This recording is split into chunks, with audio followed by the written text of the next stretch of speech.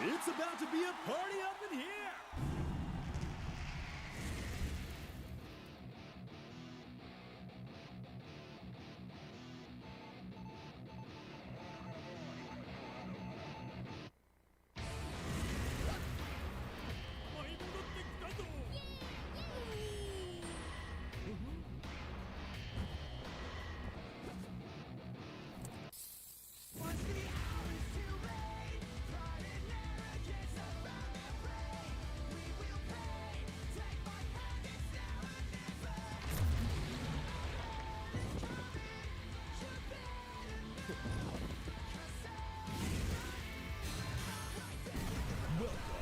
KOF, the world's premier martial arts festival.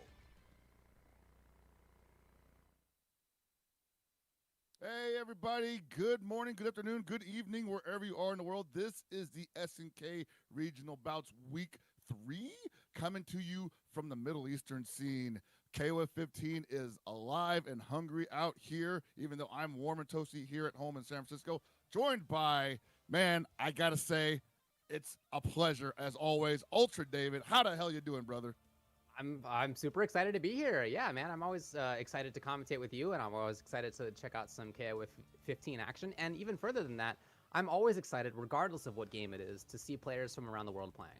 It's awesome to be able to see regions and to focus in a little bit more laser-like on different regions around the world. So I'm really happy that something like Regional Bouts is happening so that we can get a good look at players from all over the place, because there's a lot of skill out there.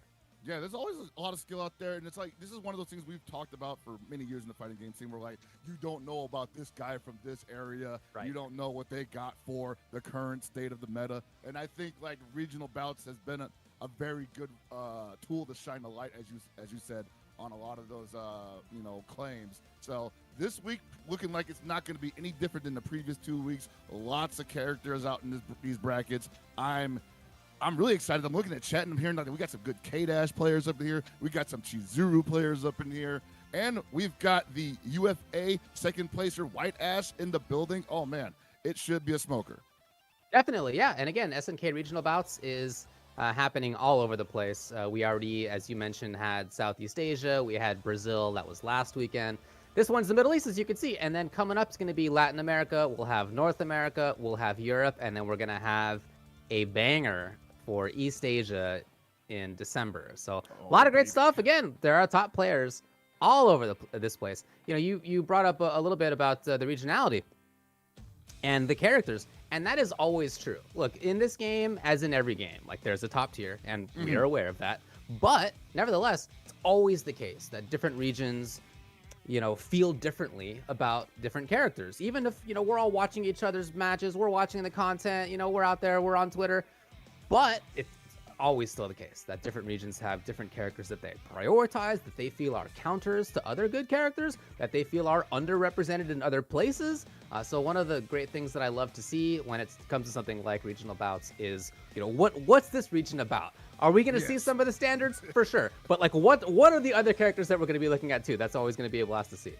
Yeah, I'm expecting to see maybe a few counter picks here. We've seen those over the last couple of weeks. And I know people say, like, well, what's it look like when it comes out in the wash? Well, this is where we get the conversation started, right? Let's see you prove your theory here, and then maybe later on we'll get a chance to see you prove it on the world stage. But right now, we are talking about just this region. We're talking about just the prize that they're fighting for, man. Like, these guys are getting a fat load of cash from Matcherino, from SNK, from the people donating. And if you want to be in on this at future events, all you got to do is sign up and show up, and it could be you, man. 100 people show up or less, we get $4,000 in the pot to top 8. If 200 or under show up, we get about a little bit more. And then on top of that, we get this Matcherino bonus, which is already live. We got these codes that you need to claim immediately, guys. Yeah, get in there. If you are in the chat, just type in !Matcherino. You guys have been on Twitch before. You know how this works. And you can find the info there. You can find the link to the Matcherino there. I've already done my part, everybody. Where are you? I did the claim the code thing. So get in there. If nothing else, you can donate a free 25 cents to the pot. Might as well just click the button. It's super easy. But if you would like to also donate a little bit more, you can make that happen too. I was going to say, like, if you want to just, like, throw a quick 25 in there, like, we'll definitely shout you out on stream, like, just think about that. Yes, that would be actually awesome to see for sure. Give you some easy $25 clout, guys. Come on. But yeah, shout out to SNK for the minimum $4,000 for each region. Super cool. I'm excited for these players that's something that we're gonna get to see today. Yeah, and not only that though, like the winner of this event gets that trophy. I don't know if we got a shot at that trophy, but man, I am jealous that I'm not in any of these brackets yet. I have to wait until the North American bracket just to have a chance to compete for this bad boy. Yeah, that's really, really cool looking. I highly agree.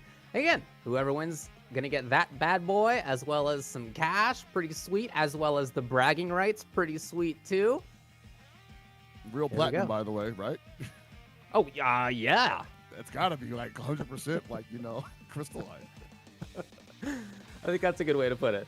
Okay, so check out the Matrino. Please donate. And in addition, you know, you can check out the brackets on start.gg if you just search for SNK Regional Bouts and, you know, look up KO 15 on there. You can find them yourself. You can follow along for yourself. We're going to be following along throughout this tournament. So we're starting in pools. That's going to begin in just a little bit. We're going to be following it all the way to conclusion. We're going to get through the top 8.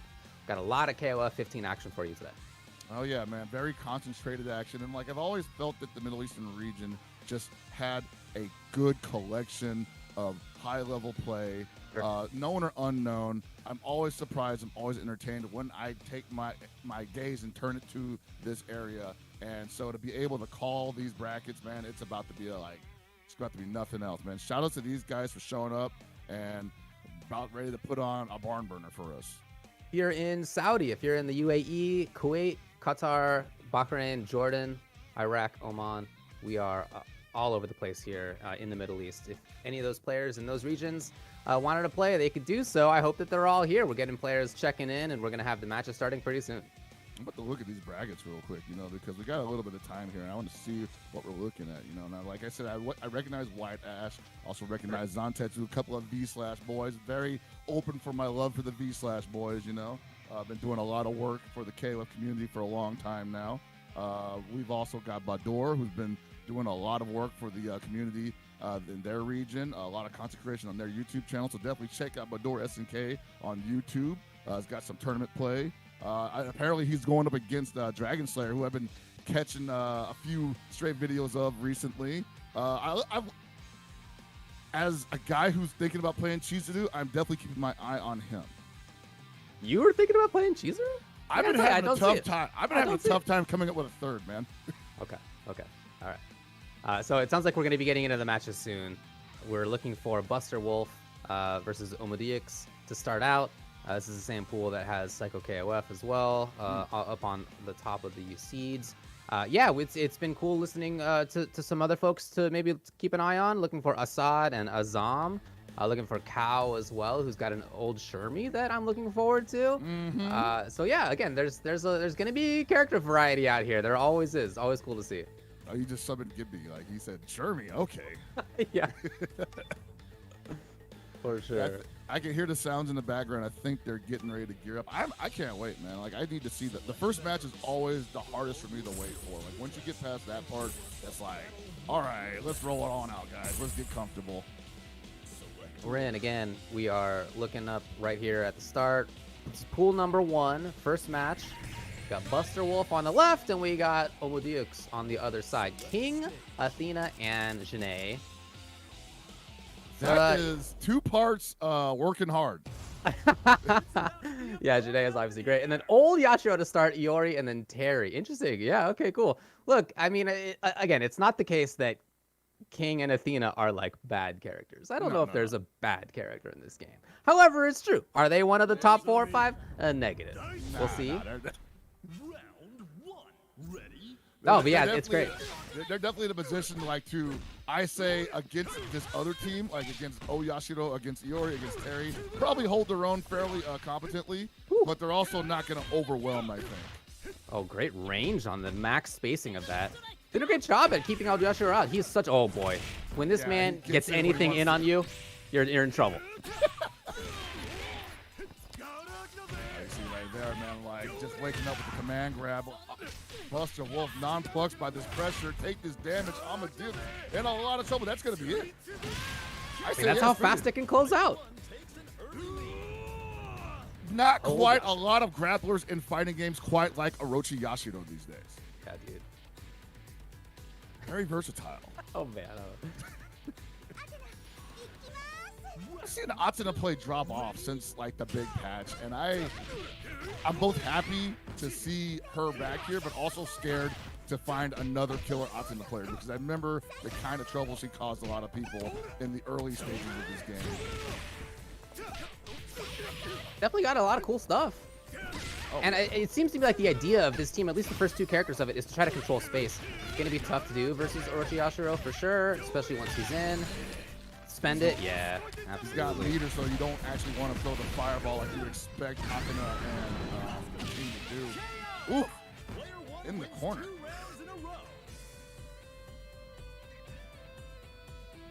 So running through it right now is Busterwolf.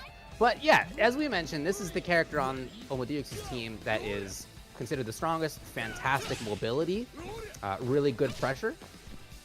And just great buttons, man. Like one of the Great nastiest buttons. cross-ups in the game. No doubt. Ooh, that was a big bet there. Omudiux right now It's your just turn still. Yep. looking a little off balance here. I'm not sure that what they were looking for in the corner there ends up taking a big jump. One mix left, and Busterwolf is right, as he was basically throughout that set. That game right there was all him running through with the Yashiro and looking really strong. Didn't seem like... I mean, there were moments where Omudiux had some space control, had some pressure, but each time it melted pretty quickly back into Busterwolf's control.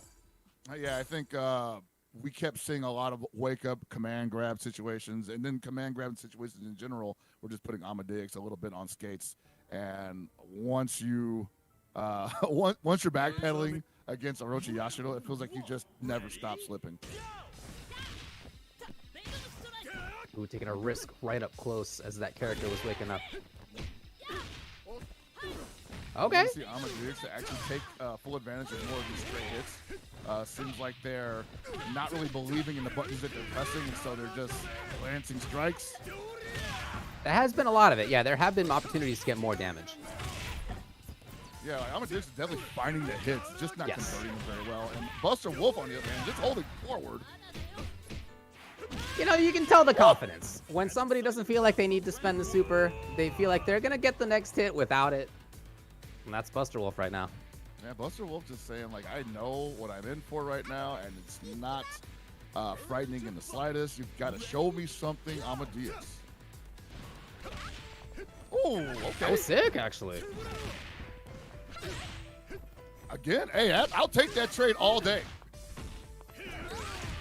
Nice. Lovely spacing. That was great just outside of the CD. Oh, a little bit late on that anti-air, unfortunately. But This I like dude is what going to he's make you for. pay. Is this 2? No, he spends 1 only.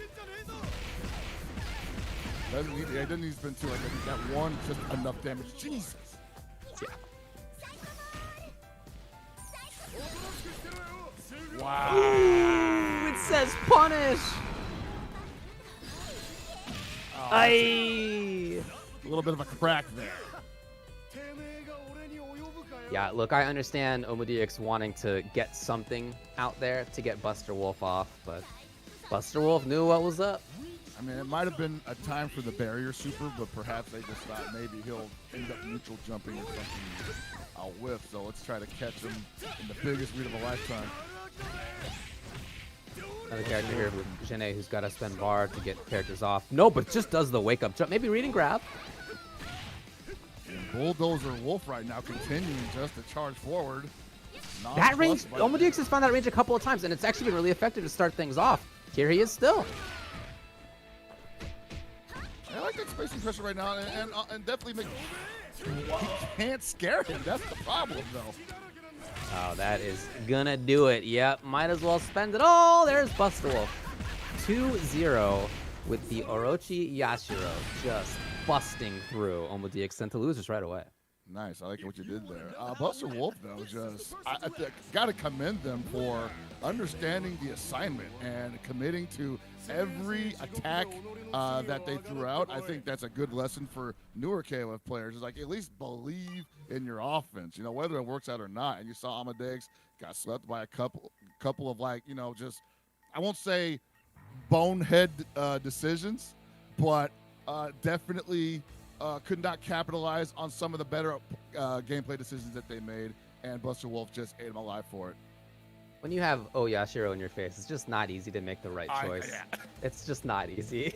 But yeah, we didn't even see the eponymous Busterwolf's character. The Terry was there on the anchor, and we just never actually got that far. Hopefully later in the bracket we will see that. Again, Busterwolf moving on in winner's side.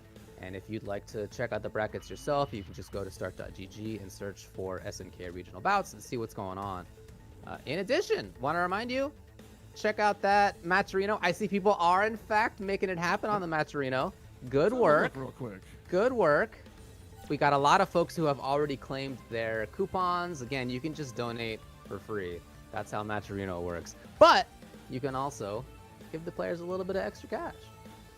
All right, yeah, we're up to 419 already, 4,019.50. Looking pretty good, guys. Let's keep it up. I think we got about 71 codes remaining, so let's get them claimed, guys. It's free. It doesn't cost you anything except for, what, like 2 minutes at the most?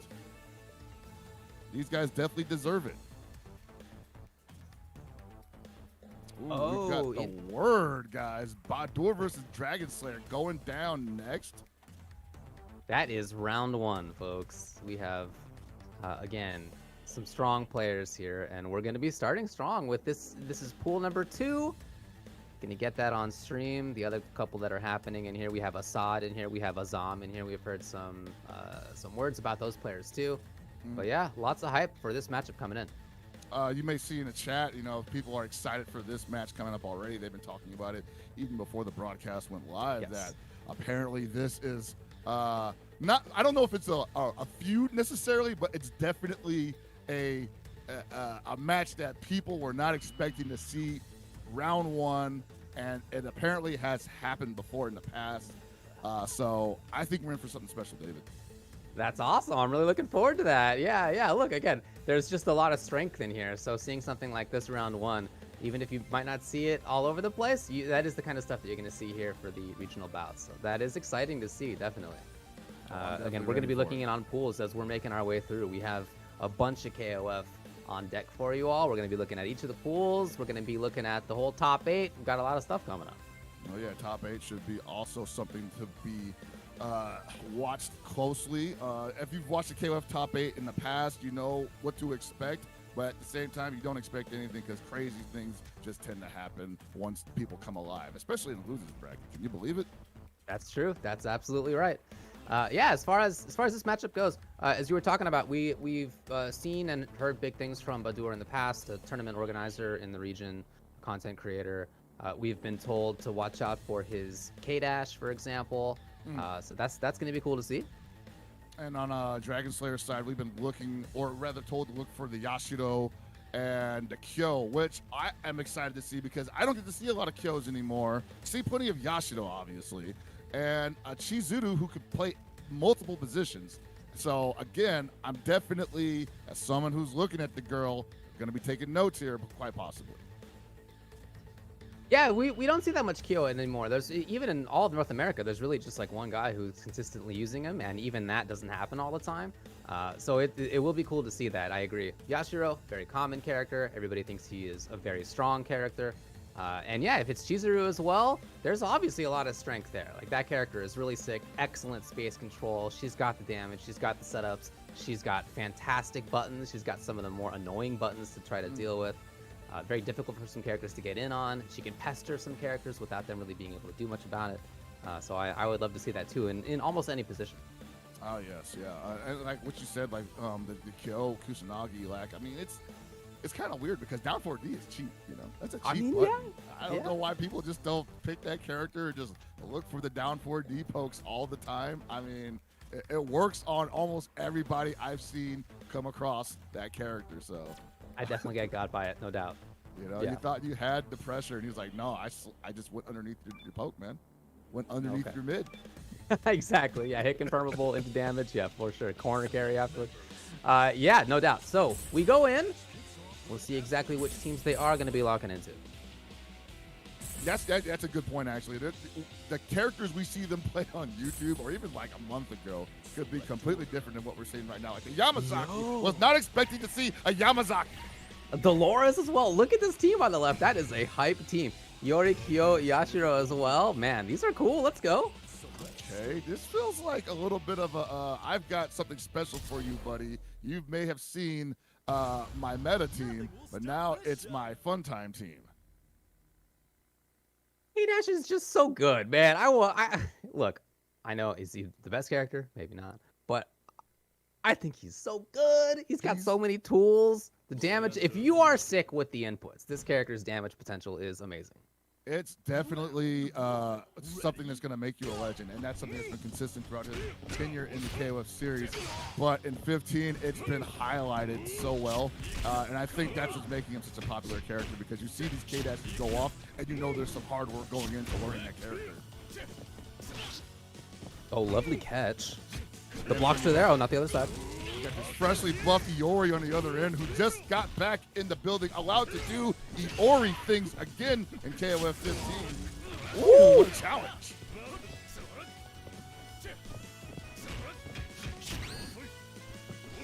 Didn't want any parts of that. All right. I see Dragon Slayer right now trying to work their way in. Oh, still swung on it, though. I think he's a little plus there, isn't he?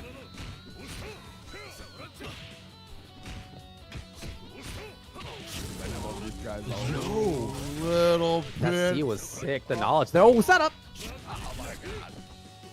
Dragon Slayer just a little bit. No. Oh my god, almost had it. Yeah, that would have been the sick conversion, but okay. Badoor just exploding out of that thing. I 100% expected that to work too, because I'm like, it's Iori, of course it works. You gotta stop being upset about that, Chris. It's like, oh my god. Get mad about Iori converting up with everything. Why does this work? Oh! Really good. Oh, it's all over. I like the spinning there right now. Run up. What's the setup? Front side? Or is that back side? I can't even I tell, look like man. front side, but right, yeah. Would I bet on it? No. All right, cool. So, Yamazaki's in. Man, what a cool character. Great character. Just getting better. Like they paid good attention, the devs that is, to letting this character utilize their tools. Oh yeah. In 14, they didn't really get to use their tools that much. In 15, much more complete character. And pretty scary. Oh, no doubt. 3 bars are there too. Oh, okay, yeah. Gonna spend a couple on this. Full on corner pressure or Dragon Slayer here. Oh, let's go. EX2, take the poison. Corner. Get in the corner. Couldn't work out better for Yamazaki. Oh, I like it. Yeah. Only had a bar to spend, but that was enough to get back to mid-screen, and that's cool. Much more comfortable. Oh, the read! The read on the jump again. That was sick. And I was just about to say he had the life lead too. That's hold on though. Any chip's gonna do it. Ah, yeah, the commitment. Okay. Great movement by Badoor to stay away. All right, Badoor's Yamazaki gonna get a decent amount of life back here. Can take a couple touches. Unless Dragon Slayer wants to blow that meter. See right now, Badoor not at all scared. Like, come on, take my health meter, man. You gotta spend that cash. You want me out of here. Boy, this Kyo has not really been able to do too much. Badoor's movement has been fantastic. Again, guard cancel. It's been his go-to defensive choice. He's in. Oh, no! No! Come on. Great equalizer, David. Hop down C. Come on. All right, a character that we get to see very rarely nowadays. Beginning life of this game, all over the place. Dolores has vanished, though, and she is back. Happy to see it. I've been seeing her a lot more. We saw her at the Brazil bracket last week. That's right, yeah. I would assume that, people are finally realizing, like, hey, she still has some tools that are not to be ignored. Sure. The damage is still decent. Yeah, and this is a character, again, who can pester in... Oh, here we go. She can definitely dish it. Let's go. Really? Oh, is that so? Yeah, I'm surprised. I would have dumped it, man. Like, you probably don't have that many opportunities, and yeah, that's gonna be it for her. There's one more series here. No way! Badoor! Let's go. Oh man, down to the wire. Dragon Slayer chasing. With the life lead chasing. What? I mean, why not? At that point of the round, why not? Keep an eye on this matchup. From downtown, the EX Bodega. You know, that's exactly how I would expect a kill player to close out a close round like that. A close round that just a second ago they were winning by the life lead, but their aggression caused them to lose that life lead. And they're just like, you know what? Forget it. We're just going to swing wild. And you got armor on there. You got range on there. You know? It was definitely like a good situation for the kill. Although I did not expect that to catch in the air. Ooh, the movement's very interesting, but Dragon Slayer knew. Dragon Slayer looking a little familiar here with these options. One probably plays Badoor's K-Dash quite a bit. Yeah, I definitely see familiarity between these two. Yeah, that A right there I think is a great sign.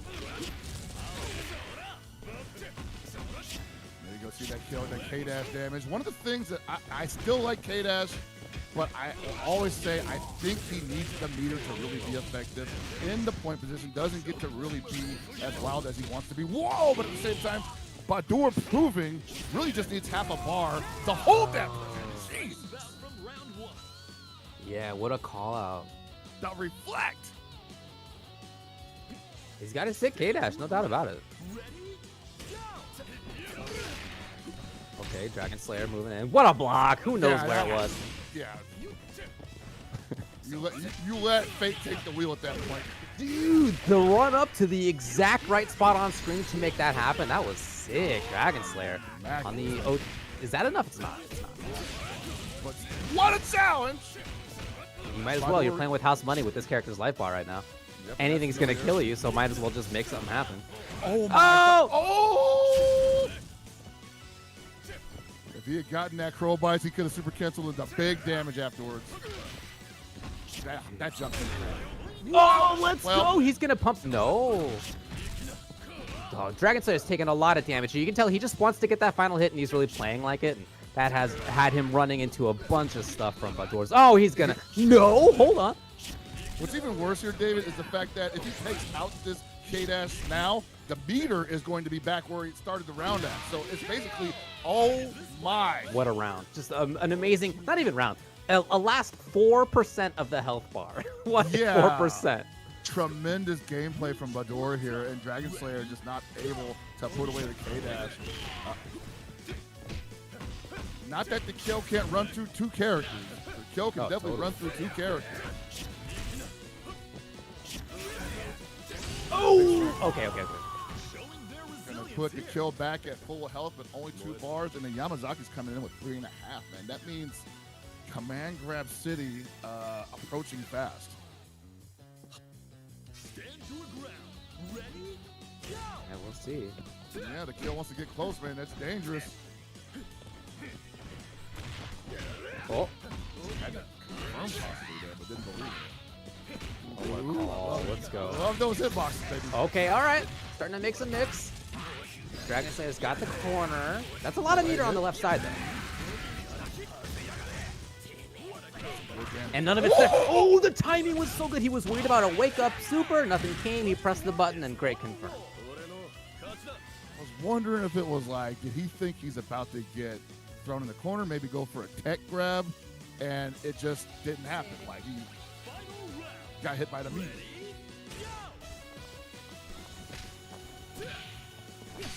Okay. Oh, okay, I knew it. Knew the hop was coming. Great little check. Just the lows for 5 bars, though. This is gonna hurt. Uh-oh. Yeah. Oh, yeah. Yeah. That was a full 4. Yeah.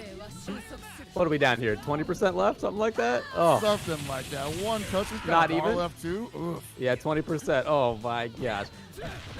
Oh, what? Hold on, though. No, but buddy. Oh, no, you can't press buttons there. Oh. That is something he is going to be feeling. Yeah. that haunts you for a while, like especially with like so much time to confirm or at least activate off the down 4D. Like you had the world in the palm of your hands, and you said, "Make it again."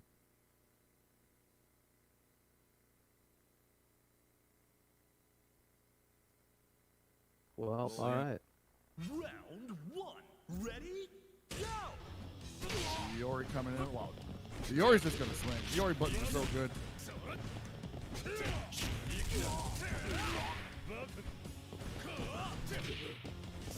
Lord, all right now. Oh, here we go, punish. Hey, first time in the set he's brought it out. I would hope to see more of that too, because that's one of the tools that's going to force Iori's opponents to jump most likely. You can really see the familiarity here. Both checking each other's movements very well, just like that. Look at that. Rather than checking it with a button you rolled out. Love it.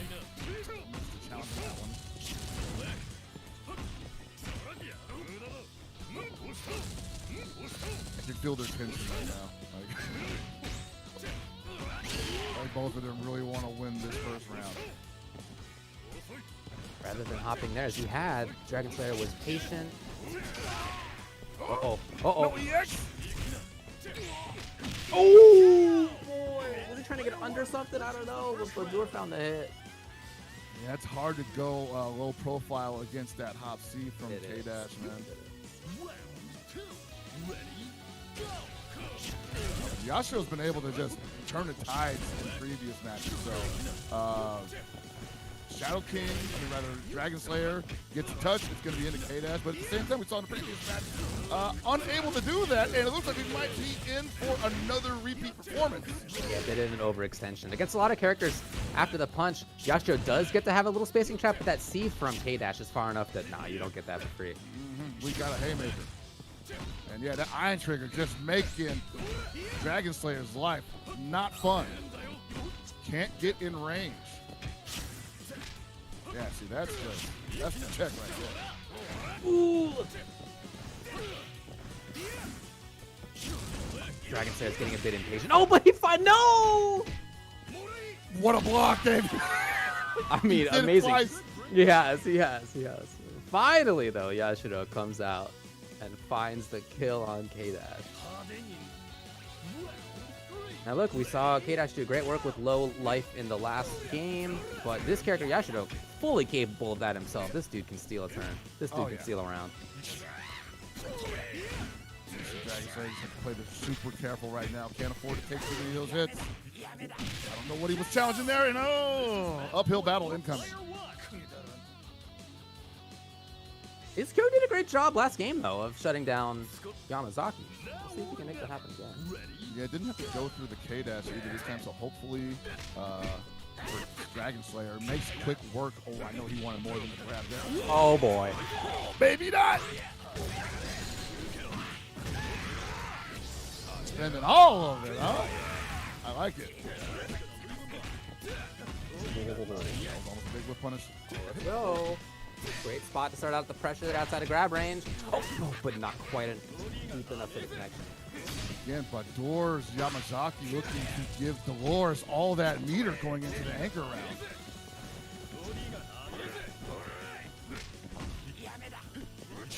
Okay, getting away. There's Dragon Slayer just in case. Resetting his situation. He's got the big life lead. Oh, man, great air-to-air for Yamazaki there. Badoor letting him out of the corner? No, it was a trap. Man, this movement by Badoor, he's staying away from Kyo's easy attack angles really effectively. Yeah, he's definitely playing Dragon Slayer's desperation against him right now. Something that we've seen at the end of the K-Dash in the previous game, at the end of Yamazaki here as well. Oh, there it is, no! there it is. He got him, it's over. Oh, yeah. Oh, my, yeah. And he did such a great job of really just staying away from Kyo for so long that I understand why that would work. Suddenly the approach, the whiff into that, I mean, that is very effective, and he knew exactly that it would work. Shout out to Badoor for closing it out. That's something that I think happens more often than Dragon Slayer is going to be willing to admit, because that looked like that's a player playing the player kind of move right there. Sure. That's a big call out. Sure. What a match, though. That was amazing. Again, that was first round in this tournament, so it's Right? we're stacked out here. That was sick. I feel like we're going to see those. We could possibly see that run back later on in this match because Dragon Slayer looks really strong. I don't know what they look like against other players in this bracket, but in my experience, two players that have a barn burner like that tend to meet up again later on. Would not be surprised. Yeah. Whew.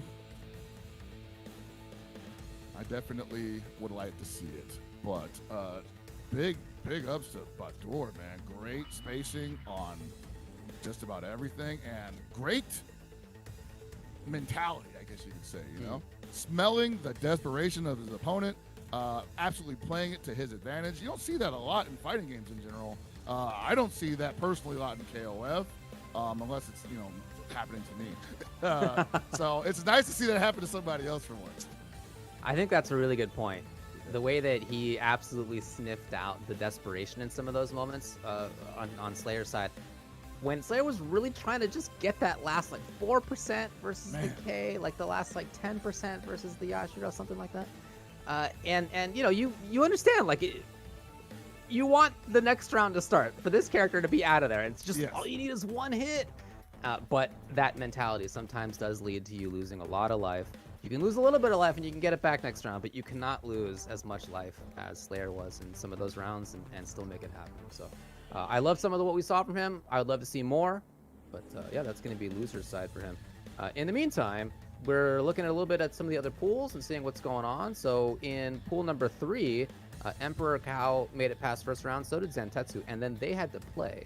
And Zantetsu actually won 2-0, which puts him in line to maybe play against White-Ash in the next round.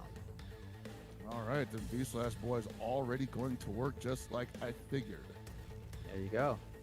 And I think the chat should go to work on this here Matcherino, see where these codes are at, quite possibly. You know what? I say that, and I haven't even claimed my code yet. We were at Come on, you got to make it happen. I got to make it happen. I mean, I don't want to be one of those fraudulent type people we always talk about, right? I always want to be on the up and up, so let's claim those codes. I'm going in. Boom, it's done. And you can do it too by just logging into Matcherino, clicking that link that's in the chat that keeps getting spammed in there, and click the claim code. That's hard to say. Claim code. After all that, it's a mouthful. But yeah, so we are at 55 left, guys. These players deserve it. If you were entertained by that previous match, and believe me, we're just getting started, these guys deserve everything you can give. So get those codes out there, make some donations. I don't know if we got channel points to play with yet, but if we ever get that rolling somewhere tonight, participate. It's a lot of fun. And again, I was going to say, I have a theory. We can't probably discuss it right now because we're doing a tournament. But I have a theory about KOF that a lot of people don't talk about. People talk about how KOF is a rush-down, aggressive, oriented game. And I think the match that we saw just now is a great argument for, while that being partially true, the counter argument, the alternative, that it's actually a lame game. How, the more life you have at the end of the round, the better. So you should probably preserve that, and Here's the thing, though. It's a movement game. It's a movement game. And whether you are playing offense or you're playing defense or you're trying to keep the opponent out, in any case, you're moving. You cannot stand still in this game. That is one thing for sure. And so if you are looking from the outside, you may think, oh, do you see the Yamazaki moving around constantly? Rush down, is it rush down? But no, that was definitely trying to control space, trying to stay away, but you have to do it being very mobile. That's one of the awesome things about the game for sure. Had a good look at it there. Here we go. Coming into the next one, we got Garo versus M. Muhammad, and I see a character that I haven't seen in a while on the left side there. Is that Ralf? Boy, on point two, that's a lot of confidence there. And if either one of these players can understand the movement game as much as Badoor did, we are in for another good one, quite possibly. But then again, it's Ralf. Could be a slugfest. I mean, yeah, for sure. I mean, he's definitely got great buttons in the air, but I wouldn't call him the biggest mover and shaker. Here we go. Whether it was trying for a grab or not, you just input the follow-up, you get the confirm. Here comes Shibli. Oh, no, that's unfortunate. What? Come on, folks. Moebogard missing a big opportunity right now, and Shibli getting away with murder. Yeah, this is a spot right there. Yeah. Okay, maybe worried about DP. I understand the call for sure. Shibli, though, was patient. Was getting, oh, yeah, that's pretty slow for reversal, unfortunately. Very easy to safe jump that. All right, I'm checking out the spot that we're in here in terms of the pools. And this is a qualification match for the next round, for top 8, in fact. So we're moving through this thing. Oh! Boy, big overhead. Not enough meter to activate. Right. Oh, they just happened to work out. That was sick. Oh, he missed. He just went for it, dude. The block string is the combo, David. That's right. Oh, my God. What a big run of blow B. All right, yeah, you got to put him away now. You do not want to leave the whip alive with meter. No one knows the matchup. Yeah. Back to mid-screen. Moebogard really trying to get back to a spot where he can start things off, but it's not going to happen. Shibli's Iori looking good still. That's a scary position when, like, the whip starts getting back to mid-screen and you lose your range, and you're just like, well, I'm going to throw a fireball, even though she has, like, a really good reflect technique. Ooh, firm comes. Rock in trouble right away. Half-life down already. Even more. What if that was wake-up throw there? It was a wake-up low A was the intention. And Shibli's Iori just made it all the way through.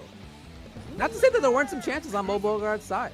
Even starting out with the Iori, with the Ralf in round number 1, when he had that punish opportunity. Like, there were chances there. So in coming into the next game, maybe something to build on.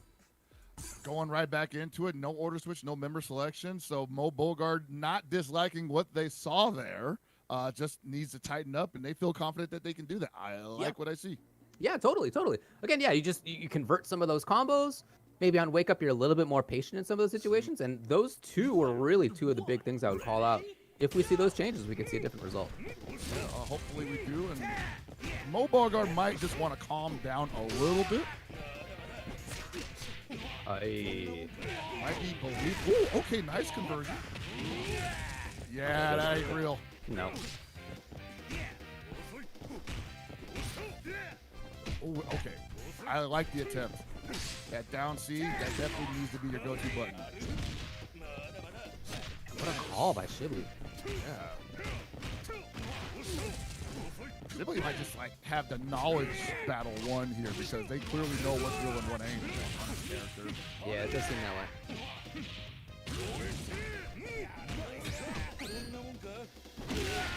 I don't know if that could have been a punish, but you at least want to be able spending to that take bar your there. time. I mean, you're chip death away. You're on your point character. I kind of wish that meter had been saved for Whip. We could definitely dish it out in the right situation. We'll see. Yeah. The Whip did do some dangerous things in the previous match. Oh, there we go. Yeah.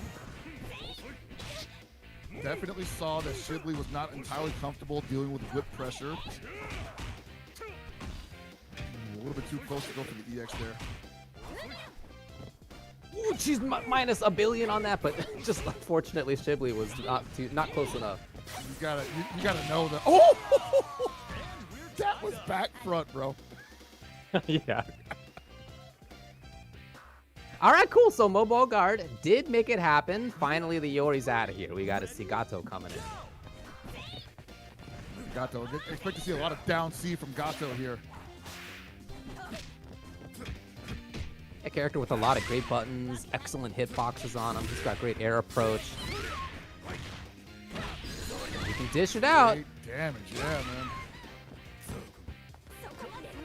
But again, who knows the whip matchup?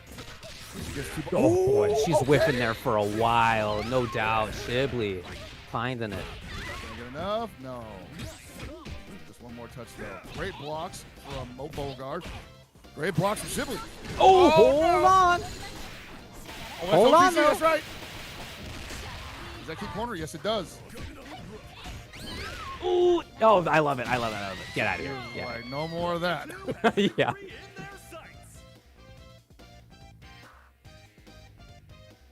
I get adjustment from Moebogard here too. Remember last time his rock didn't get to do too much, and it seemed like maybe there was a wake-up grab attempt, a wake-up down A attempt, and they both got busted. Other than that, we didn't really get to see. So looking now at what the neutral looks like, and it's looking strong so far. Yeah, he's definitely understanding the power of jump blowback, stand blowback. Those are great buttons for Rock Bogard. They can be. Oh, that was sick. End they it. can be challenged. No. That's the danger of Raging Storm finishers. No way. The first time we see down C and it whiffs. Right. Yeah. I'm telling you, it's got a good hitbox. I swear. I swear, dude. And Krohnen coming in to play cleanup though. But at the same time, Moebogard at full health with the rock and looking pretty confident. Yeah, this is a character who can contend for sure against Krohnen. Well, that would have been big. And especially if we're not seeing the DPs from Shibli, that is such a major concern when you're playing against the Krohnen. We haven't seen it yet. Moebogard's been able to move around. I think maybe Shibli looks for a specific situation that they can find DP and maybe just a combo. I don't know, but reversal is not in the cards currently. There is no anti-air. There is no reversal. He just let him sail in like that. Yeah. And Moebogard could have made more some of those opportunities as well. That said, all aside, Shibli's the one who's in the corner. Oh no! That's all he was looking for. He was like, I only use it in combos, man. Wow, when it was guaranteed. But again, Moebogard had some hits with Rock and didn't get the conversions that he needed, unfortunately. He did have two big opportunities with that character in that round where maybe he could have sealed the deal or at least gotten closer. So, you know, if you're him, you're thinking about that right now. But I'm glad that we saw a lot from him. You know, game number 1 did not go great. Game number 2 went a lot better, and that is a nice thing to see at least. But hey, it is loser side for him now. It is a loser side for him, but the adjustment, I think, on his side is what I was most impressed by. Yes. Obviously, got OCV'd in the first match. Felt like, you know what, I need to make one small adjustment, and we're going all the way. And I believed it. Once the rock came out, I started believing, like, yo, I think this guy got the download. But Shibli just holding solid the entire time, making sure that the spaghetti didn't hit the floor too many times. And they had a game plan with Krohnen, and they committed. So hats off to them for staying solid. And I believe you said they're moving in the top 8. You are correct. Moving into top 8. Yep, Shibli's in there already. All right. And we are going over to pool number 3, where we're going to have White-Ash versus Dnied. Winner of this will play against Zantetsu in winners finals of this pool, which means that they're going to be battling for the top 8. Ooh, that could be a spicy one. These boys, like I said, been doing things for KOF for quite a while. But White-Ash, prolific KOF player, many accolades. Most recently, UFA second place runner against Score in grand finals. A barn burner against Score in grand finals out there. So excited to see what they took away from that meeting, if they've gotten even sharper because of that. And one of the favorites to go all the way, honestly, today. For sure. Yeah, I think that's what a lot of people are looking at here. No doubt about that. A player who we've seen do a lot of great work over the years. And then on PKSA XS-Dnied side, out of Dammam in Saudi, looking for some strength out there too. Look, again, we're already into next round. After this is going to be winners finals. So I mean, round 1 was already strong, I guess. The whole tournament's going to be like that. It's exactly what I expected from this region, David. I was like, I know these guys are all killers, so we're definitely going to see some special matches, high level, and just really solid understanding of, like we were talking about before the previous match, like how the game can be won without looking like you're playing what everybody thinks KOF plays like, right? So definitely looking forward to seeing more of that, and hopefully with a lot of people getting into KOF now, especially with 15 being out, you learn something here, Totally. Well, I hear that it sounds like there's some character selection going on, so I think we're going to be jumping into this one pretty shortly. We'll get in there very soon. So in the other pools, pool number 2, we still got a little bit of work to do. Nobody's in winners finals quite yet. There's a few Badoor. That's Badoor's pool. We'll see if he in fact makes it there. And then in pool number 1, same thing. We're not in winners finals quite yet. Got a couple of more matches to go before that happens, and I'm sure we'll check out that qualifying match as well. I mean, can you imagine like Badoor not making top 8 like after that performance? Like I feel like he just would pick anybody apart the way they're playing. It was a very impressive performance for sure. But I mean, just an amazing round number 1. Think back to that pool, right? It's 2 out in each pool. So we're looking at Slayer to make a nice run there in loser's side. We'll see. I think so. I think so, brother. And we've also got, you know, Zantetsu in this pool waiting in winners finals. So it's like it's anyone's game. If they don't make it to top 8, I'm also not surprised. But at the same time, because we got to see them on broadcast, I'm thinking like, yeah, of course they're gonna make it. And it would be sick if would take them out. If White-Ash got there to that winners finals, Zantetsu is the owner of Isla. You know, he's the sponsor that White-Ash is sponsored by. So that would be actually an amazing winners finals between those two for the little story background between them. The long ride home, as it were, right? Right. Yeah. Even online, you feel that, no doubt. Oh yeah, man. The online is like, I know people have been talking about like online tournaments and like the rise because like rollback is now becoming like the standard, and I'm happy for it. But I'm always gonna miss the car rides to the locals, to the regionals, and you know, taking the lift rides at Evo and whatnot. So hopefully we can get everybody here in an international event sometime next year. Hope soon before Evo maybe. Like I need to see some of these guys play each other. That would be great, man. And look, locals are coming back. You know, we're getting locals in SoCal here. I've been going to them, and I heard we were doing damage, man. Yeah, I got 3rd last time. Yeah, man. Hell yeah. Yeah, that was sick. But yeah, I did have the car ride home actually a couple times ago. So it's happening. All right, take a look at the Matcherino. Again, $4,000 put in there by SNK. Hats off to them for that. That's the minimum for each of the SNK regional bouts. So they have really been supporting the scene in a very strong way. And then if you are somebody at home who would like to contribute, as I see quite a few of you have done, you can head over here, just press !Matcherino in the chat. It'll send you right over to here, and you can contribute as well. Shoutouts to Pfizer for the 1025. Currently the top contributor after SNK. Awesome. We got Dr. Sauce there with $5. Thank you so much. Doesn't happen without you guys, you know? The Matcherino is literally here to personify the support that the KOF community has had for itself for many years since I've been involved with it. And I once again, big thanks to SNK for allowing us to do these SNK regional bouts and shining the spotlight on other communities that have been supporting this game for as long as we have, if not even longer. There's some legends that we have never even heard of. I mean, I'm sure Gibby knows these stories, but I haven't heard all of them yet. So I feel like I'm watching some history being made as we speak.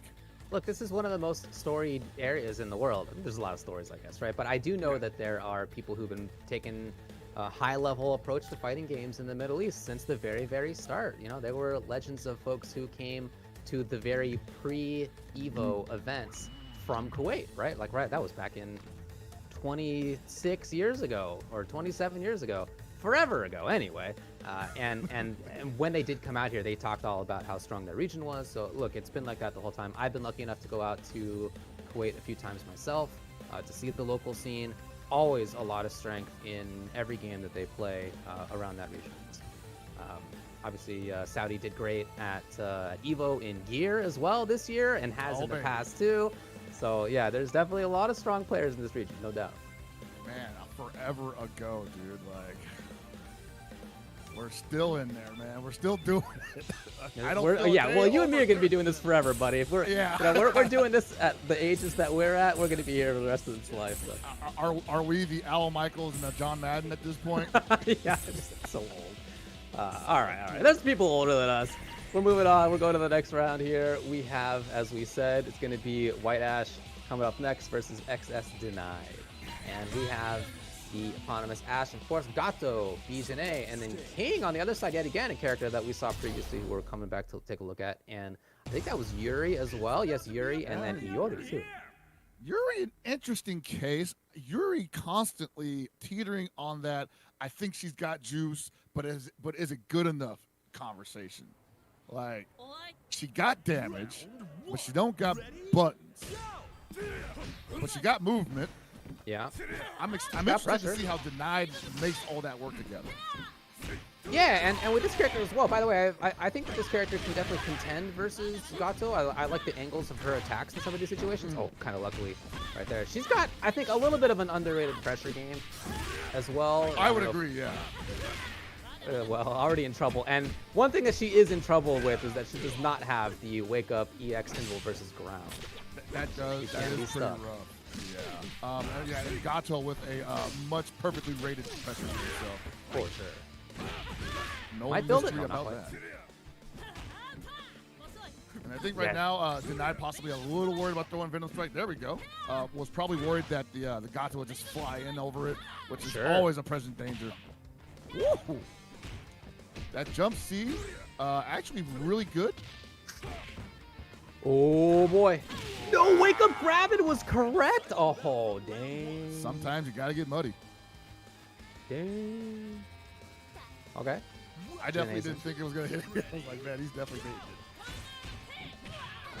Nice punish. Yeah, some characters can have trouble reaching at that. It's negative, as you can see. Some characters just can't get there in spacing. This character, though, that button, for sure. No problem. Forget about it. I can't believe that didn't whip punish again. Man. Oh no! Oh my God! Oh, that's unfortunate for Denied. Two big opportunities there. Woo! He didn't believe. He thought he had to do the mix. The move here is getting a little wild, a little zany. Yeah, oh yeah, nice catch, nice catch. Yuri Oh, beautiful! That is Yuri for you. She has some of the biggest jumps in the game. Can cover so much ground in the air. Dude, let's go there, Yuri. Looking Perfect. strong. Wow, fully green bar. I could have sworn she touched her. All right, what this is character Ash coming in. doing? Ash. Yeah, waiting a little bit at the start there just in case. I'm actually afraid to anti-air Yuri because of her jump arc. Like, she just covers so much space. That's true. But on the ground, she's not that scary. Oh boy. I love it, man. XS-Dnied is killing it. Okay. And read the back roll too. Didn't want to cash out. I understand. Wow, just challenging him right now, daring him to press a button. Huh. An orthodox time for the hop right there, and that's, I guess, why it works. So now White-Ash comes in with as much meter as you can have in this game, and this is a very scary character to have all the meter. Yeah, White-Ash right now could. Well, I say one touch, but at the same time, it's Ash, and all right, let's see it. Yeah. The only question is, can you do it? Can Ash do it? It's not Ash's fault. Ash can make it happen. Can you do it? That's White-Ash. Can you do it? You human. That's the question. Namesake. Oh no! He's got 2 bars. Oh, he's no! That is a killer. Oh. Denied was denied. Oh. I feel like Walter White when his wife gave away all the money. He's just in the basement going, ah! Oh, no, it wasn't intended to just be the raw max. No, that was supposed to have been button into it for sure. There wasn't the button. I think maybe he thought that he was closer to the ground and pressed the button when he was still in the air, and then the button, and then the activation afterward, and just a little flub. But boy, that could have gone differently. That happens way too often, actually. That happens like the early stand confirm happens way too often. Okay, hello, Gato, just running in. Gato do things, man. Yeah, see, Gato can just move towards you by doing palm. You know, he is that quintessential. I'm gonna walk towards you doing this. If you get hit, it's your own fault. Yeah, again, great buttons, great air buttons too. Yeah, that's one of them. Well, tornado kick to get over that low. Sure, we have seen the wake up DP twice. Oh! There was like no hesitation on XS-Dnied's face. Like that was, he knew that that was going to be something he could whip punish on there. Yeah. Underneath. That's scary, man. When someone can do that, I'm like, I don't want to jump anymore, man. I know, yeah. Yeah. Okay. A little too far away for that stand CD. But ever present. Oh, what a jump! What a hop! There have been so many hop or fully jump, in fact, super jump sometimes, whiff into grab, or then, you know, if you get close D, it comes out as hit confirm. That's been a huge part of the King game here for Dnied. It's so wild, too, because Gatos are not really known for, like, I mean, back in the previous version, yes, the sweep was really good. You just threw that thing out whenever. But they're a little gun shy on that now. Uh-oh. All right. Making it happen. Okay. We're making it happen. I don't think there was any issue for the players. I don't think so. I think that was on our side.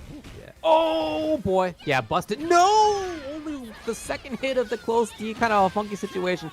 And then White-Ash, who was really at risk of taking a lot of damage there, ends up taking down King instead. I think Dnied let the pace of the match get to them a little bit, where they were just like, oh man, they whiffed the reversal, it's time to punish, but you know, I got a double hitting close D. A little too early there. Gotta slow it down. Ooh, this is that damage I was talking about. Yeah. She's gotta be in. Wow. I wonder if she dove kick on that. Okay. Jump at me. Taking a turn there. Oh, big whiff, big whiff. Finally got it. Big whiff. All right, here's the dude, Ash. Well, a lot of work to do, though. 3 bars, almost 4. Can definitely take out the Yuri. Well, what would they have left for Iori? He was able to take down a lot of Yuri. It wasn't, no, it was a perfect last time, was it not, that Yuri came in on? Yeah, so Ash did the trick last time. It was all ground game, if I recall correctly, too. So, like, right now, it's like he's playing that space where, if Yuri wants to jump, the flash kick will catch. And Yuri not being able to jump is a big detriment to her. Yeah, Bigger than most characters. Oh, here we go. Yeah. Look how fast that jump is, though, man. Like, it sails in on her. Yeah. Over the sea. So, Ash, look. The life bar on Ash, it matters. You know, it matters. If you lose, then you lose. But if it's anything under or above a pixel, you're cool. Yeah. You have that 4 bars, maybe 5. When the hit happens, you're cool. Oh my! I like it, but well, here we go. Here we go. 1 bar left over. Might be able to build it up to 2 bars again. Yeah. There we go. Here's the meter build. 1 more activation. Can he do that again? No, he goes through the fireball super. I don't think this is gonna kill. I've been wrong before. Oh, but there is a bar though. No. Oh! He's almost had the stun too. Got away from. Hey! You know what's impressive about that? A lot of Ashes will drop it and be like, I just take me out, throw me in the trash. Not White-Ash. White-Ash is like, I dropped it. That's part of the game plan, baby. Yeah, the game plan. Yeah. Yeah. No. Shout out to White-Ash. So that means that White-Ash has moved into winners finals, where it looks like actually Cow and Zantetsu hadn't played. So we'll find out who the winners finals is going to consist of. In that one, we have work to do in the other ones too. And we're going to get to all that after we take a short break.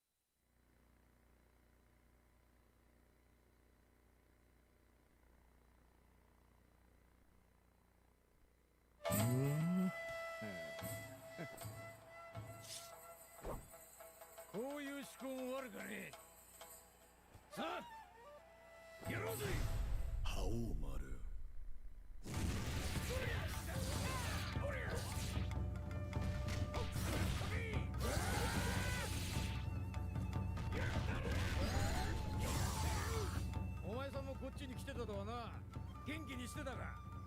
ちょっと何言ってんの？あんたとは初対面よ、初対面ね。行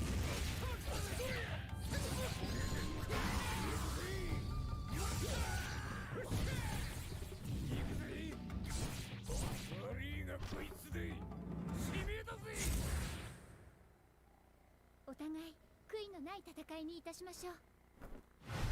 Knuckle Doodoo.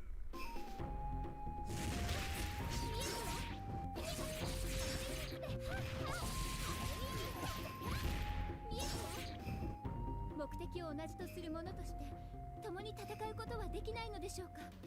偉大なる違法のシャーマン、あなたの行為は嬉しいけど、この件は私が成し遂げるべき使命であり主君。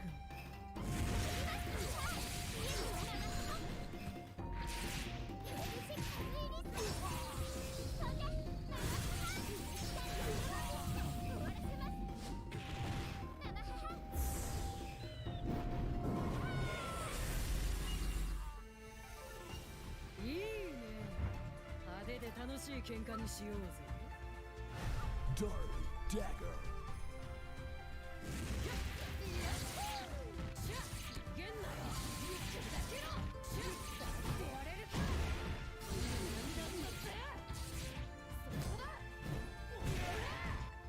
なあ、あんた船乗りだろ。ここで出会ったのも何かな。あんたの船を見せてくれないかい？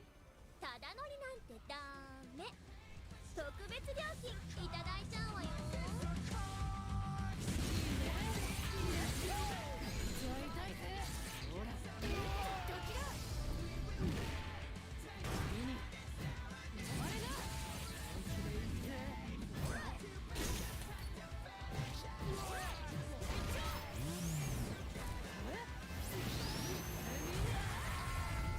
KOF 15. Team Samurai. 俺の名は覇王丸。メイドの土産に覚えておきな。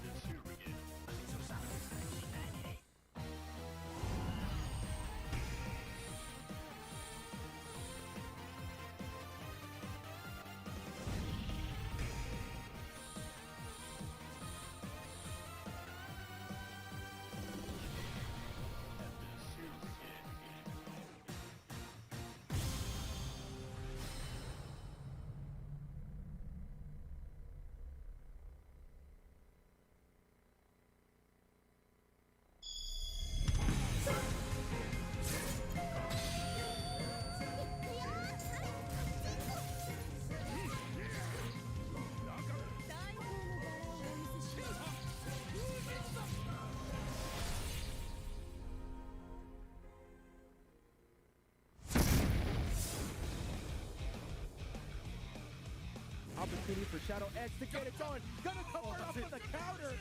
This man is insane. Zone. Oh, this is actually gonna be it. This is gonna be it. Yep. Oh my God, DJ. Oh yeah, he's gonna have the Shadow Strike. That was sick. Oh boy. That's gonna hurt because he gets we the can now. forward. Mark lost to the opponent. His character's still there. Shadow Strike. Strike it. That ain't gonna work against me. Get risky here. Oh, that over to Shadow. Oh my God. Man, throw. It's enough. No. Oh my God. Check only has one bar on his resources. He was trying so desperately to get away. Yo, Geese is on the last character. I'm telling you, dude. Like, I just think people just weren't expecting Geese to be an issue. Like, they, bro, I'm telling you, once that connects, it's his game. It's his game. Dropped it. I respect that though.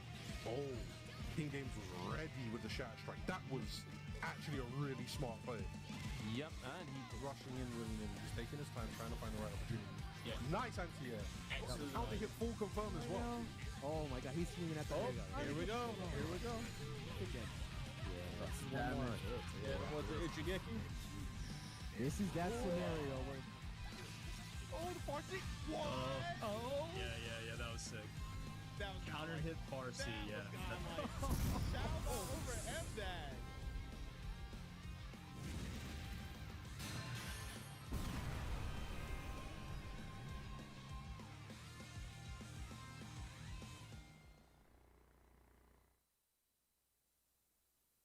And we're back with another leg of KOF 15 action here at SNK Regional Bouts, Middle Eastern stop.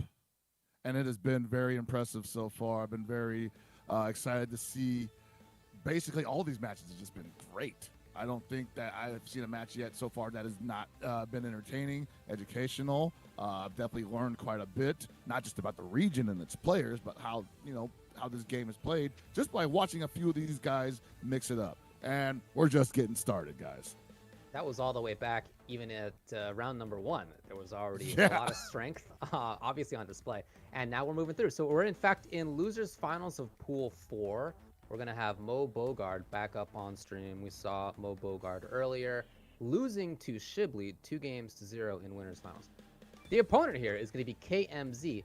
KMZ also lost to Shibli on Shibli's way through. So these are two players who got sent down by the same player, and now only one of them is going to make it through into top 8 by winning this game. Shibli out here collecting bodies in Pool 4, and Moebogard impressed me with that adjustment that they made late in the match, in the previous match against Shibli. I would expect to keep that energy going forward, going up against KMZ, but KMZ with the classic team, Benimaru, Kyo Kusanagi, and Iori Gagami, all good buttons, all the time. Definitely. But yeah, I think that's what I'm thinking about the most too for Moebogard is the fact that we saw the strength build. We did see some more of those combos work. We did see more of the neutral come out, and over time looked stronger and stronger. So hopefully for Moebogard's sake that comes out, but KMZ is going to try to put kibosh on that as well. Oh, baby, here we go. Yeah, you see that Benimaru drill coming out early. He can actually cancel some air normals into that as well for the double overhead. Got to be careful. Mm-hmm. Oh yeah, excellent character. A lot of strength for sure. And against Ralf, who, I mean, still great buttons in his own right, great damage still, but has to take those opportunities that he's given. Can't really force him anymore.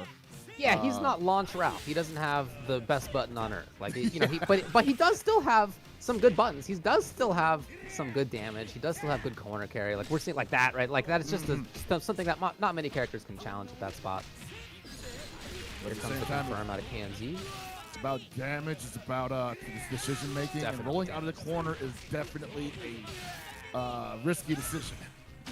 And that's Benny's turn. That's Benny's turn, buddy. Benny slash, bro. Like that's Benny's turn. You gotta hang out. I mean, he might have been scoping out a hop or something and trying to shut that down. But, possibly. That didn't work. Because, like you said, Benimaru was so plus off of that, it's like he could just jump afterwards. And exactly, yeah. Sometimes they steal the turn. You never know. Oh, here we go. This has been Moebogard's difference maker consistently so far. The whip. Where's she going? What is she going to do next? Didn't it just been meter? Did it? Yeah. 1EX, that was it. 1EX. We'll take it. Oh, yeah, for sure. KMZ with the kill. The 2 kills so far, man. All right. And again, every region has its different choices. That's true, if you play them correctly, you play them well. Oh! How did he know? Yeah. Very interesting choice by Moebogard, who finds the hit, but not the rest. Will he extend? Yeah. As in the past. That had been successful the previous time he went for that setup.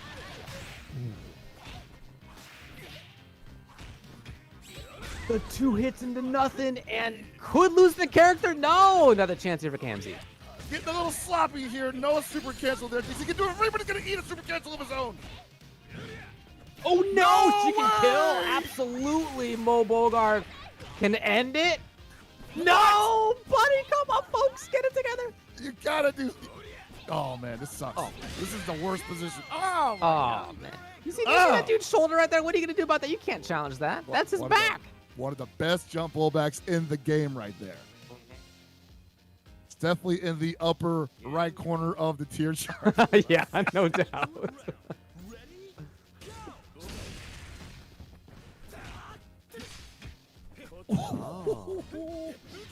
KMZ currently about to just make Kill do some overtime. If he gets another touch on the ground, I think we're going to see at least 2 bars dumped. No!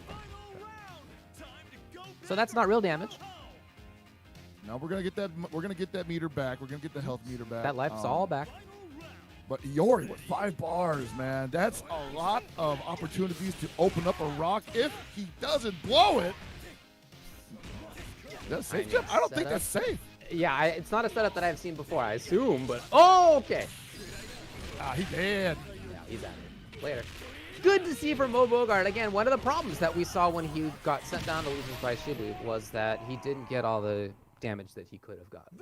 And I guess that's true for the whip as well, but right there for the rock, he made it count when it really needed it. Yeah, the rock for Moebogard has turned up considerably since the last time that we saw them. And we saw them turn up considerably the last time we saw them as well. So it's going to be on KMZ to make the big adjustment here because he let that Iori die fully loaded. Yeah, that is unfortunate. Yeah, no doubt. No doubt. Again, winner of this qualifies for top 8 in losers. I like the Benny a lot. The Benny did a lot of great work. After that, it was a bit downhill, but this character had a lot to say. Benimaru is a great spearhead, I think, for a lot of teams because he gets to control the pace of the match very adeptly. That Benny slash, like we talked about before, once you block it, it's his turn. He can decide to steal your turn or take his turn. You try to press a button there, he's going to make it hurt. But at the same time, if you aren't allowing yourself the opportunity to utilize it, could be bad for you, and he's almost done. Yeah, that dude's flashing up there in the top right. There it is. No super. Man, what a life deficit already. And you see Moebogard right now, well, he was holding back. He's saying, you know what, I got the life lead, no reason for me to go in. If the time runs out right now, I'm going to have a pretty decent chunk of life to go into the second round with. Still getting it. Yeah, it seemed to me like he was maybe overextending a little bit there, but it worked out.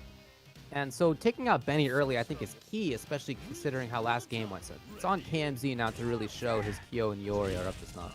Yeah, it is the Kill up to being a pace setter now because Benny, that is meaty. I forgot about that. Yeah. Oh, no! Tried to jump out of that. He did not want to take that standing, I guess. Yo, let's go. That was sick. That was... Write that down, everybody. Right? That was sick. Let's go. So Ralph's doing his work, man. Yeah, Ralph definitely doing the job right now. Bringing the kill down below 50%. No punish. Oh, no! Oh, are you out of here? Are you out of here? Nah. Not quite. That didn't even combo. You are right. Oh, no. It's all down to Yuri now. He's got 4 bars. That is a lot. But, man, this Ralph is making it work. Oh, man, the last time Yuri showed up, an anchor with a lot of meter, didn't even get a chance to get started. I would imagine that KMZ would at the very least use one of those bars here. Not maybe, well, might not get the chance to do that either. Oh, no. Still not real. Okay, no. Now it's real damage. That damage is going to last even if Ralph gets down. Oh, yeah. Oh, no. Looking real bad right now for KMZ. KMZ just like, oh! He's got a block, brother. Oh, my. That is that. Moebogard. They about to nerf Ralph, David. I know, right? That Ralph was sick. Some of those spacing traps in there. Yeah, I like it. I like what we saw. That was great. Unfortunately for KMZ, that means they're out of here. That's the end of the road. But Moebogard makes showing up. Yeah. Okay, so we are going to pool 3. We're going to the winners finals. And it is, after all, going to be V/White-Ash versus V/Zantetsu in winners finals. One of the mixed top 8 in winners side. So this is, it's not quite the team defeat. It's not the team kill. They're will be another chance for the defeated to rise again. But it's still a conversation that you don't want to have with your buddy. Yeah, again, Zantetsu is the owner of V/. He actually sponsors White-Ash. So it's not really like a teammate kill. It's like owner versus team member. Student what we versus got going master, on there. maybe. Yeah. I don't know. Right, Who yeah, owns the dojo? Yeah. So interesting to have that just happen to play out here. That is going to be our winners finals. Meanwhile, lots of losers side work being done in that bracket. We saw Dnied earlier. Definitely had some good stuff, but was sent down by White-Ash. He's making a run in losers side. And then we know that in pool number 2, it will be Assad versus Badoor in winners finals of that pool. Dragon Slayer is still trying to do work in losers side in that one as well. And then in pool number 1, it will be TwinLeopard versus Busterwolf in winners finals. TwinLeopard having taken out Psycho KOF in the round before. So I believe probably pool 1, the pool we've seen the least of. So can't wait to see what's been going on over there when we get a chance to peek in on it. And of course, happy to see my prediction that Badoor knocking on top 8's door was correct. Yeah. And yeah, now we're gonna get into this. What could easily be grand finals? I would say. I don't like to say that very often, but these are two names that I've seen for a long time go at it. They've been in top 8s in other tournaments, other international tournaments for KOF. So I'm like, this could have been cool. This is a great one to see, no doubt. Yeah. And in this pool, again, we also saw that Dnied was in here, who looked very strong. We've heard big things about Cow as well, who we haven't seen yet, but is still alive in losers. So that is a tough pool. That's the draw sometimes. It be like that sometimes, you think you show up to the tournament with a game plan, and it only works past the first round. Like once you get past the first round, you're like, well, I had an idea. Yeah. I actually had a chance to play Combo Fiend a little while ago, and that's the feeling I had, where I got past the first round, and I was like, all right, this is working. I understand. I too have played against Combo Fiend. That dude is grinding this game. I've played against him on rank quite a bit, and I've heard tell from other players who have had long sets with him. He is currently a killer, but it's to be expected. Thanks to everybody who's been submitting to the Matsurino. I see we are at $50 submitted by folks who have just donated of their own volition. Thank you very much. Again, SNK put in that $4,000. Hats off to them for the community support. And then thanks to all of you out there who have been putting in bucks as well. Got Hatch 450SX. Thank you for the $10 reduce. Dr. Sauce for that $5.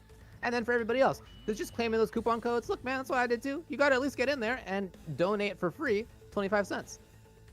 25 cents. We got 44 opportunities to donate for free left. That's, what's 44 times 0.25? I'm not doing the math right now, but that's 11. A lot of quarters left on the table. $11. Yeah, for sure. I don't want to get specific. So yeah, again, thanks to everybody for supporting on the Matcherino. Getting these players a little bit more of a payout. As we mentioned, it's not just about the money. There's also that sick trophy up for grabs that we showed out earlier on.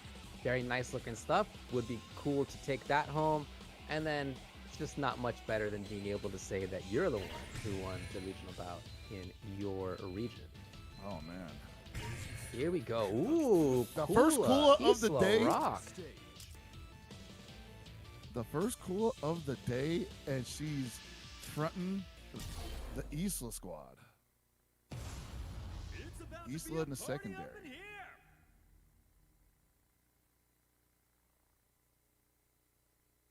Isla, I definitely feel like Isla's like somebody's counter pick, man. Like that is designed to bait a big decision. Her movement's so weird. It's quite different than most characters in this game. And yeah, she can really play with you as a result. But this character, Kula, yeah, first one we've seen, right? It's a very strong character, no doubt. Excellent buttons. The low profile button of the gods. Great corner carry. Some great little traps that she can set up for you as well. Excellent pressure. Fortunately, not a lot of damage, but it's also consistent ways of achieving that little bit of damage that causes a problem. Oh, you got to make this count. Yeah. Stand you actually a whip. See If you're a White-Ash Kula right now. player and 2B connects, like you basically feel like you should be able to get the rest of the combos. So I get why I get why that came out. And you see White-Ash right there. He was just so desperate not to let Zantetsu have that space after that initial punish. Because once like the Kula gets space and she starts doing EX race spin, because like whatever, it's safe on block anyway. And I'm still corner carrying.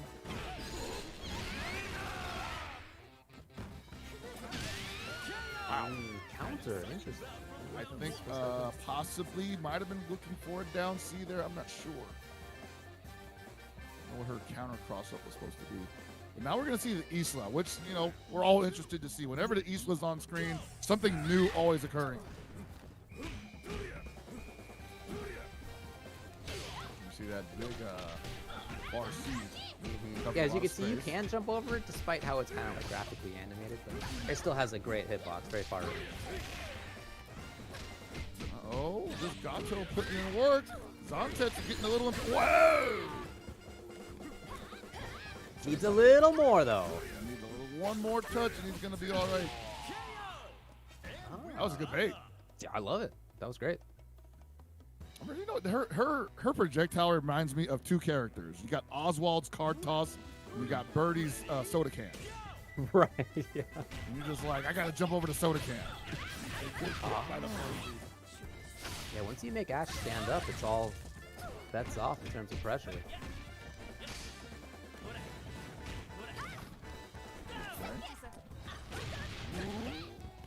And the Ash got 3 bars, almost 4.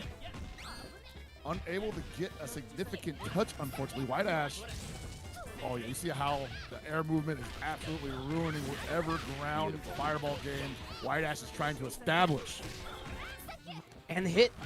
Pressure. Oh, the trickery. Let's go. Let's go. That's a personality pick right there.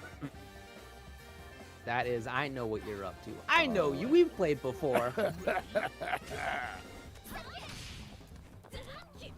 So two characters who have really like 2 of the most interesting movement options in the game, especially airborne stuff. I was going to say, yeah, air trajectory changing, a very powerful tool in KOF, and both of these characters are able to do it, but at the same time, I would say Isla looking to be a little more adept at that, and White-Ash probably not extremely familiar with it as far as Isla's concerned. But then again, as B.Jenet, she don't really care that much. Zantetsu doing a great job at staying away, kind of run down the clock. Already past the range where White-Ash would get all the damage back, but it's not going to matter at all. Not many characters, I think, would have been able to easily get that punish, but that character's huge. See, that's why that worked out. Oh my lord, man! What a boon like for the Isla players, man. Is it good to have a half screen stand C that can cancel into significant damage? Is that good? I mean, imagine if Rock had that, right?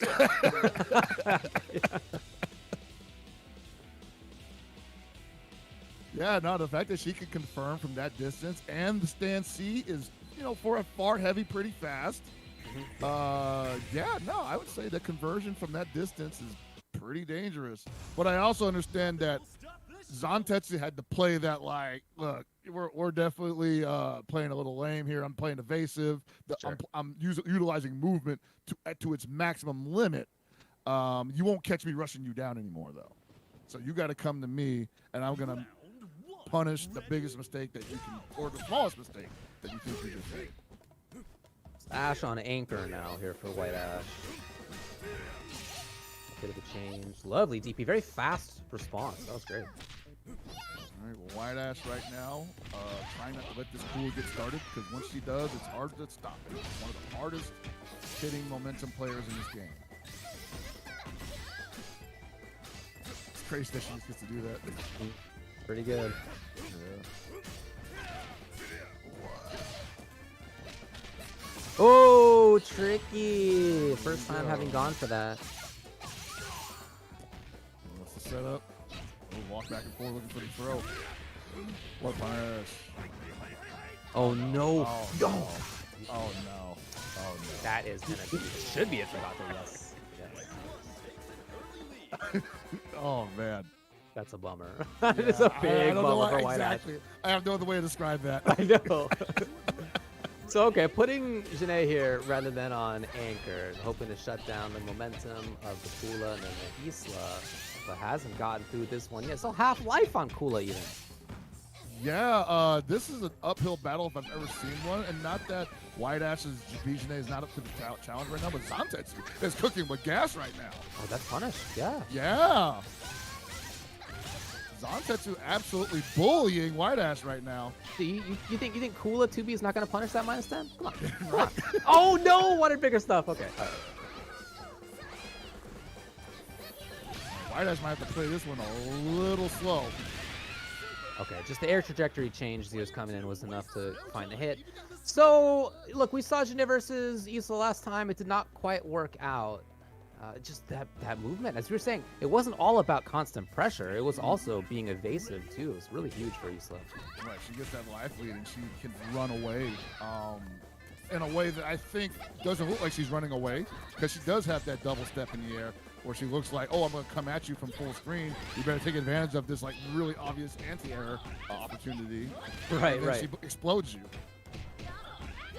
Yeah, you can't be very confident in her approach timings. This. Okay, waiting. Oh, he had a big confirm there, but went for fireball instead. Oh, yes! No! What happened? Oh, what happened? Unfortunate for White-Ash. Look, it's all down to the Ash, and I think that is a more comfortable position for him. We've seen that from him not just here, but at other tournaments many years as well. So now the character that he is named after is on deck. Oh, dude, it's working out. It's all working according to plan, man. It's frustrating because you got to have that down charge, and she's just really good at making you want to block and then taking her turn. It's not just that, but when you're down charging against a character who's got like triple, double, whatever jumps, exactly, yeah. She obviously knows what you're looking for. Like, when right? are you going to stand up? Yeah, that's the question. Like, I'm changing trajectory 2 times in the air, and you're just looking down. Of course you're going to flash kick, right? All right, you have to make... Oh! I think you might have to bull rush with Ash here a little bit because the zoning game is just not working in his favor. I think you're right. Oh, no. Okay, not kill. There it is. Held the down charge still. Oh, big chance. Yes. All right, it is possible here. With 3.5 bars, he'd like to have a little bit more, but at least the possibility is there as the anchor comes in finally for Zantetsu. I think at best he's looking to even up the health gauge if he gets the touch, but he cannot afford anything from this rock. There's too much. Yeah?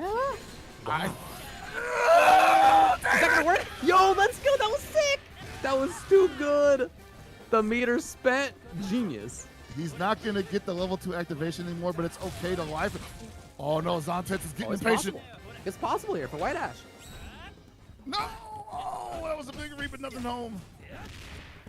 Oh, yeah, he's probably getting to challenge that because if he walks his plus, and that's going to be it.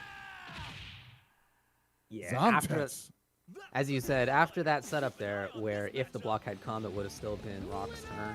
Makes total sense to bring out the command grab right after that. You're making the opponent think, it would have been Rock's turn, and I would have had to play patiently. So that's when the command grab comes out. That is just a classic time to use that kind of tactic. Very smart stuff by Zantetsu.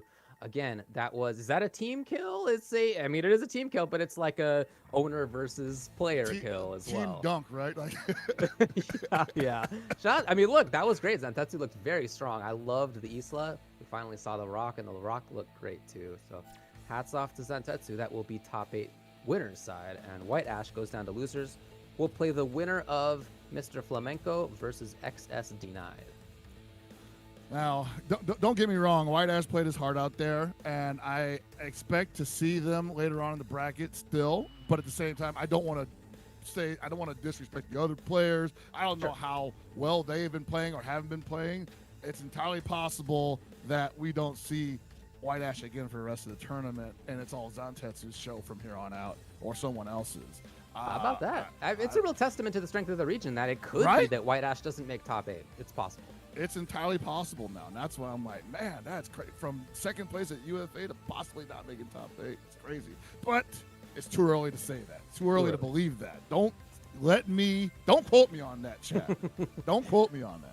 We're only out here saying what's possible, not what's gonna happen. We're not prognosticators. We're just guessing. We're just laying it out there as possibilities.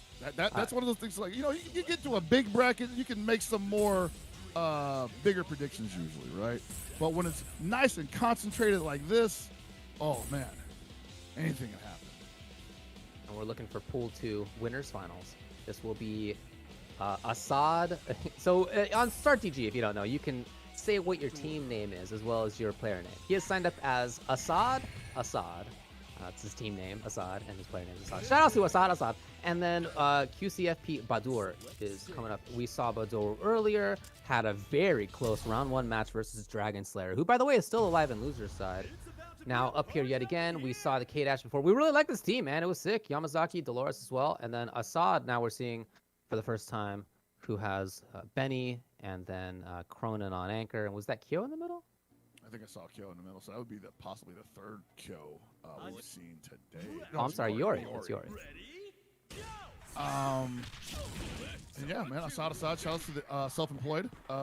Yeah. Here to possibly take Badoor's momentum away from him.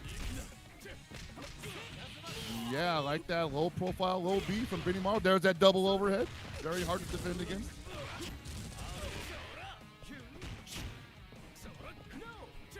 And I gotta sign up for the next tournament as Ultra David. I love it. Using your name twice. In case you didn't hear it the first time, it's Assad. It's Assad. What does he do for a living? He gets top 8 in international tournaments. Confirm is there, and now he's got corner pressure. Oh, he was maybe worried about TP. What a check. We saw that many times from Badoor in his previous match, too, and he really turned it on. As soon as he found that A versus the hop, it was his turn. He was in there. I just love how K-Dash combos look like just a string of audibles. You know, like, I got to do this. Oh, okay, this is the situation. Now I got to do this and that. I'm like, none of these things actually string together naturally, but you're just making them work. Yeah, some characters are pretty formulaic. And some characters, you know, you gotta really keep your eyes open in terms of what the next thing's gonna be.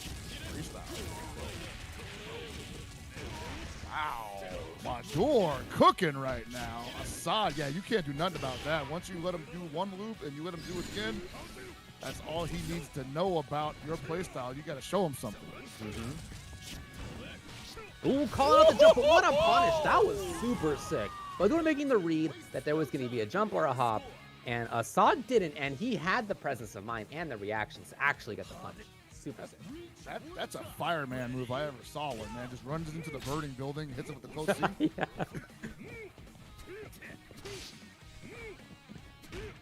And now he's got to put some hands on his Yamazaki, who it should be in Iori's favor here because he's going to win the button war. And he is in.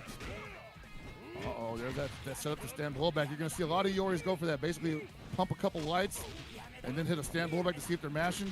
A little bit outside for that EX come get. Oh, here we go. Yeah, end it. Stop. Okay, so Krohnen comes up to play. Krohnen coming up with 2.5 bars, almost 3. One anti-air could be a problem, especially if he gets 3 bars.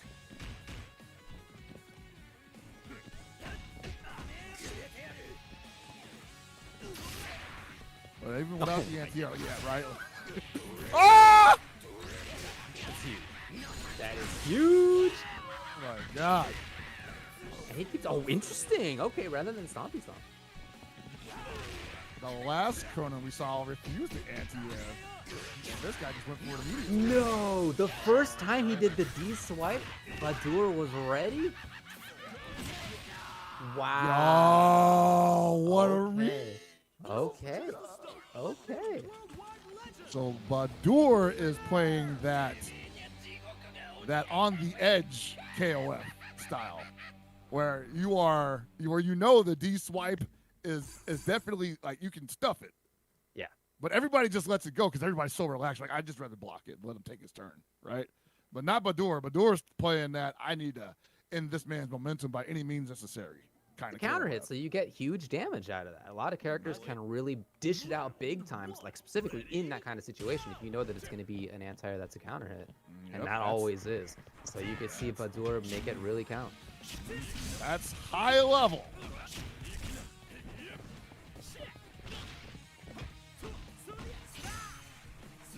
And now Assad just clearly wanting to impose some kind of will here, because that last match was all Badoor. Yeah, he's checking him right now. Are you gonna press a button on this slash? You're not going anywhere. Yeah, he's doing a great job pressure. at caging. Great pressure. Oh, awesome when clearly Badoor was not looking for that. Well, Badoor was like, I gotta get out of here. I'm about to get guard broken. Here we are to double. the other corner, man. Yeah, right away. Oh my God. Sharp play from Assad right now. Excuse me, Assad. Wow. What a round by that Benny. That was amazing. Benny going to work. People are out to lunch on this character. They say, oh, he's not as good as he was in previous games. We don't know if he's top tier. Might be high mid. Maybe. I say high mid at the very least. Well, you can see some of the strength for sure. That said, look, wow, he was cornered. Oh, he is again by his own volition.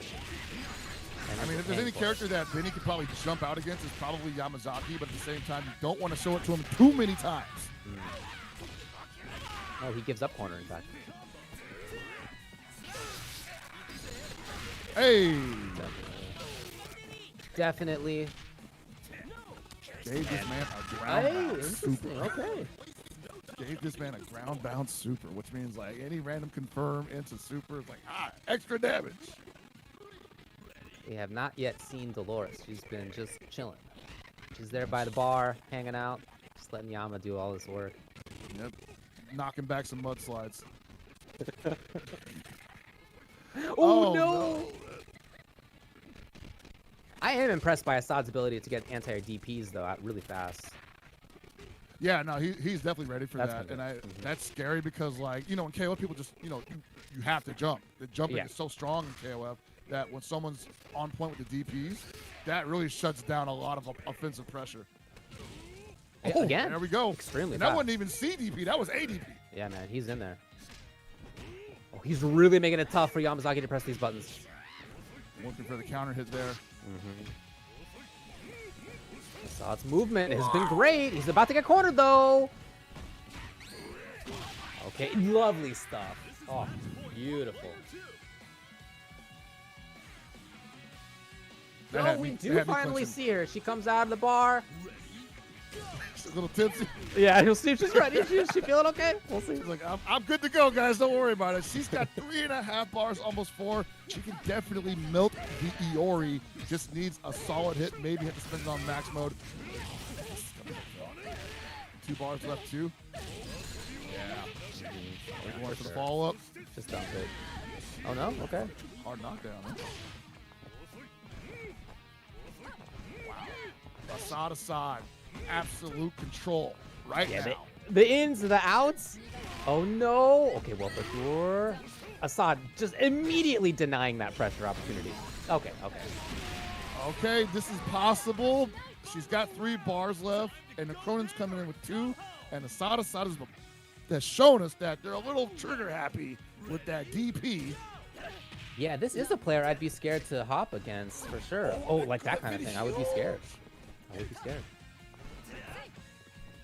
I do like Dolores. I think she's got something to say in this matchup that many characters don't. She can pressure without being right up close, which is nice. She's not necessarily at risk of getting DP'd. Well, that said, if you're gonna do the big jump, Assad's gonna be ready, and Assad ties it up 1-1. Like, I know he probably would not DP like a far standing D or something like that. So she has that advantage where she's got a good button on the ground. That is like the spear, you know, like I touched you, I got 3 bars when you activate, and then I take 60 to 70%. Definitely, yeah.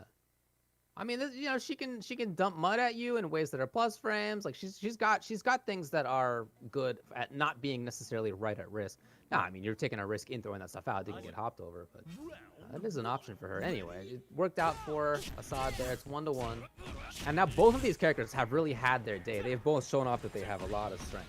Yeah, and this has been a great match for them to prove that too, because they got no meter, so it's just all like good buttons and great setups. Not a lot of like big reversals going on here. So we're seeing the best of these characters. Oh boy. We're also seeing the limitations of K-Dash without meter, possibly. Because, I mean, while he does have some decent buttons, so does Benimaru, and Benimaru, I think, builds meter faster, utilizes it better. Trying to be on top of that, as you can see, is Badoor. Lots of big, super jumps coming out. Whoa! Wow, that was so far away. He did it too late, though. Oh, this is a big punish. Oh, I think they're both nervous. Yep. When the bazooka knee comes out, I know that it's time to clean it up. Badoor, quite possibly with the information that he needs to run deep into this team with K-Dash on point. Okay. Sod assing back here.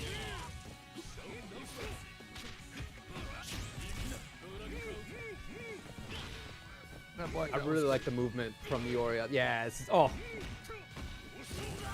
that irritating. It was sick. I mean, no doubt. But it was sick because it wasn't just about forward movement. Obviously, that character's got fantastic forward run, but the ability to go in and out and out and out for him and suddenly burst back in is really tough to deal with. He made that look great. Right, and then, like the left and right that we saw with the command cross up there, like it looks goofy, but it like makes your opponent like very frustrated. So the fact that Assad was able to make that work a couple of times, you can see Badoor was like, oh god, I don't want to put it in this. Oh yeah. Oh, I don't think that's what he was looking for at the start right there. I don't think that was the first button he wanted right there. I think he was looking for the heavy first. Close seed, that's. He still got the damage here in the corner, no less, but. There's the counter, and you're going in the corner with the poison. It's going to take one more touch. Double overhead. Tricky. Definitely tricky. Down to Krohnen.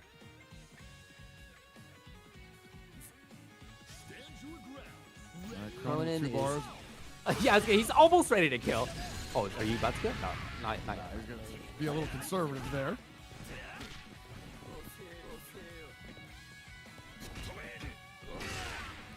Badoor looking real good here. Still a character up. 2 bars for the Yamazaki. No need to get a little impatient there. And yeah, loving the way he's playing this currently. Yeah, not that easy to safe jump that character. That's a 4-frame DP you're worried about right there. So slightly mistiming that safe jump is understandable.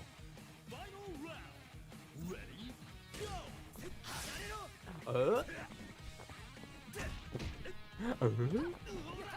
boy. There's the forward A. Didn't catch him standing though. Oh, goes for the real damage. Okay. Oh, baby. Oh, not quite enough. It's all on Assad to find these hits. But yeah, she can pester. She can annoy you. Got no answer here, though. He can do this all day. What are you doing? I think that was supposed to be fire. I think you're right. It's another chance for Assad. Bonky timing. Overhead comes. Nope, not twice. He went for grab the time. Big chance. Yeah, that was the overextension we were talking about earlier. It is a possibility. Assad. Oh, he didn't stop again. The what? Bro, could you not have just done the stomp? I think he could have just stomped her again. Yes. Oh man! Oh no! I don't know. I don't want to say that he could have done it like 100%. I've seen it happen. So, especially after knocking someone down with the first stomp. Oh, that's great. That was a lot. That was a lot, guys. Look, we thought that was going to be a close match, and we were absolutely right about that. But, whoo, boy, Badoor just skating through barely, and making it into winner's side, top 8. That means Assad will go down to loser's side, and in fact, it will be random that he plays against, FNC Random, who took out Dragon Slayer 2 games Oh, to 1 boy. in losers semis. So to make it into loser side top 8 from that pool, again, Assad versus Random. Up next, we're going to have in pool number 1 winners finals, TwinLeopard versus Busterwolf. Losers finals waiting is Sai, who was actually sent 2 losers by Busterwolf, then had to make it through Webster and Psycho KOF. Did. So again, TwinLeopard versus Busterwolf to make top 8 winners. Then loser will play against Sai and loser side. Let's see if we have anything else ready to go. We know that White-Ash versus Dnied are in losers finals of pool 3. So, you know, we're working our way towards this top 8 here. We're almost there. It's just wild to me that there's still top 8 to go, you know? That we're only doing pools, right? Definitely, yeah.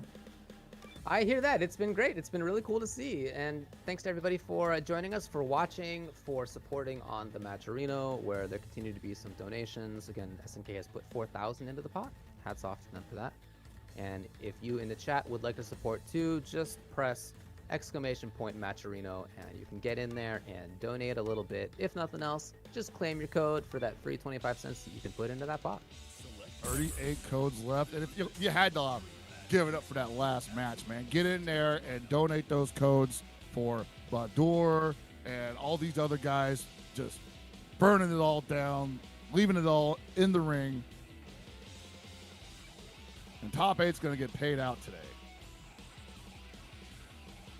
So Badoor and the others already in the money that have made it in the top 8. I'm telling you, man, like, could be you. Signups are still open for other regions. Mm-hmm. Yeah, we've that North American bracket looking nasty though, man. Have you seen the North American bracket? It's gonna be sick. Yeah. It's gonna be sick. Looking forward to it. There's gonna be hell pockets in there. Oh yeah, I'm jumping in, man. I'm not working that one, so I'm jumping in.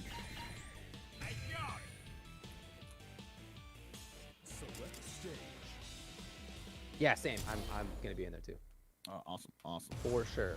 Nothing will stop this show. All right, so again, we have winners finals of this pool, where we're gonna have Busterwolf back up. We got TwinLeopard, and I'm seeing characters on the right side of the screen that I can scarcely believe, man. You see what we got up there in winners finals here? TwinLeopard is coming out with Billy, Antonov, Geese. This is a team that I can only describe as I've seen ET run this before. Okay, in the random select lobbies that he does. I mean, yeah, they basically.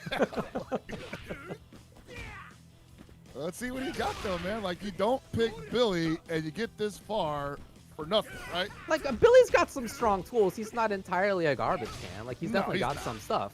It's just that some of his stuff really doesn't work as well as you would like. He's got some hurt boxes in there that are maybe a little bit unfortunate. I would say he's probably the worst parts of what I think people were worried about with Team Samurai. Oh, boy. Oh, that's interesting. Yo, okay. Wow. Busterwolf, what confidence there with Orochi Yashiro. And that's been Busterwolf's MO the entire day, is like, it's confident in every maneuver that they undertake. Antonov, man. Yeah, and interesting to have Antonov in second position, too. Oftentimes you'll see him on anchor, or he can really jump later. Yeah, but he's got 3 bars, though. You usually want to, because he has that unique anywhere juggle mechanic that can turn a lot of his glancing hits into big damage opportunities. Yeah, for sure. Also, one of the few characters in this game that can raw activate mid-combo. Oh, run up into the instant overhead. That's cute. That's cute. So, second character comes in for Busterwolf. Who, by the way, we have not yet seen as Terry. We've seen him on stream twice so far. Haven't seen that Terry yet. I don't think we even saw the Iori. I think you're right. I think I think it was only Yashiro.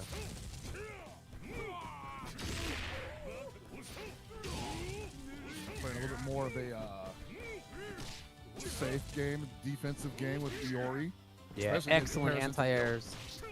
Yeah, tricky. Well, I don't know if he's needed to spend all that, but, you know, it's all good. Get the job done, I guess, right? now we're looking at this Anchor Geese, 2.5 bars. You know, Geese, solid enough.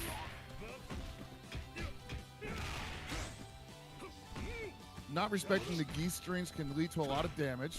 Sure. The close C is fast. He looks great in that suit. Yeah, most importantly. Oh, he did have the low B, but not the rest. Hey, hello. Oh, nice cross up there, but he got blocked. Those Block turn. on that. A lot of people don't know that hit on the other side, so. Oh,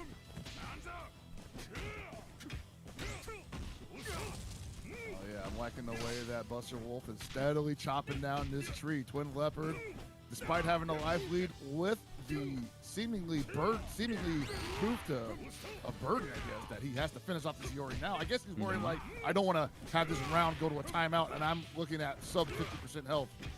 Yeah, he's in not a great spot for sure. Oh, it just happened to work out. That's actually amazing. Not enough, though, unfortunately, and he spent half a bar on that. No, almost landed on that wicked chew. And we're down to 15 seconds. So Terry finally comes out here for Busterwolf. I still I'm like this interested. character. I'm interested. Yeah, I still love Terry in 15. I think that the nerfs were a little heavy-handed, but not so much that it didn't allow him to do what he was good at, which is just burn knuckle from safe distances. He's just got some strong, like solid stuff. You know, he's not the trickiest character in the game. He's just got some good buttons. They do a billion damage. Exactly. Yeah. He's like effective at that stuff. Here comes the confirm though from TwinLeopard. All right, what's he gonna come in back to that overgoing into Reggie Storm? Not enough yet. That is unsafe. Yikes. Yeah. Yeah. That was the biggest chump. Like you're like, woo! That must be personal, man. Not a character that you can make a mistake against, really, especially once he's got a few bars as Terry. Like he will dump it out. Like he'll punish you big time. Oh yeah, he's one of the best at doing that, and like everything that he just has so many supers that flow together perfectly. Like there's never a bad like succession for them, basically. So if he's got the meter for it and he touched you, yeah, you're going down. So that Geese is really what did most of the work in keeping TwinLeopard in the fight. Billy, Antonov, they gotta do a little bit more work here. I agree. I think the Antonov did some interesting things to at least get the momentum back in TwinLeopard's favor enough for the Geese to be a threat. That's true. If nothing else, when you're Antonov, if you find a hit, like you can do a lot. But yeah, Billy, in last game, in this game, just not that much of a factor, unfortunately for TwinLeopard. So now Antonov comes in. Last time when he came in, I think he had 3 bars. Right now, only 1.5. Man, Billy, the like worst security guard ever, just letting all the riffraff through the front door. Okay,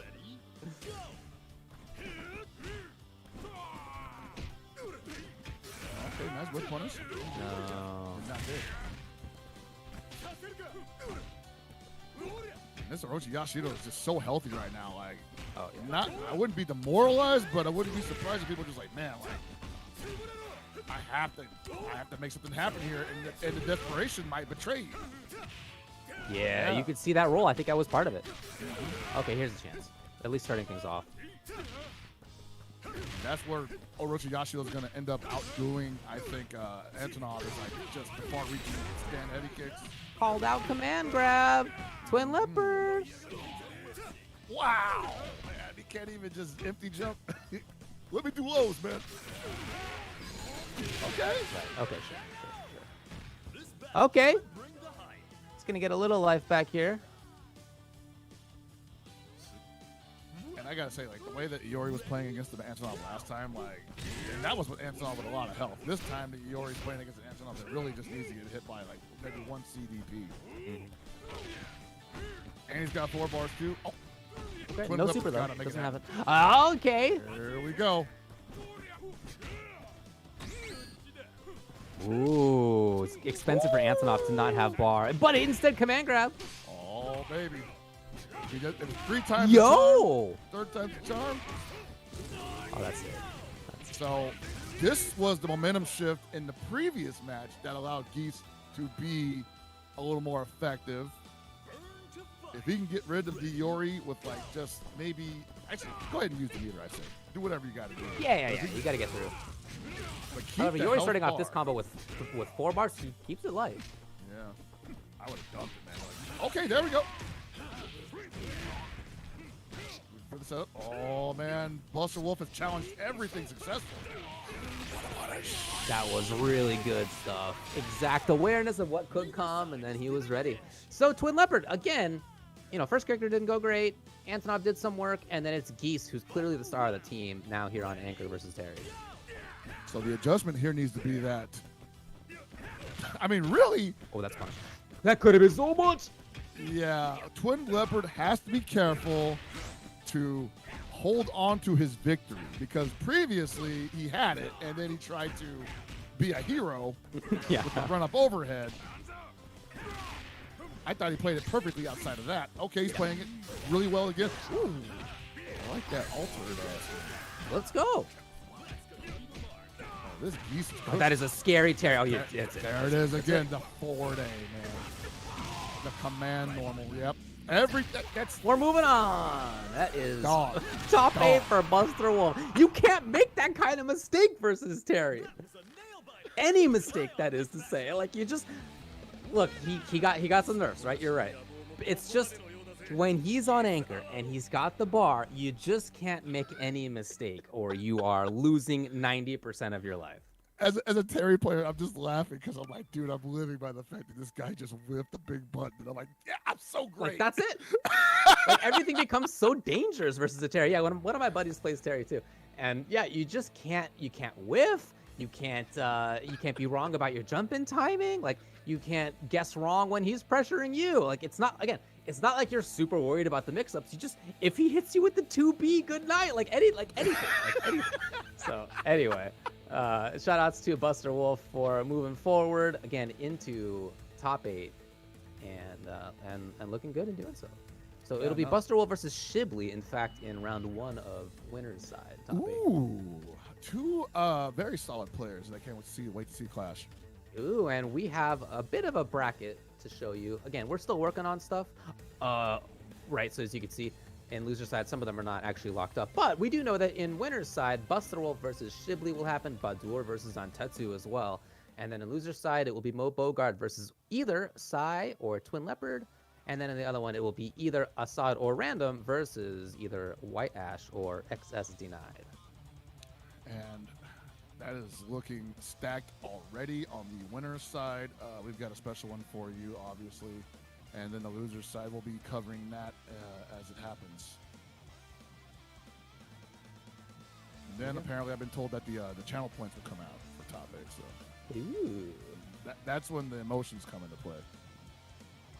Yeah, this has been great to watch, though, so far. Again, as we teed it up at the beginning of things, every region has its different takes on strong characters and who's a counter pick, and it all looks a little bit different. Like, there's similar ideas, of course, because it's the same game, but every region, nevertheless, like, has its own views, its own ways of playing, its own killers, and I think we're really seeing a great look at that. That this is not the character lineup that we've seen in some of the other events.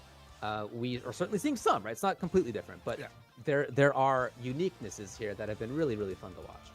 Yeah, and it's very important to remind people that, like, while the counter picks may be quote-unquote unproven on the world stage, a lot of these players that we're seeing here have competed on the world stage with this philosophy of KOF in the past and found their way into top 8 of the Evo several times. So they're definitely here to prove a point, and I'm excited that it's looking just as sharp as I remembered it.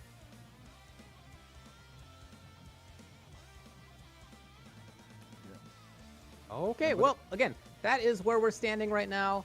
Got a little bit more work to do. First, we're going to take a little bit of a break. Make sure that you don't go anywhere. We got a lot of KOF you have to play.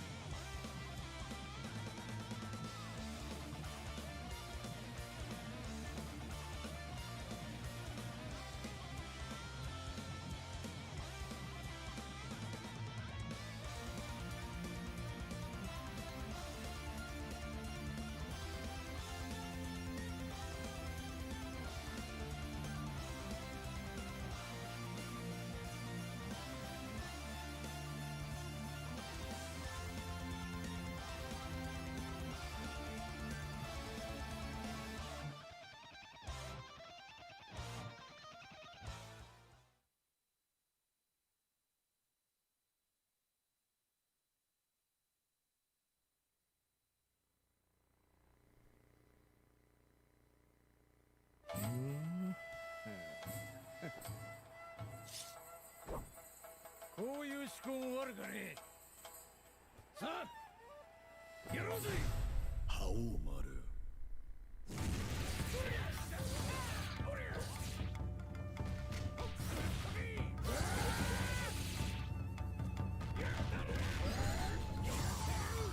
お前さんもこっちに来てたとはな。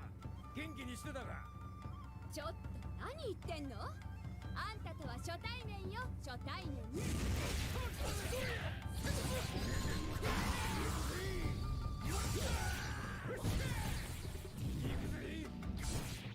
悪いがこいつでしびれたぜ。お互い悔いのない戦いにいたしましょう。ナコルル。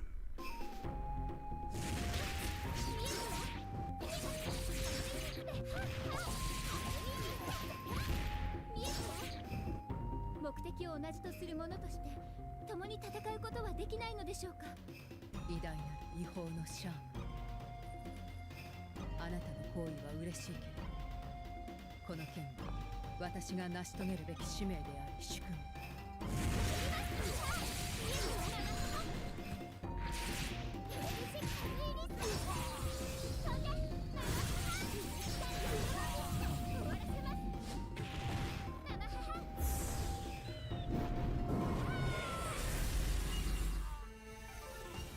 いいね。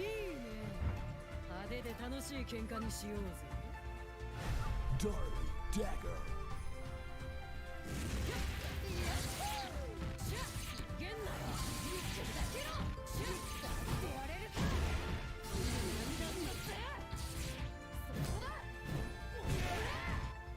なあ、あんた船乗りだろ。ここで出会ったのも何かの。あんたの船を見せてくれないかい？ただ乗りなんてダメ。特別料金いただいちゃうわよ。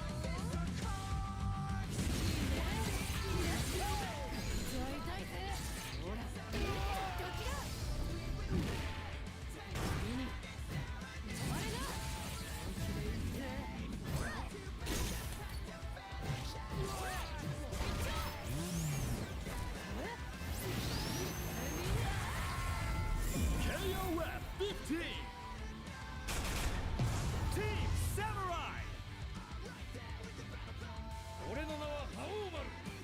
メイドの土産に覚えておきな。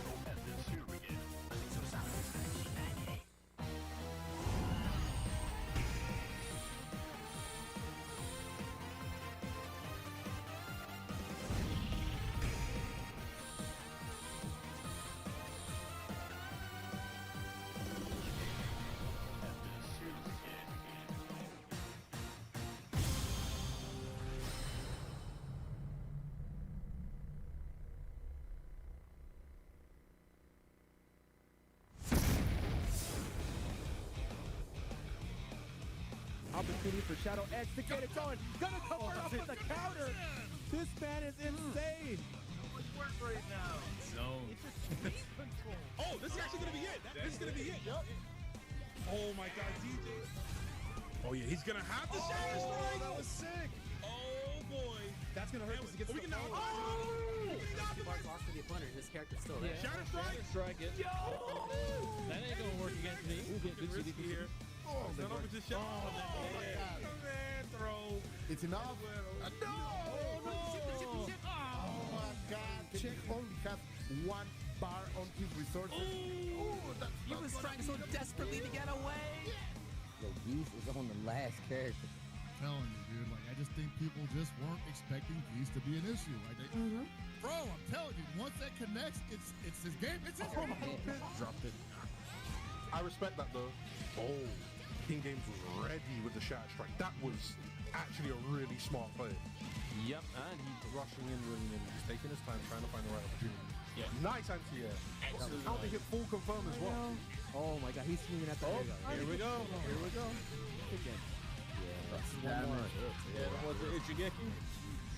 This is that scenario where Oh, the Farsi. What? Oh. Yeah, that was sick. That was Counter hit Farsi, yeah. Shout out over M-Dad.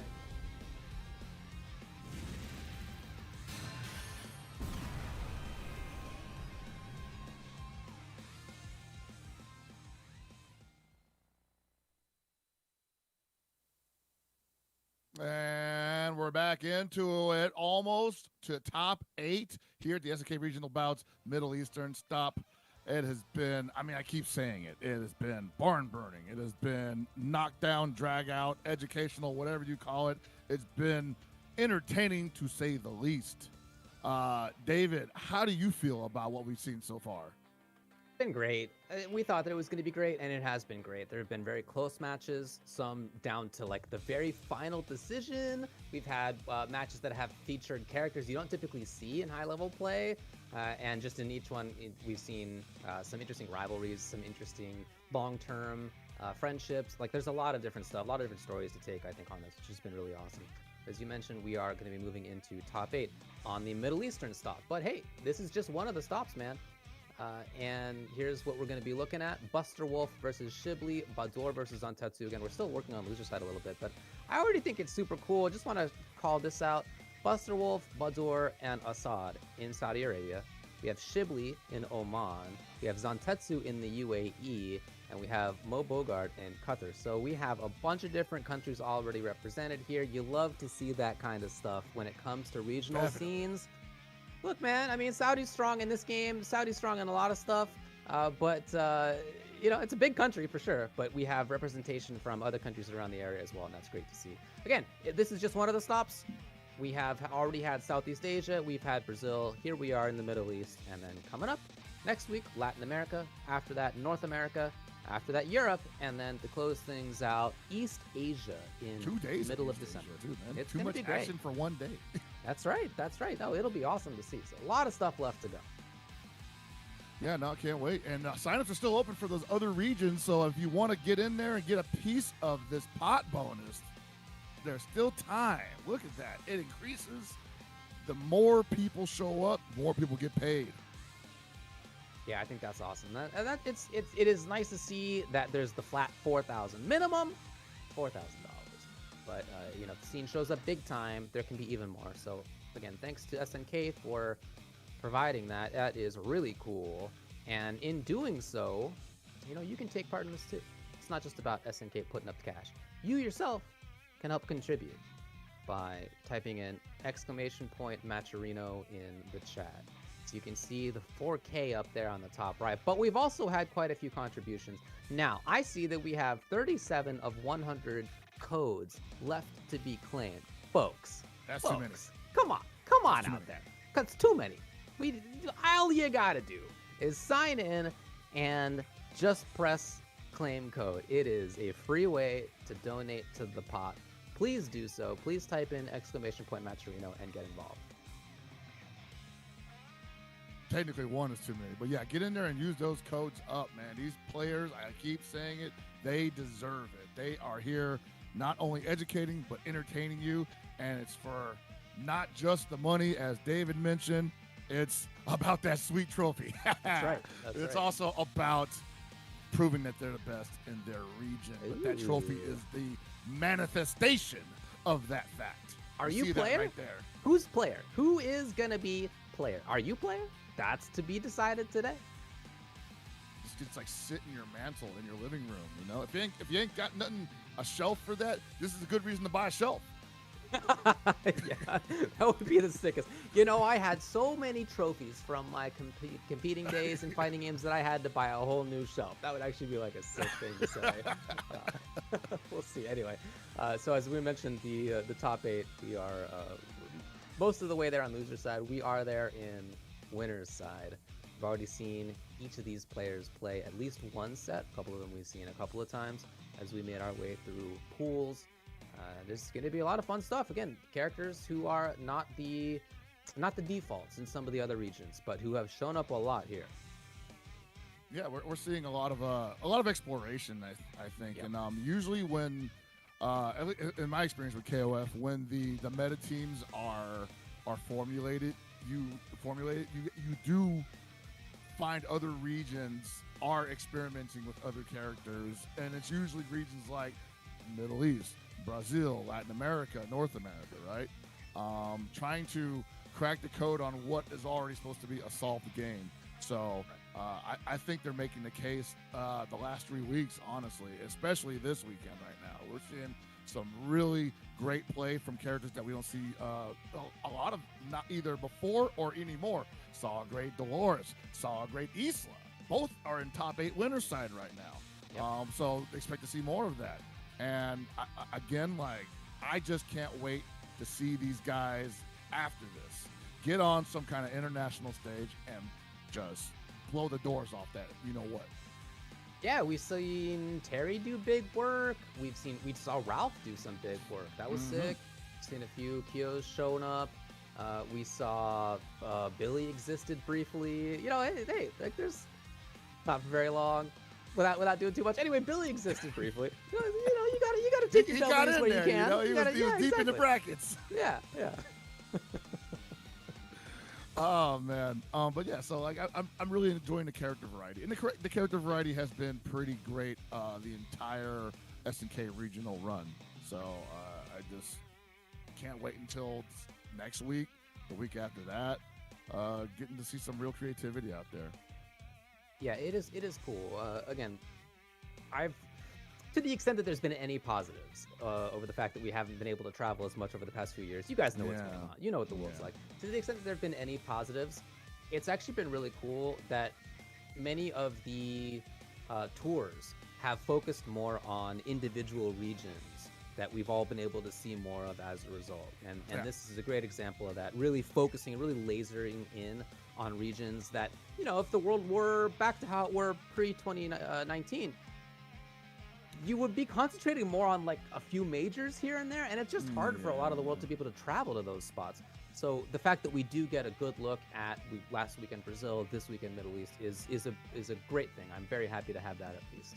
Yeah, I mean, like, I wonder what it would look like if there was, like, you know, still that old model where anybody could show up to any region and kind of just, you know, mix it up with the locals over there. Sometimes that works out for the locals, sometimes it doesn't. But I have been enjoying that. It's all about the communities that have been supporting these games, both before what happened and after and during. So they definitely deserve all the success that they have been receiving. Okay, well, it sounds like we have the full top 8 bracket. We can head in and let you know what it looks like. Oh, so we know the winner side. What do we got on the loser side? We have TwinLeopard, who made it through, versus Moebogard. TwinLeopard made it past, I believe it was Sai. Yes, it was. Sai, yeah. And Assad versus White-AshX, who made it past XS-Dnied. So we saw that happen actually in winners semifinals, one of the matches that we saw on stream. White-AshX had to double Jeopardy, denied, but it happened. It happened. So White-Ash does make it through. This is a player we talked about as one of the favorites coming into this, who's had a lot of success in international tournaments going back years. Yes. But he was sent down to loser side by his teammate / owner Zantetsu. Now he's got to battle back. Yep, And that's your top 8. Made him work the weekend overtime, man. Yeah.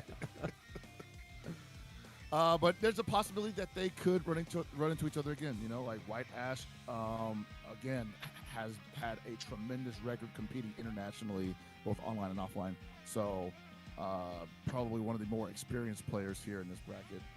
Sure. But quite a hill to climb. That loser bracket looks nasty.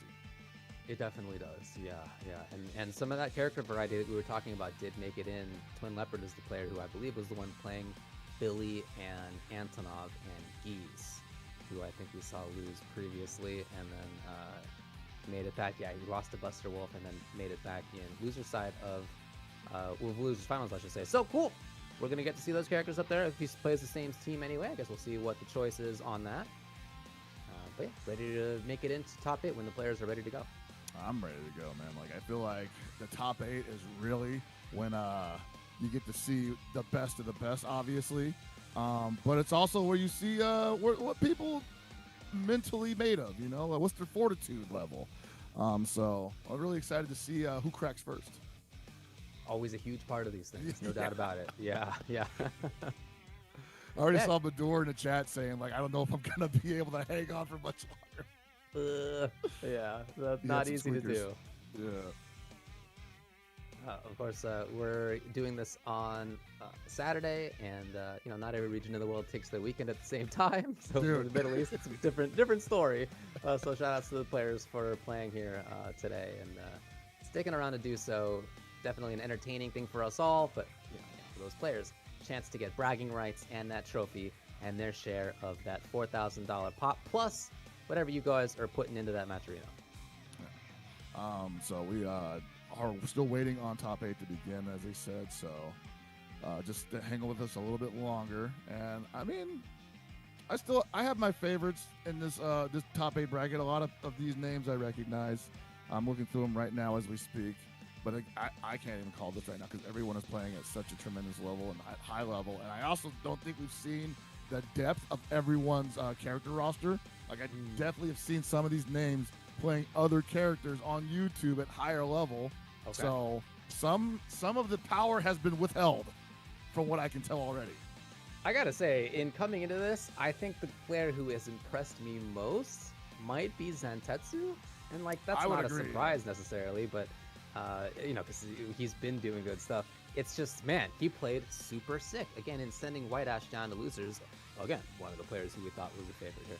So, yeah, that's been amazing. But I would maybe say second place for me has been Badoor. And the very first match or the second, I should say, winner's side match that we're going to have in this top 8 is those two meeting up right there. So one of them's not going to make winner's finals. And that's going to be a barn burner to make that choice. So I'm with you on that. I'm definitely anticipating that match the most, but another match that I'm highly anticipating is someone putting the brakes on the Orochi Yashiro monster, Busterwolf, man. Like, Busterwolf has been in complete control of almost all of his opponents the entire time. And it didn't seem like that in the last outing, obviously. And he just got the hit that he needed twice in a row. And I don't know, by design, it's kind of crazy that it happened twice, right?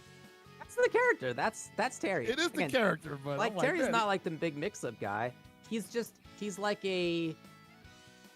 a proximity mine or something, right? Like, you just can't be in the wrong spot against him. That's all. Correct. It's not like if you can navigate around him, okay. You're not necessarily worried about him like coming to you and mixing you up. But like, if you make the mistake, you explode. That's all there is to it. That's literally all there is to it, and he has just been absolutely tremendous with that character and just taking the opportunities and maximizing them. So that's one of the scarier players in this bracket currently. Yeah. But could be an issue for him because he's going up against, let me see here. Shibli is his opponent here, who we saw take down Moebogard. And Shibli's been having a clean run the entire time. I don't think Shibli's lost the game. Shibli has not lost a game. Yep. Looking at some 2-0s there and making their way into top 8. Pretty good. Could be the immovable object. Yeah, and again, thanks to everybody for joining us and hanging out. So we're waiting for the players to get in there. You guys know how it goes sometimes. You know how it could be. We're playing online. You know how it goes. Yeah. But we'll get that going as soon as we can. In the meantime, just want to call out yet again. I see we're down to 30 code, 25 codes. Okay. It's happening, guys. People are doing it. Yeah, let's go. All right. Let's see if we can get down to 20 codes before the end of the first top 8 match, man. Yeah, I would Taking like a look at it. Getting a little bit more money here and there. I want to be like a Majin Obama and like hold the stream hostage until they use like 20 codes. Yeah, for sure. Yeah, you can see the payout percentage too. You know, Match Arena does such a great job at really breaking it down, letting you know exactly what's going to be happening. They're always Props up to for them like, for that. like I've always never had a problem receiving my prizes either. Like it gets to you so quick. I was actually alarmed the first time I got paid out by Matcherino. It was so quick. I'm like, can I really take this? Like, Yeah, I like, know how you feel. Absolutely. I have gotten all sorts of wins that I've been paid for from Matcherino on. I'm like, Me too. Am I gonna get an email later on about this? I'll have you know that I won $3 in our last $3? KOF local. I got an envelope and everything. It says third place KOF on it. Good. Big Good work, $3. It Good was in work, cash. brother. I Hey don't man, think I've that actually goes used on record, man. There's that big list of like paid esports players somewhere on the internet. You're on the list, bro. Yeah, I'm at like 8. Nice. All right. Gotta go back to like pre-2011 to find anything else for me. Oh man, the good old days. Jeez. Again, yeah. So we're working on getting the players in here. We'll make it happen as soon as we can. But until then, yeah. Hope you all are enjoying hanging out. If nothing else, I see you all hanging out in the chat and talking about the region and talking about the different characters that have been used so far. It is cool to see. I'm with you guys that it's been really cool to see all the different characters that we've seen in here. Some who I think we all think are strong, but just, you know, maybe you're not up to quite where, you know, the maximum tiers are, but like they're obviously good, all the way down to characters that you just rarely see as well. We've really run the gamut, which has been really cool. So I think we're almost ready because the point predictions are up in the Twitch chat. Badoor versus Zantetsu. So if you've got channel points, guys, it's time to go in and place your bets on who's taking the first match of top 8 here on this broadcast. I see Badoor has jumped out to a big lead so far. He has been on the broadcast the most of the two right now. So if you're coming into this somewhat sight unseen, you're definitely more familiar with Badoor's play than you are with Zantetsu. But Zantetsu also had like a tremendous win. So I wouldn't even know how to call this one, honestly. I think this is 50-50. Makes sense to me. Yeah, I think we're seeing some regionality come out too for some folks in that chat there. Just going for the players who you know, are from their own country, as will happen. Hey, sometimes it's a safe bet, right? Like, I mean, you know, I hear you. I've done it. How many times have we gone to NorCal regionals and we're just like, well, I'm betting on the guy from SoCal because I don't know who he is, but I know the NorCal guy is not that good. Yeah. Well, sometimes people will do the opposite of, you know, voting for their dude who is from their region, even if they know that they're gonna lose. So you got your various takes. Like, who do I want to win? Like, obviously my region, but do I have belief in them? Like, right. I totally get it. I totally get it. Yeah. No. Again, though, we have a great representation in terms of countries here in this top 8. We have, I think, 4 from Saudi made it into this top 8, both in winners and losers side, and then we also have Oman, and we have the UAE, and we have a couple from Qatar too. So we got a good little smattering of different countries around the Gulf there. A real good representation. A lot of, but only one of them could take home this sweet trophy. That's how it goes. Only one can be player. I'll be honest. Like if I win, Who's I would share it with the homies. Hey, I'll bring it over to the barbecue. Okay, yeah. You're not gonna give them their own time with it. No. It's not one of those. Yeah, you guys can look at it. Do they? I feel like does hockey do that? I feel like hockey does that. Where like, everybody gets a chance to like take the trophy to their house. You get your day with the Stanley Cup. Yep. I'm not doing that with my regional bout trophy, man. I'm bringing it to the gathering. We can all take pictures with it, and then I'm going home with it. Sounds right to me, man. I think I would make the same choice. Mess around and find that thing missing at like 6 a.m. after the bender. If you want a bender, I think the Stanley Cup is a pretty good choice. You know, you can drink out of it. Yeah, it's rough. Classically, that's what I've heard. Yeah. Okay, well, Badoor and Zantetsu are in, so we're headed to that side of winners for our first match here in the top 8. Again, I think this is the one that both of us are most looking forward to here in round 1 of top 8. These are the two players that we've probably seen the most adept grasp of KOF play. And they've had a chance to prove it, I would say. As impressive as the other players have been so far, both of these players have had like just battles with their opponents to get here against really good players. And those opponents are also in top 8 for the most part. So true. Yeah. there's a chance that they could happen again. Totally, yeah. There's been a lot of folks who have battled back into that loser side top 8. All right, yeah, here we go. It's all the same characters. There's no change in terms of that. And when we have seen them, they've all looked strong. Each of these characters has had their time putting in their work. Yep, and then we see that, the same characters on Zantetsu's side, and he's probably going to keep the same order. Yes, sir, he is. And the cool thing about his team is I think 2 of those characters go anywhere on that team. I guess Isla's the only one that might have to be hard secondary because I don't know if you would ever run her anchor. Maybe point. I think it's a pretty good arrangement right there. Kula on point, you know, she can just be annoying. All she needs is 1 EX and she's annoying. And then Rock does a great job at dishing out big damage. Another character who can go in basically any role, but he is great on anchor too. He is great on anchor, and I think Kula's damage tops out pretty early, so putting her beyond points sometimes feels like I must be looking for like just consistent EX race spin damage, which you can accomplish on point anyway. So same order here for Badoor. Yeah, that K-Dash has really been a star. It's been really cool to watch. Here we go. We're in top 8. We're still in first to 2 here on winner's side. Yep, and oh boy. Looks like possible connection issues here. Yeah, and I guess the players might feel it as well. So we'll figure that out. We'll just come back to us. I think they're just going to take a breather on that real fast and make sure that things are going to be connected well. Well, yeah, no, so, like I'm still excited to see this. Hopefully we can get that up and running, but you know, you can see that they were getting ready to run the exact same, you know, teams that they had gotten in the top 8 with, and that's the kind of class I want to see, man. No immediate counter picks, although I do expect some of that to come into play at some point during the day's proceedings. That is typically what we see. We haven't seen anybody switch characters so far. At this point, we've seen a few players come back up for a couple of different matches, and I don't think we've seen anybody switch around. You know, different regions, again, they have different views on this stuff. Some regions are about counterpicking, and some regions are about having your mains and making sure that you know all the matchups with those mains, and that's just classically a different take that different folks will have. So that might be how this region runs.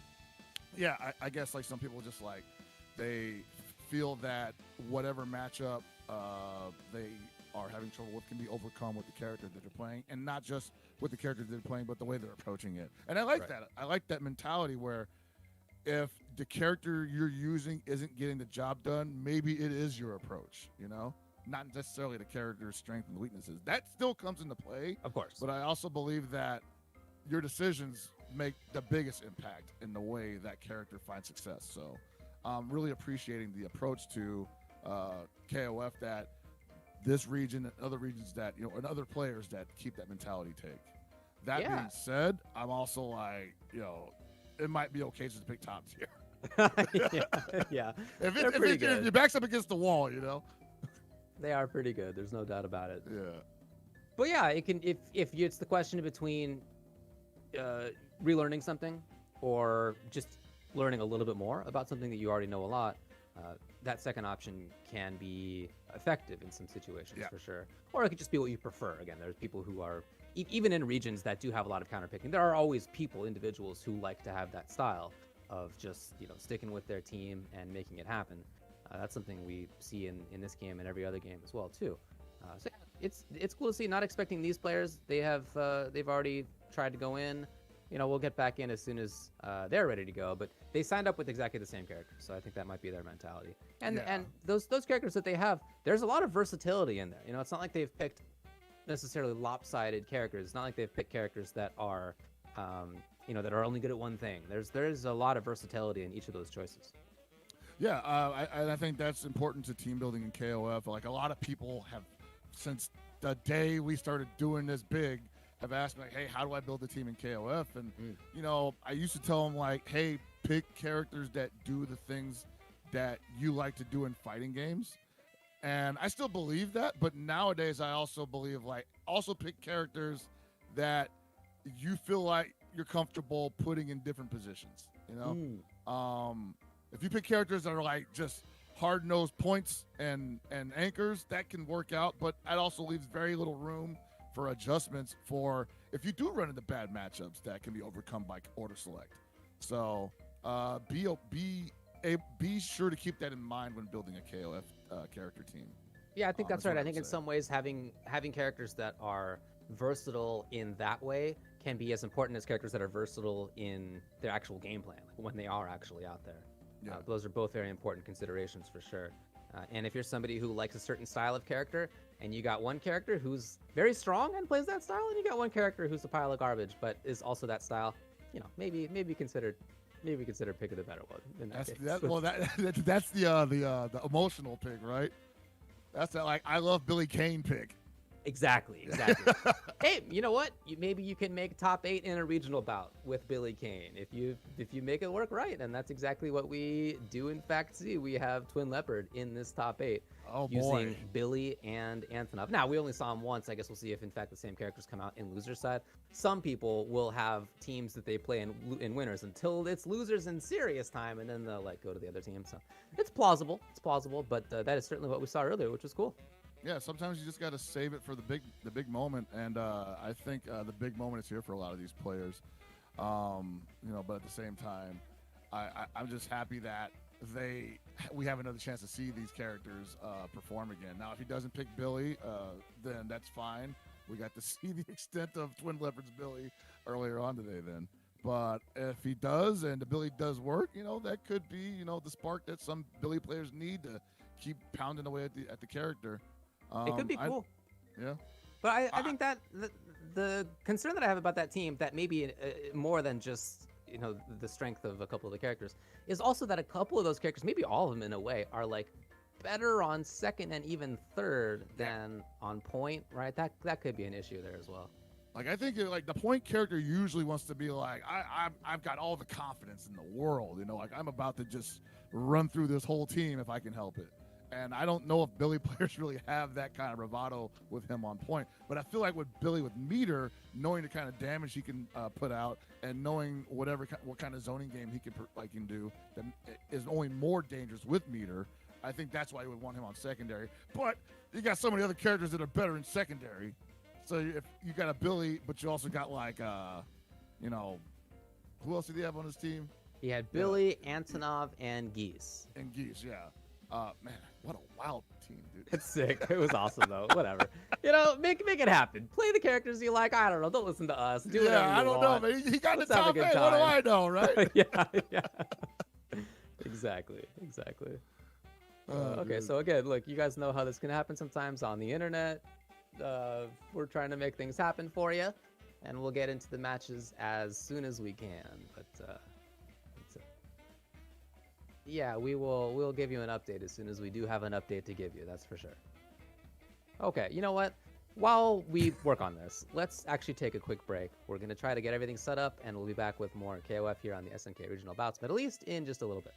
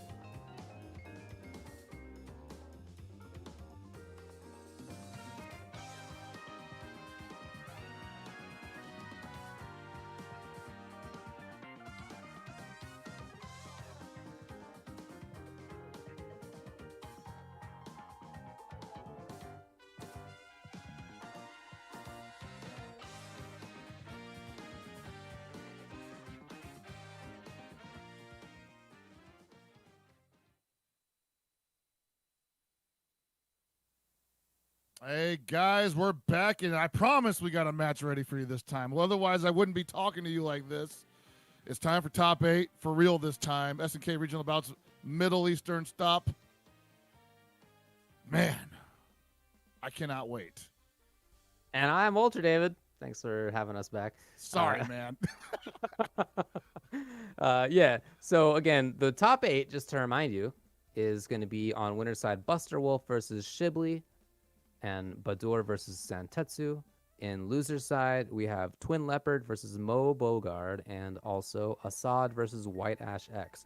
So those are the players to look for. We saw many of them in pools on the way up, but now we are in this top 8. So we are expecting to get Badoor versus Zantetsu up on stream for you. We tried it. Tried it before. You know how it went. Hopefully it goes better now. I think it's worth the toiling. I think it's worth the effort that we put into making this work. I know those guys are chomping at the bit to get at each other, so let's see it, people. There you go. Yeah, look, it's important to make sure that connections are as good as possible so that the matches can be good. Not just for you, not just for me. That's nice. The entertainment's cool. But also, look, we just want to make sure that the players have their best chance to be able to play against each other so that they can get their share of that 4K prize. Currently $4,000, $4,058.40. Shout out to the Maturino. You guys are doing good work over there. And also the trophy, keep in mind. 100% and we are, platinum. in fact, going to be getting in there. This is Badoor versus V/Zantetsu. Pure metal. Who's going to be player? That's the question. Oh, baby. It's looking nice and crispy already. Let's go. Hey. That's looking like good movement. Let's make it happen. All right, so Kula already where she wants to go. Lovely jump over the CD. Badoor right now probably going to want to hold her back with Iron Trigger. Second shot. Yes, we see it already. Can't really approach on that. Going to have to whiff punish it. Zantetsu looking like he's starting off with a commanding lead. Ooh, here we go. Yeah, gets there in time. And this is going to be most of the way into the corner. Okay, safe stuff right there from Zantetsu. Wow. Taking a turn. Zantetsu didn't like what he was seeing there, tried to jump out of it, ate a DP from it. Oh, boy. Uh-oh. The pressure comes as a result. Oh, lovely escape. You know, Zantetsu has had that. When we saw him play versus White-Ash, he escaped from some situations too, and there you go. Wants to hold on to the life lead, and I love the mentality there, where he's like, hey, I didn't like the interaction we just had. Well, back it up, and you're going to give me that real estate? Cool. Catch my breath, go right back in. Oh, that did connect. I don't think Badoor thought that was going to connect.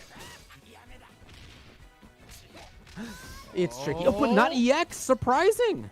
I think that might have been a dropped input, too, because that usually is EX for free. Every time. Oh, a little bit high on that jump in. That was kind of far away for command grab. Yeah, that was quite a risk. Zantetsu right now just keeping the foot on the gas, and Badoor unable to make him hit the brakes. Okay, rolls out of the corner, command grab. I mean, Zantetsu, okay, does wake up grab. He wanted to get the grab versus that roll, you could see, but just didn't quite get it. However, it ends up working out for him. So his Kula is killing it right now. It's all up to Dolores here from Badoor. And she's got such a big chunk of life left to take out that I don't think Badoor is going to be able to do it without spending some resources. Certainly needs to find a lot of hits, if not. Yeah. You already spent one resource just getting out of the corner, and man, this Zantetsu Kula relentless. Full of bravado. Wow. Oh, his mix-ups are sick, actually. Yeah. Okay, catches the little... The idea was empty jump low from Zantetsu, and Badoor seals it. No, he didn't want to spend bar, the greed of it all. Okay.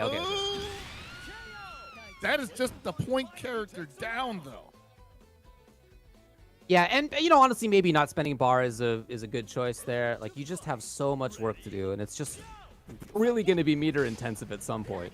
Right, and I think Badoor probably believed in that setup post throw that he was like, okay, I can probably do this, and just get a command grab, reset. But now he's got to deal with a character who just gets to jump all day against Dolores, who has an anti-air option. But yeah. You saw it right there.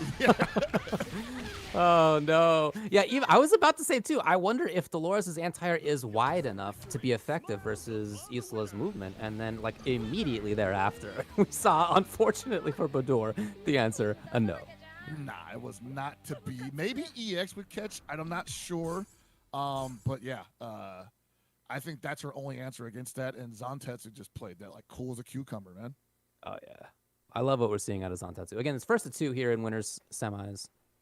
So Badoor needs to find a lot more, no doubt about it. Like, it's just Zantetsu had so much control. The mix-ups were great. The movement was great. It just was firing on all cylinders, this Kula. I think if Badoor can get the pace started with K-Dash here, even if he doesn't win the round, but like gets a little closer than he did previously, it's going to go way better for him. Because the biggest problem in the last match was that just could not get comfortable fighting the Kula. Oh, yeah, you got to make this count. Into the corner, at least. I like it, but at the same time, yeah, you didn't really scare Zantetsu there, and he's already out. Yeah. And this is full stage corner carry. So here we are, coast to coast. You better believe Zantetsu's going to make it count. Again, tried to get it. Here, oh, no. It was maybe a little bit too early, unfortunate for Badoor. Yo, wow, if that had been just a little bit earlier this time, that would have been great for Badoor. But no, Zantetsu's Kula again looking strong. I like it because at the same time, I think that while Badoor did not get the Kula down to at least like orange level, he at least knows she's going to give me some opportunities, and he needs to capitalize on that. All right, there we go. Make it count. Absolutely. There it is. Previously, he had an opportunity like that, but he just wasn't ready to capitalize. This time, totally different ballgame. Yeah, very different situation here. 2 full characters on Badoor's side. I don't know about this match for Yamazaki. His air coverage, especially if you need to react quickly, is not great sometimes. Not super good. He does have that, but yeah, 2C really is strong, but it's really vertical. We do know that Badoor is capable of converting off of counter hit normals, though. So I would imagine if he sees a setup more than a couple of times, he's probably going to test his luck. If it works out, he'll be legendary. Sure, 2C slash the business. A lot of action on the Yamazaki side. Ooh. Hello. Ooh, what a challenge. Yeah, I don't disagree with Badoor's like hesitancy here. I'd be uncomfortable too because I don't know what angle she's coming from. Yeah, 100%. Okay. So when Badoor thought it was time to move forward, that's exactly when Zantetsu covered that option. Shout out to Zantetsu's Isla. Still looking so good. We have only seen him get down to the rock 1 time. We've seen him, I think this is the 3rd time on stream. He's just been so good with the first 2. Ooh, same side. This is a little bit of an audible combo. Yeah, that's sick. Oh. Big chance. Okay, look at this. We're going down now. Both anchors, full health. Yes, more meter on Rock's side, but much better situation for Badoor. Yeah, I don't think he could have asked for anything better here. A completely healthy Dolores who, with 2 bars and a far D, can still be a threat. And there it is right there. Might be trying to pump it back up to 2.5. Give her an EX. Oh, and she's got a great jump D as well. Great low B as well. She's definitely got some buttons on her. Try to get underneath, but tough to do so versus that right there. Zantetsu. Oh, he's going to get all the way through? Yeah, absolutely. Is that it? That's it. This is going to be close. No, he's okay. Is it pixels? It's not even pixels. Okay, so it's about 5% left. Oh, buddy. Snap. Yo, she can dish it out. No! Didn't dish it? But what? I don't Was it believe execution it. error? It had to be. That was his. That's a gimme. That's a gimme combo right there. Oh, killer. Trying to pester. Oh, and then when time to get cheeky, Zantetsu was ready. Oh, that is not how you want to get sent to loser's side right there. No. Oh, that is a tough one. Tough one. Oh man, yeah, the mud super into climax is like we've seen it thousands of times before. It's just like you literally just do the motions back to back, and it's gonna work out for you. But it just, for whatever reason, the execution failed Badoor there. I don't think it would have killed, but he would have been in a much better space than he was had he didn't get it. So he's going to head down to the loser side of top 8, unfortunately. But it had to happen. One of them had to go down, right? I mean, you're right. You're right. Yeah. But not like this. The unfortunate, maybe it would have been the same result. You can't say necessarily, but just a tough way to lose for sure. So Badoor goes down to loser side. He will play the winner of TwinLeopard and Moebogard. We're going to be running it through top 8, so you guys will get a chance to see that stuff. We're going to be heading over, I believe, to Busterwolf versus Shibli, which is the other winner's side match. That's where we're headed now. Shibli running through their bracket untouched, unscathed for the most part. Going up against Busterwolf, who also ran it through their bracket unscathed, holding forward the entire time. This should be an interesting one. I like Shibli, but I don't think they've been truly tested yet in this bracket. That is how it seems. That's how it feels, to be honest. Yeah, I think you're right. Whereas we did see, as you said, Busterwolf made it through. He did lose one game to Sai, who was then in losers finals of that pool. So strong player there. But the most we saw was, I think we saw Terry one time. Maybe twice. Maybe we got done twice. I think it might have been twice. Yeah, but the thing was, I don't think anyone's forced. I don't think anyone's forced Busterwolf to change the game plan whatsoever. Like, they've been able to, at least run, from what we've seen, run it all the way through. So whether you call that a test or not, he's been passing it, is for the most part. So definitely. So that's what we are hoping to get into. Busterwolf is who sent down TwinLeopard, who then made top 8. As we've mentioned, Shibli is who sent down Moebogard, who also has made top 8 in losers side. So you mentioned quite a few of the players who got sent to losers in those, like, winners finals, or in one of them, I think was round 2 match, where they were just killers. So those killers did make it back into the top 8 in losers. Dark Tank, baby. Yeah, that's how it goes. The loser of this one's going to be down against either Assad or White-Ash. So there's still, whichever way you go, it's going to be a tough road. It's like there's no upside to this top 8. And I love it. I love it like that, man. Let's check in on the Matcherino, see where we are right now. Again, I see, can you believe this? We have 14 codes left, folks. Folks, come on. Make it happen. All you got to do, it's easy. ! Matcherino in the chat. Then head over to here. You press this button that is being hovered around with the friendly mouse. Claim code. It's free. You can do it. All you got to do is log in with any number of different services. I choose Twitch. And claim your code. Real easy. And if you'd like to contribute anything else, look at all that stuff. Look at this lineup. Come on. You guys got one of those. I know you do. You're in Twitch chat. I know you got a Twitch. BattleNet. Yeah, absolutely. So anyway, please make it happen. Shout outs to Pfizer, who is current top donator, other than that big old SNK. We just had a couple of claims right there. There it is. There it is. We're seeing them pop up live. There it is. Come on, let's make it happen. We're down to 10 codes. We got 10 more to go, guys. We can do this before the end of top 8. I want to see those codes gone. These people deserve it. They are putting it all on the line for you and that trophy, but mostly for you. And again, if you want to participate in a future event, this could be you. So you definitely want to keep that good energy going forward with the Matcherino donations. Exactly. Yeah, let's talk about the upcoming events. So we have seen Southeast Asia and Brazil. Now we're taking a look at the Middle East, of course. But as you can see, we have a bunch of other events in different places around the world coming up. Latin America, then North America, where I think we'll be both competing, which is going to be cool. That's going to be fun.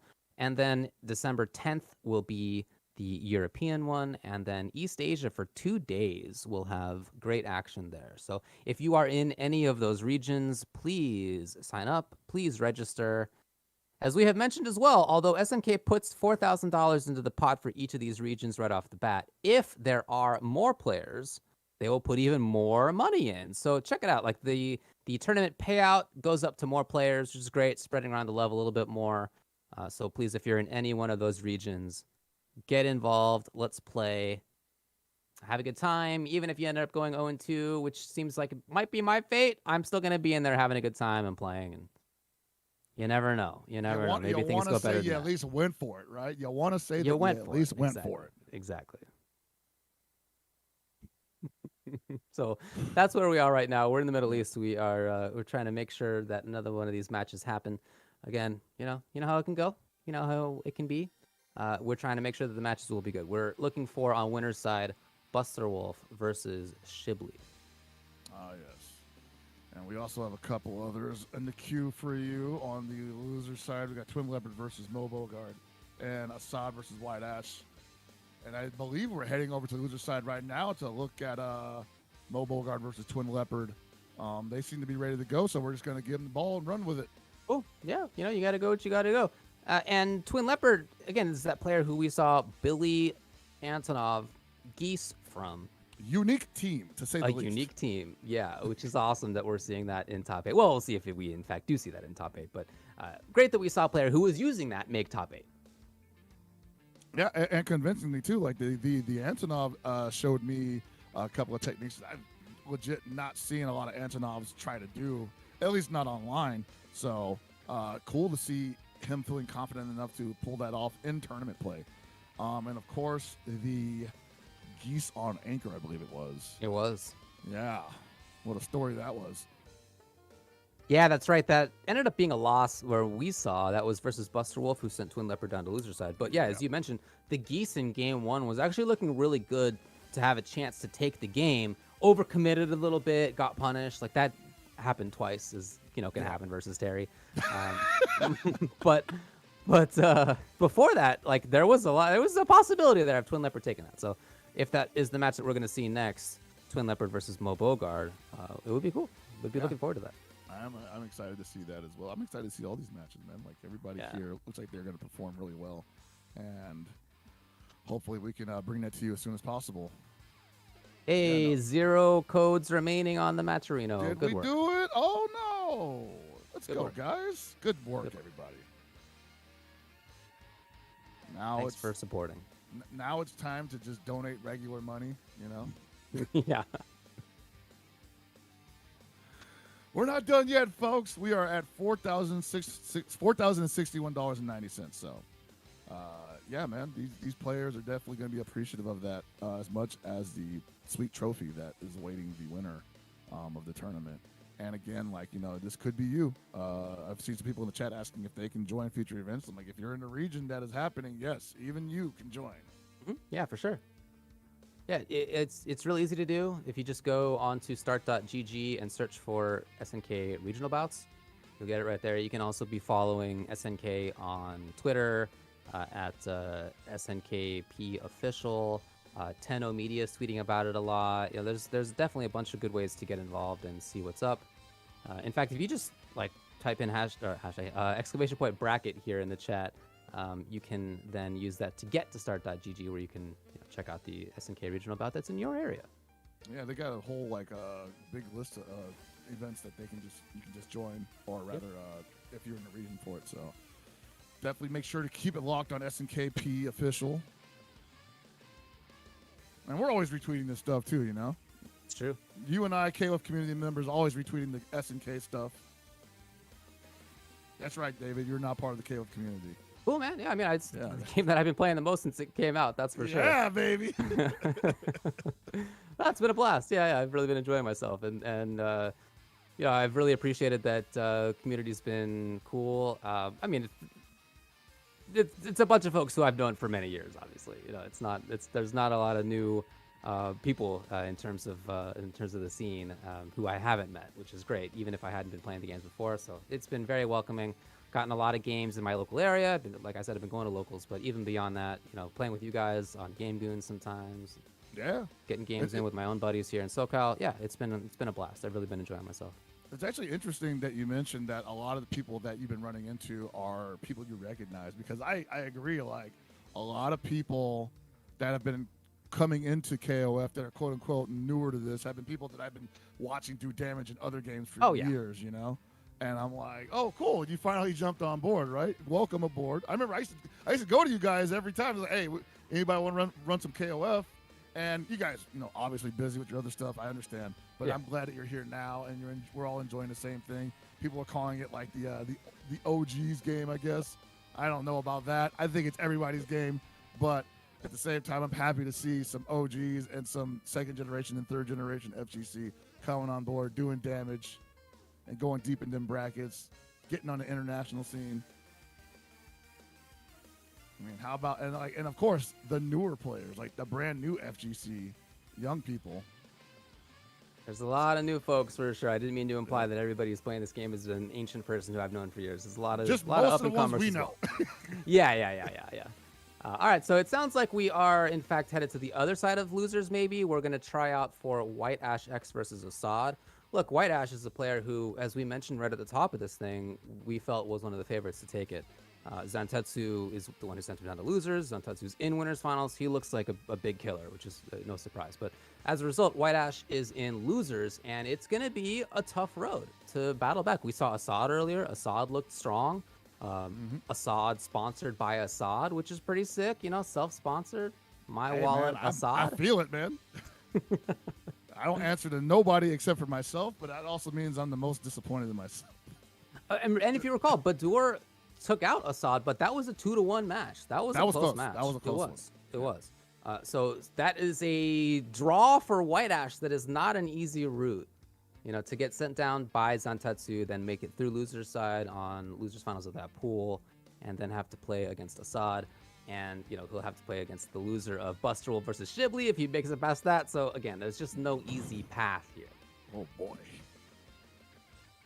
Not going to be easy regardless. Not going to be easy regardless, like you said. It's just how top 8 is, Like, I don't know any top 8 for KOF specifically where it's like, oh, yeah, I'm pretty sure I'm going to get at least top 3, right? It's always like, let's play it one day at a time. Yeah, for sure.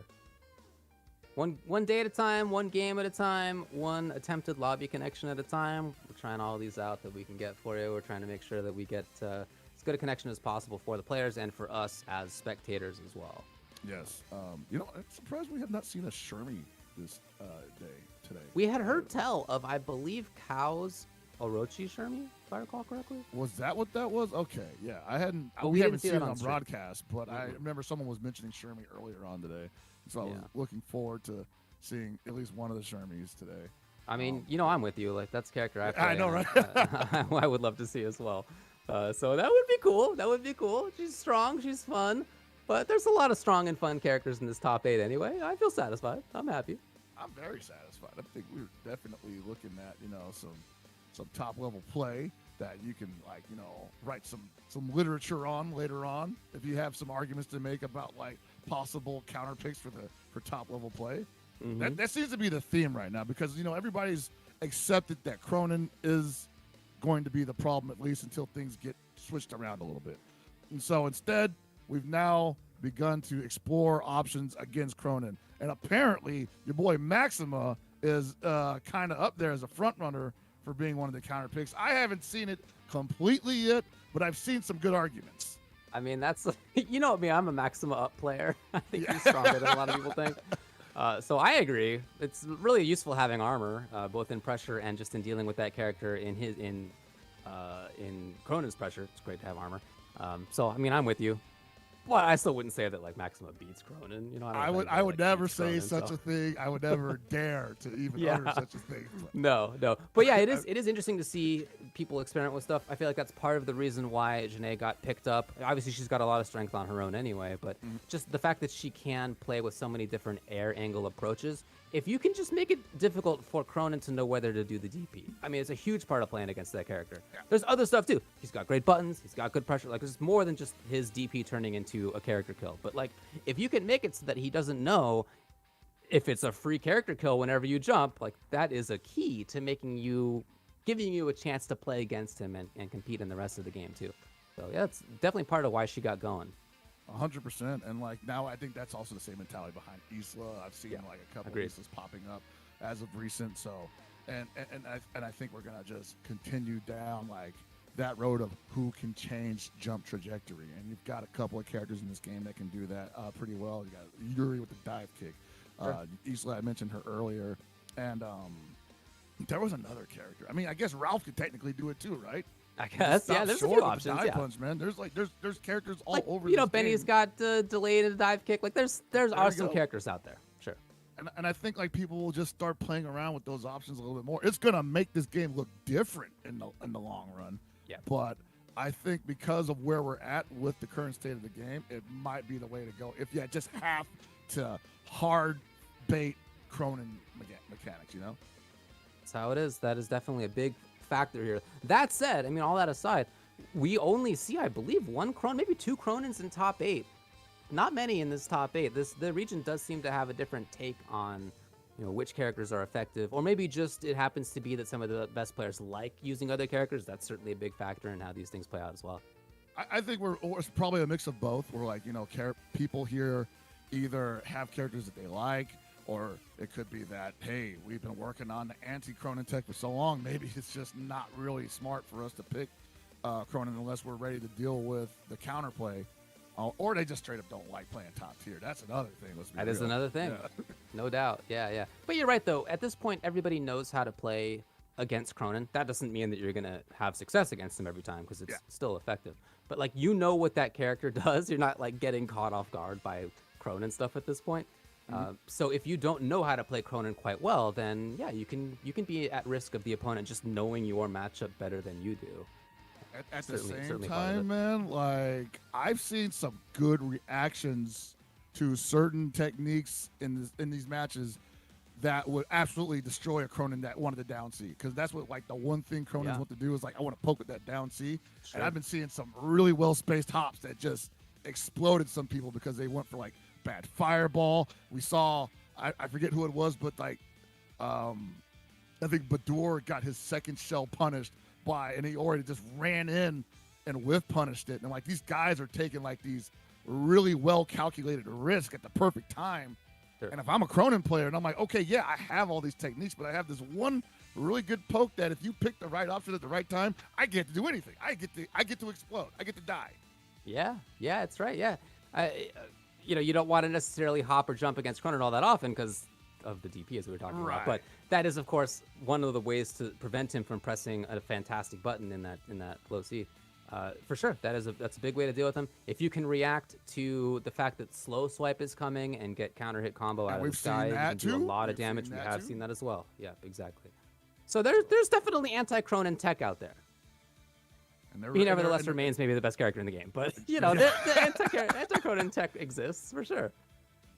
We always have to take care to remind people, like, all because people are actually countering it doesn't mean that it's not really good. Because sometimes people say, "Oh, that's not real. I can just counter that." I'm like, "Yeah, just counter it, man. Like, why didn't I think of that?" So we have been informed that Busterwolf took out Shibli. Just the connection didn't quite work out for us to be able to check that out. That's how it goes. We want to prioritize the player's experience, of course. So that is the result there. It'll be Busterwolf versus Zantetsu in winners finals. You can see it'll be Shibli down there on loser side. Either Assad or White-Ash will be their opponent. And that played out, I mean, as far as I can tell, the way I kind of expected it to, because Busterwolf had been fighting some battles that just, you know, his game plan was perfect for. And the way I saw Shibli playing against his matches in his pools, I was like, I don't know if he's been tested against that kind of aggressiveness yet. So apparently he was not enough for the game plan. All right. Well, we're going to be going to TwinLeopard versus Moebogard, I believe, is where we're going to be heading now on loser's side. Okay. Yeah. Just again, Moebogard. Okay. We you know, just to be transparent, we have had some connection issues. Like, that's something that can happen, as you guys know. You know, we've all played video games on the internet before.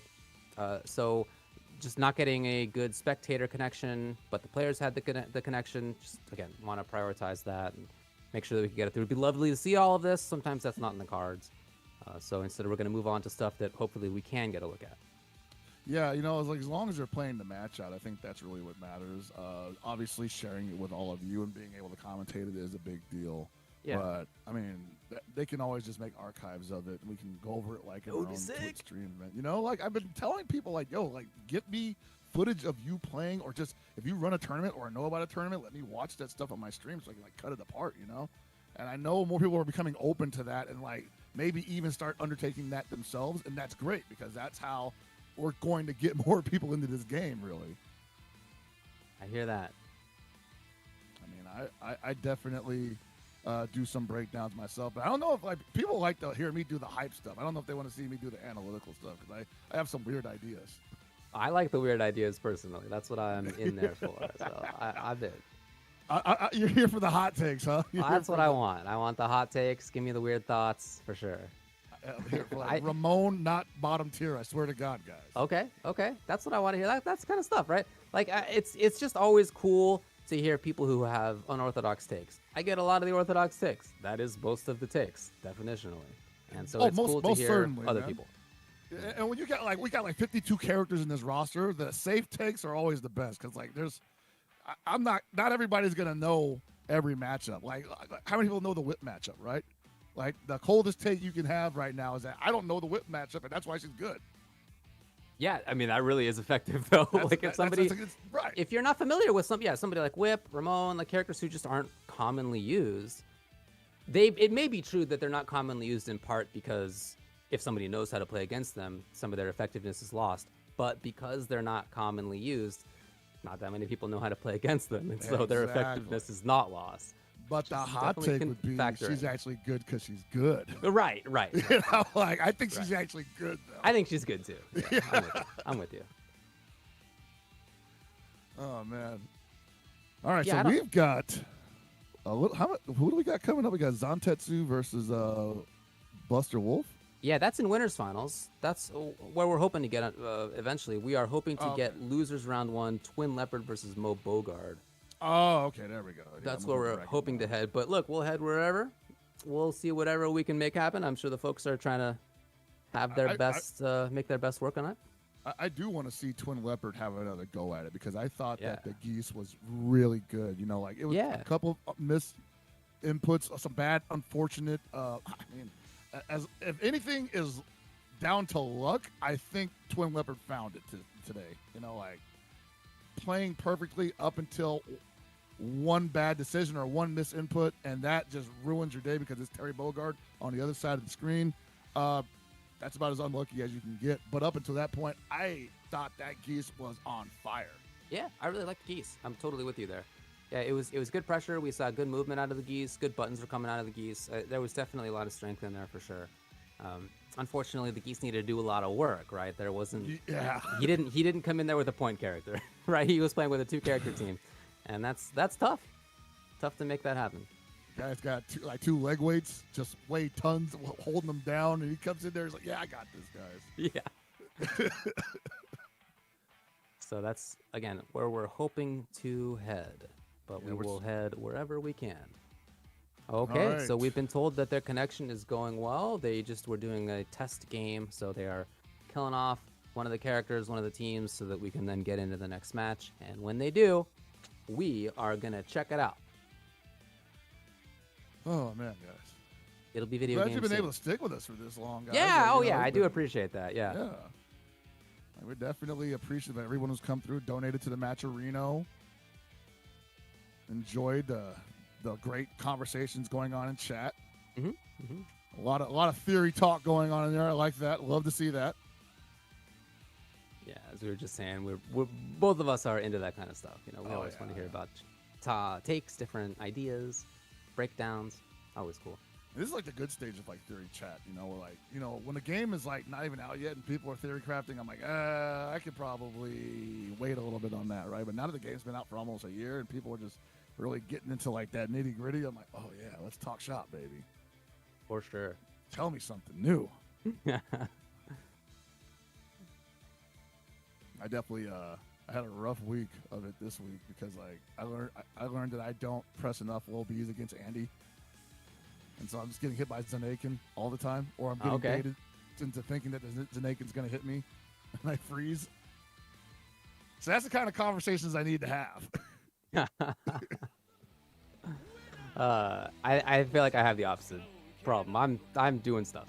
You're I'm doing doing stuff stuff? constantly. I need to be like you, man. I'm doing stuff constantly. I mean, it's got its own downfalls. You know, it's you probably shouldn't always be pressing buttons, but sometimes I like to press those buttons, man. What can I say? I mean, that's what we're here to do, right? I didn't buy That's the what I'm game here so to I could do. just not do anything.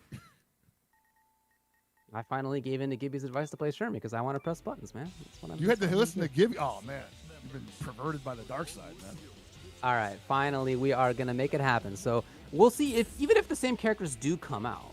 Again, we saw both of these players in their pool runs. And now that they're in the top 8 and in loser side as well, where if they were to lose, they're out of here. Maybe the stakes are a little higher. Maybe the characters are different. We'll find out as we're waiting for that very last character to be locked in on the right side of the screen right there. You can see the little circle buzzing around. What do we got? TwinLeopard, Billy, Geese, Antonov. We got Moebogard still with the Ralf, Whip, and Rock. So it's the same. That's right, folks.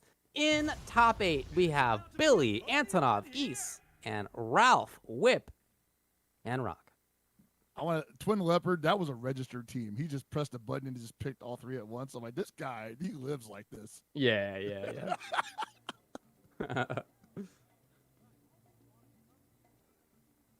All right, here we go. So the Billy did struggle, to be honest. And, yeah, and I most certainly. love the Ralf from Moebogard. So starting out here, we'll see if TwinLeopard's Billy can do a little bit more work. It would be lovely for him if so, because his Antonov and Geese did have to do the bulk of the effective play.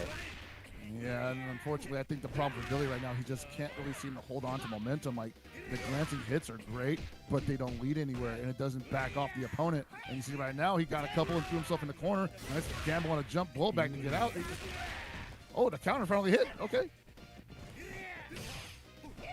Yeah, and This he's might in be a the- range where he can play. Okay, comes in. A little bit of damage here. This is easily the best that Billy has done since we've seen it today. Absolutely. Ooh, I caught him standing. Hey. Oh, what a chase. And you can see the uncomfortableness of the Ralph. He's like, hold on, I can't play at that range. What the hell? TwinLeopard really moving. Yeah. Oh, Chip does it. Oh. Wow. And he's going to get a little bit of life back here, too. Oh, man. That was 100%. I'm going for it. Like, I don't even care what happens.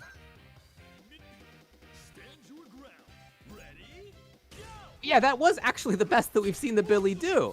Oh, and he didn't spend bar. He went for the mix-up instead. So, TwinLeopard, the best that we've seen so far is that his Antonov starts against the second from the opponent, both with full health. Yeah, and he has to whittle it down very little and probably loses the Antonov in the process.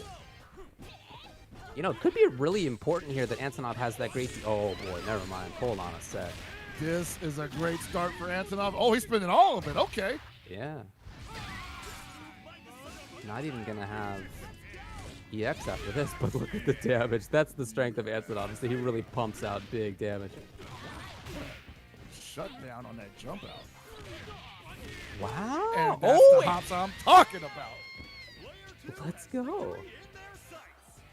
Antonov killing it. And now Rock will have to do a lot of work. Yeah, Rock is going to be playing this one kind of tight to the chest, I think. Because if he tries to box with Antonov and ends up eating a button, it might be more damage than he should have taken. Oh, that was really close. He should have definitely been punished for that. Yeah, big risk to take. Okay. DP into what? Okay. DP. Yeah.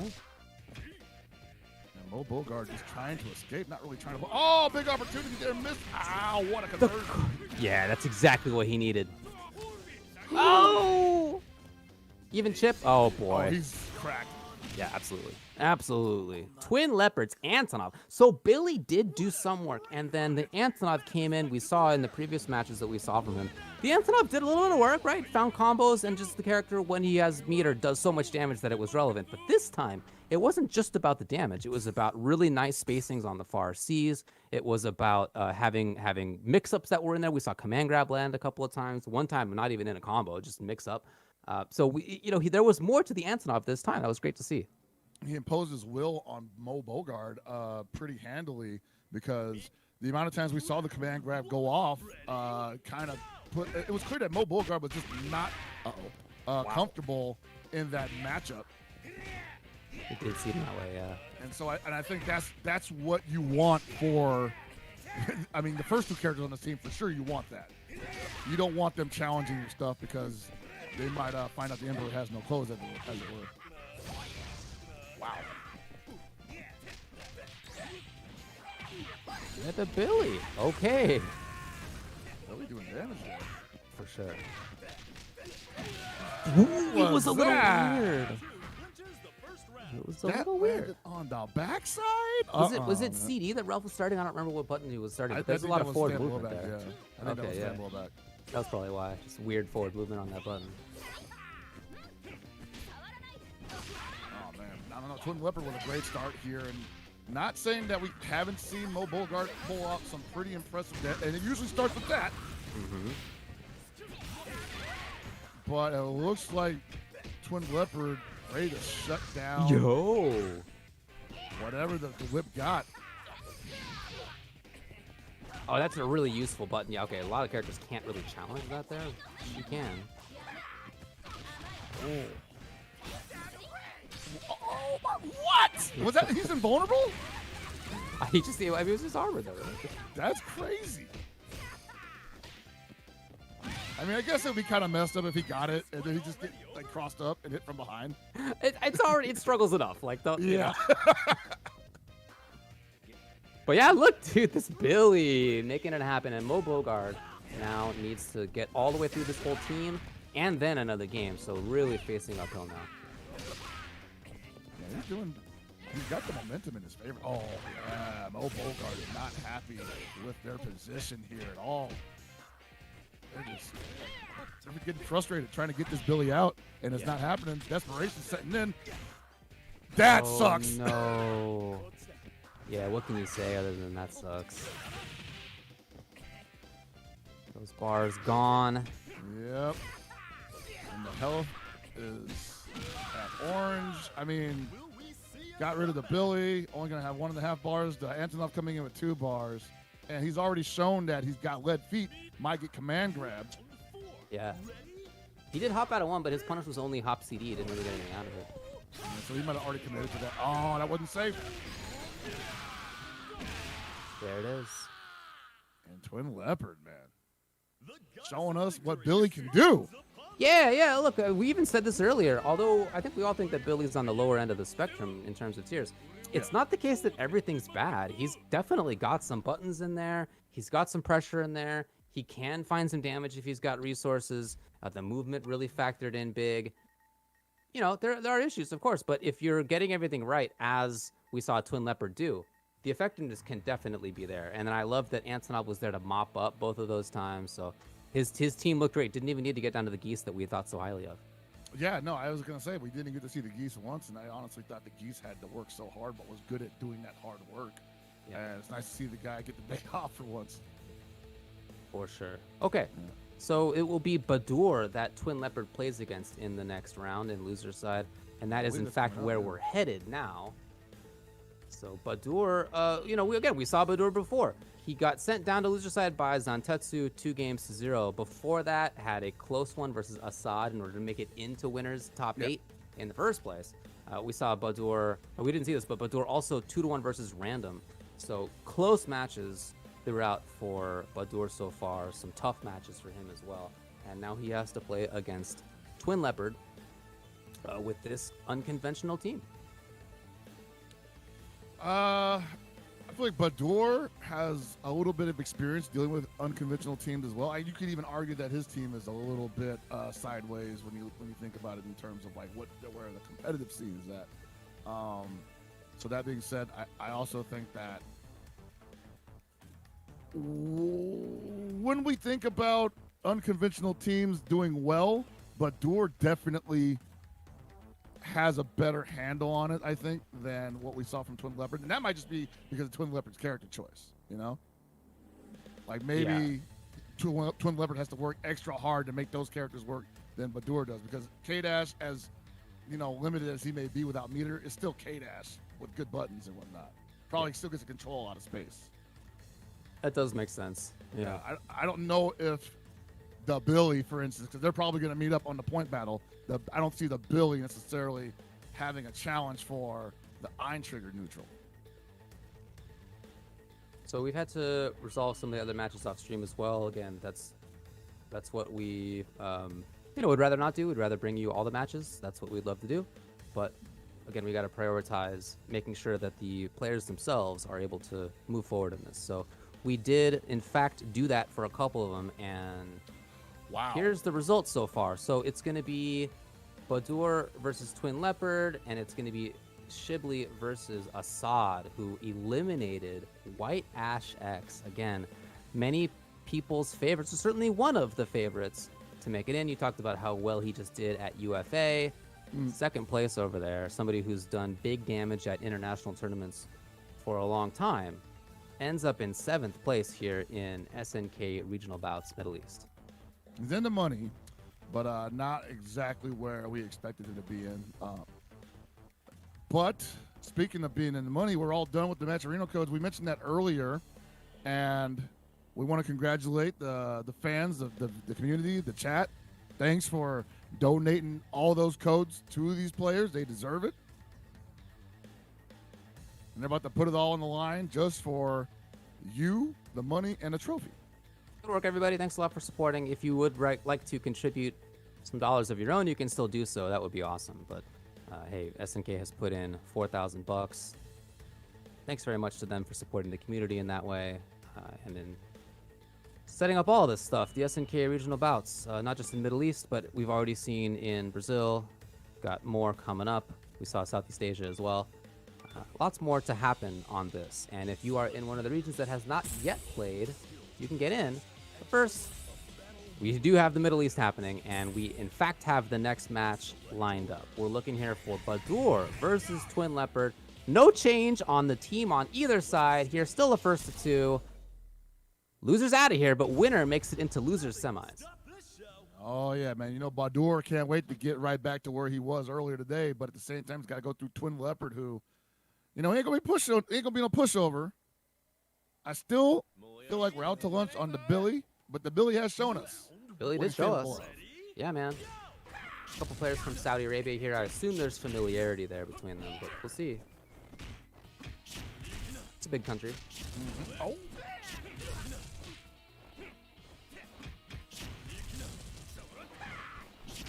See right now, yeah, Badoor not letting Billy play his game. For the reset, okay. And now pestering. Yeah. Yeah, it's the back and forth. It's the in and out that's effective right now. You can tell TwinLeopard doesn't really know where Badoor is going to be, and so some of the more committal options, but there's one. That's kind of a canned sequence that I've seen TwinLeopard perform more than twice now. Yep. So that might be something to watch out for if I'm Badoor. Great catch there as he got the teleport forward. Here's TwinLeopard too early. Oh Yo. my god, that counter, what? Okay. Oh my god. Yo, let's go TwinLeopard. Sometimes you're the genius. It happens. Sometimes the brain expansion happens right when you need it to. There it is, right? Oh man.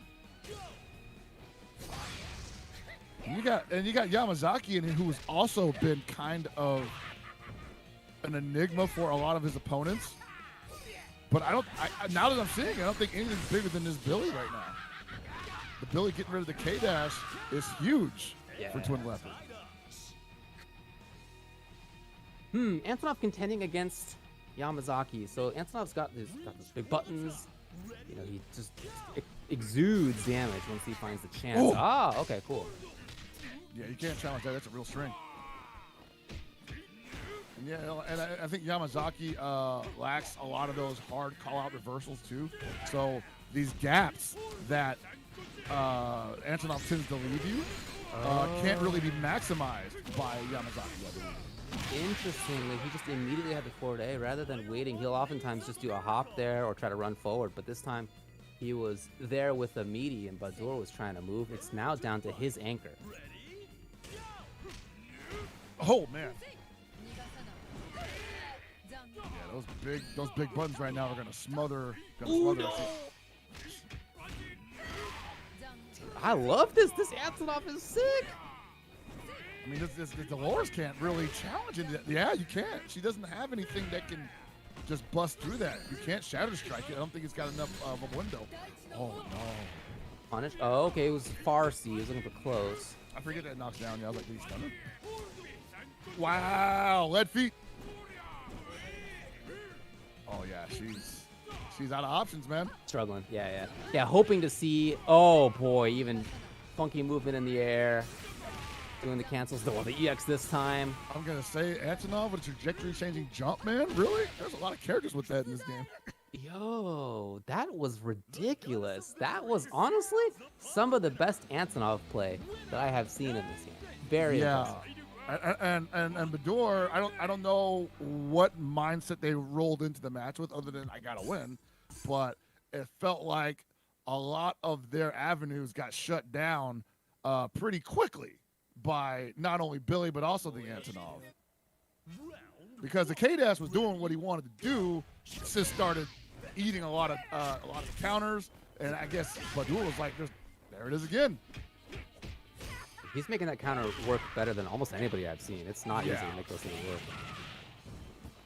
And it's putting Badoor in a bad head. Oh my lord! Oh yeah, he's not happy. He's not comfortable with this. He's like, where are the windows, bro? Okay, well, that all aside, it's Badoor fine. Yeah, the whiff! You can see TwinLeopard wanted the EX counter. Denied. So while he did bait that out, what a risk he had to do to bait that out. He could have just got hit with a button. Yeah, you're right.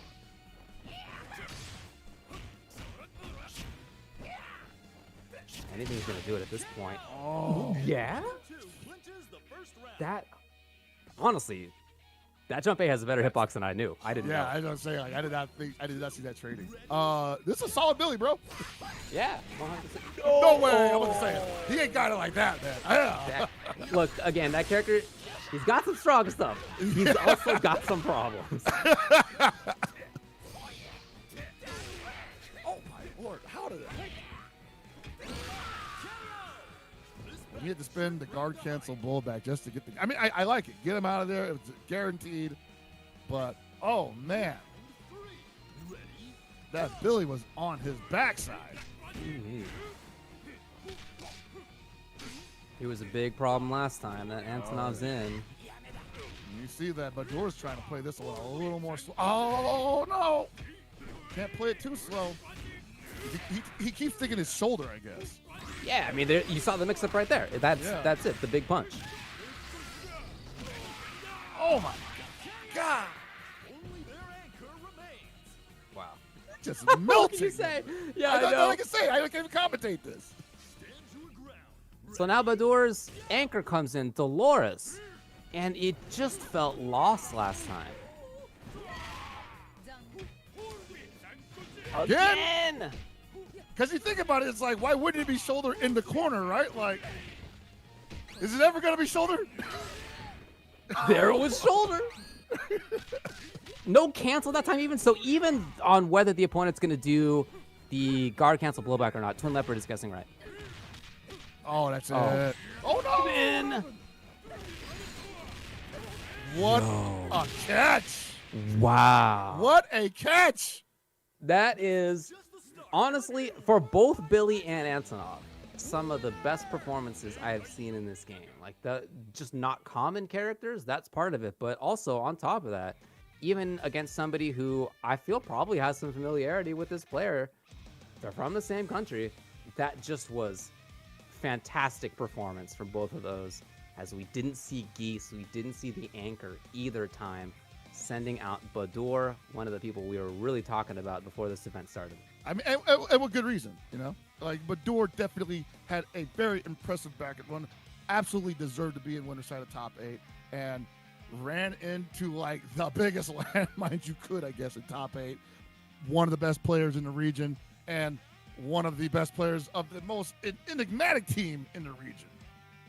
Dude, I mean, I'm thinking back to what we saw TwinLeopard in pools.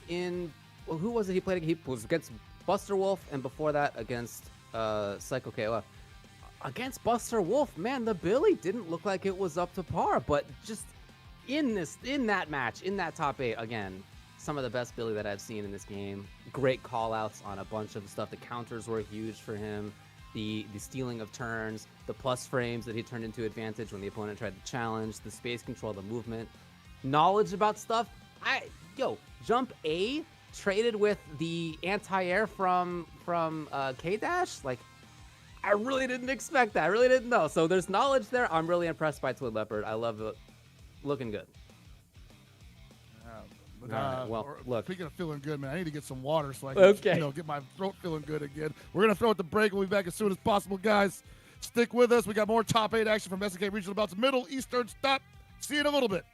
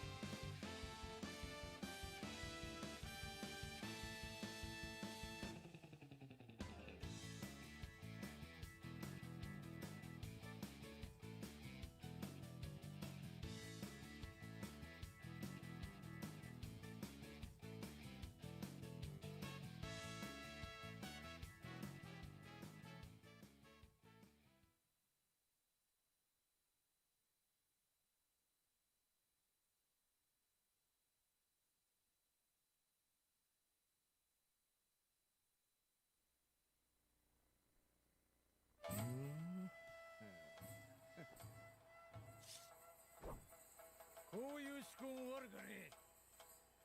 さあやろうぜ。覇王丸。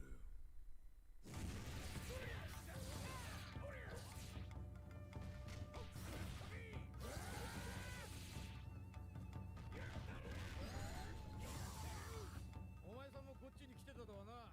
元気にしてたか。ちょっと何言ってんの？あんたとは初対面よ、初対面。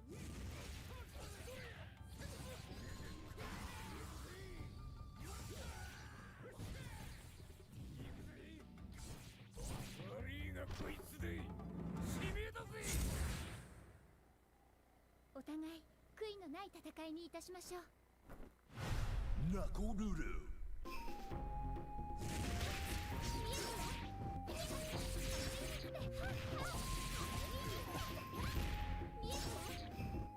目的を同じとする者として共に戦うことはできないのでしょうか。偉大なる違法のシャーマン、あなたの行為は嬉しいけど、この件は私が成し遂げるべき使命であり宿命。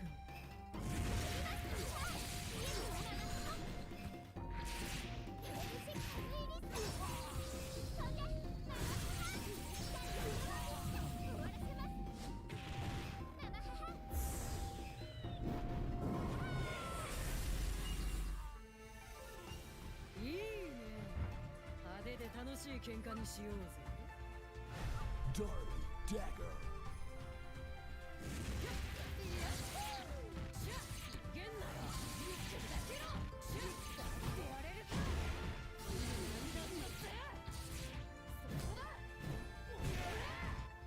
なあ、あんた船乗りだろ。ここで出会ったのも何かの。あんたの船を見せてくれないかい？ただ乗りなんてダメ。特別料金いただいちゃうわよ。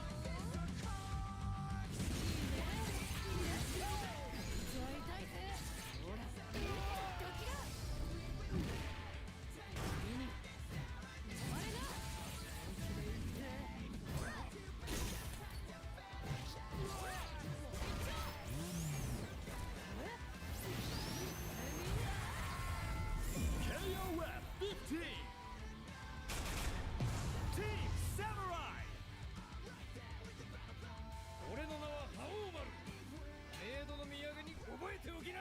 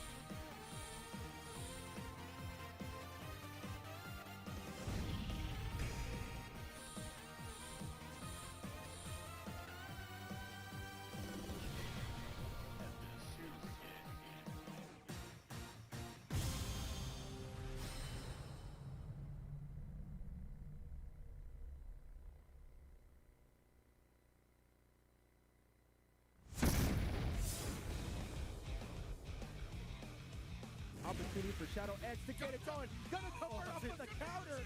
This man is insane. Much work right now. Zone.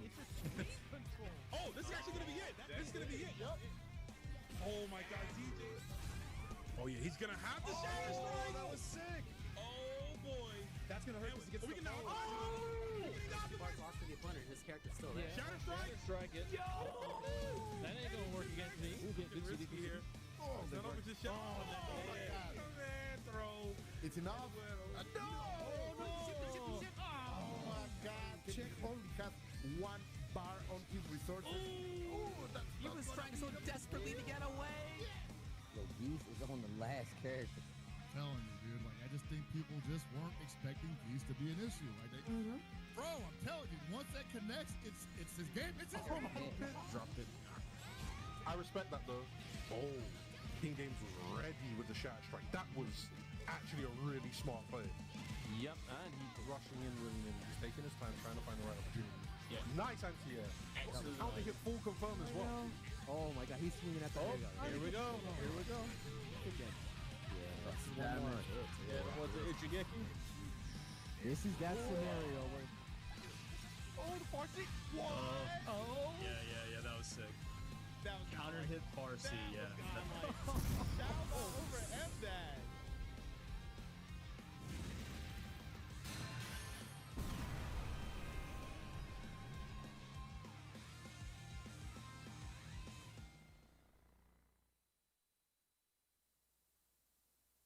All right, guys, we're back with more top 8 action here at the SNK Regional Bouts Middle East section. We are moving on into winners finals. David, are you ready?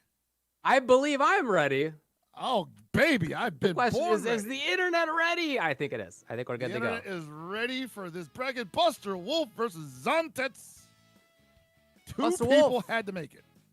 Saudi Arabia, Busterwolf. We got Zantetsu in there as well. In the UAE, we got, again, pretty good representation around the Middle East here, around the Gulf. So very cool to see. And look, man, Zantetsu, I feel like, has looked amazing in this whole tournament so far. The couple times we've seen him taking out White-Ash, ridiculous. Taking down Badoor as well, also ridiculous. He just looks very, very comfortable, very strong.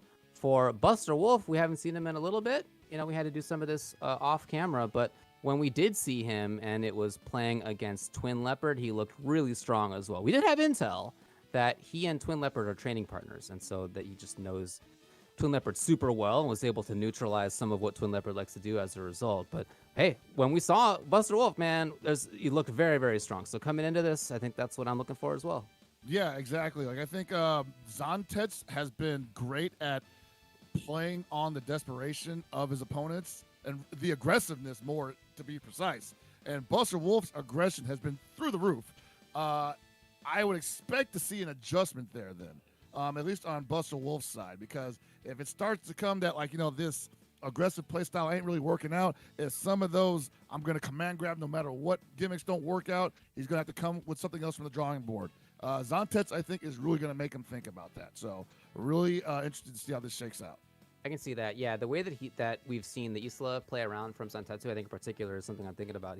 It has not just been like pressure. It hasn't just been even mid-range stuff. It's been running away while attacking too, and that I can imagine giving some difficulty to what it seemed like Busterwolf likes to do. Now, that said, the couple times that we've seen Busterwolf,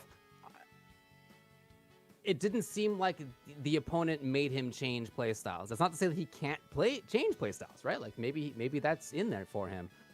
It just hasn't been that he's needed to quite so far. Right. Especially because part of that road for him was playing against somebody that he knows very well, that he's gonna like know how to approach in the first place. So yeah, you know, maybe he has to change a little bit of how it goes. On the other hand, maybe you just find the hit with Orochi Yashiro and get the party started, and then everything's downhill from there. Yeah, the game plan is that simple. You know, like if Zantetsu can't get back on his feet after taking one command grab from Yashiro, which is very common for a lot of people. Of course, you know, of course, very common. It could go in his favor, but Zantetsu has proven like he doesn't get in that position. He's got Kula up front, which is designed to basically counter any approach you want. Got great light attack buttons for that. And if you get past your Kula, you got to deal with a character that's jumping zigzags all over the other side of the screen. And Orochi Yashiro, not the most mobile grappler in the game, so he may not even get a chance to touch the Isla if he gets to her. Like, he's got anti-air, and he gets good damage out of that. It's just, is he in the range to do it? Right? Exactly. Like, is he in the right spot? Is Isla, in fact, going to be committing to the forward movement on her jump, or is she going to bounce away? Like, she's just got a bunch of different tools that make it uncomfortable for you to try something like that. But hey, if you make the right guess, again, as Yashiro, you know, that's what it's about sometimes. Yeah, Busterwolf definitely been guessing good for the whole time. So if he gets that one good guess, I don't see the Isla being able to do anything other than possibly gambling on that really bad reversal that she has. Yeah, no doubt. Well, that's what we are intending to get into, that winners finals match, Busterwolf and Zantetsu. We know that in loser semis is TwinLeopard. We just saw an amazing performance with the Billy and Antonov. Loser side also is Shibli versus Assad. Winner of that will play against TwinLeopard. That's just a little bit of an insight into the bracket, but we are headed now into winners finals. Busterwolf v/Zantetsu. That's on the left side. Busterwolf's on the right, and it's all looking the same. It's all looking good. That Kula up front. Let's go. We might get down to the Terry again. When you get down to the Terry, no mistakes are allowed. Exactly, yeah. If he's got a couple bars, a few bars, especially. Dude. yeah, no doubt, no Couple doubt. bars in a dream. All I need is one, literally Busterwolf to hit. Okay, so very important to set the tone here at the beginning of, is Kula gonna get in and start the mix? Well, not the mix, the control, or is Yashiro gonna be the one to start the mix in the first place? He wanted a challenge in the air to get it going, but not quite there. Yeah, that shoulder just gets through the ice, huh? All right. Okay, I just learned something new. Apparently, so did Zantetsu. Yeah. He's like, I don't care, do it again, I dare you. That CD is usually so strong, but I mean, honestly, same for the Yashiro's. Like that CD, that dude's got legit. Yeah, man, I was like, that's good data. Yeah. Oh, lovely, meeting the opponent in the sky. I don't think I've seen Zantetsu get caught off guard by anything in any of the matches that we've seen. No, it seems like he's ready for a lot of things, and if he's not ready for it, he's backing up into the position where he can at least see it coming at him. Yeah. Okay, yeah, that's exactly. Look, Zantetsu, we've seen him win with more health as Kula, but more importantly, he's the one moving on here, and I loved a lot of his control. That CD interaction is something I'm still thinking about, but other than that, man, Zantetsu looking good. Yeah. Oh my lord. Just de-racement. Like, okay. Feeling good, baby. Feeling loose. Another thing, we've talked about a lot of strengths for Kula. Another thing is absolutely the meter building. As she's having those combos happen, they're not quite meter positive, but like not too far away. Anyway, there's Iori doing some work for himself. A lot. She's not spending a lot. That's a no, dude, she's spending an EX bar and getting like half of an EX bar back. For full quarter carry. Like, what a world. Oh, baby.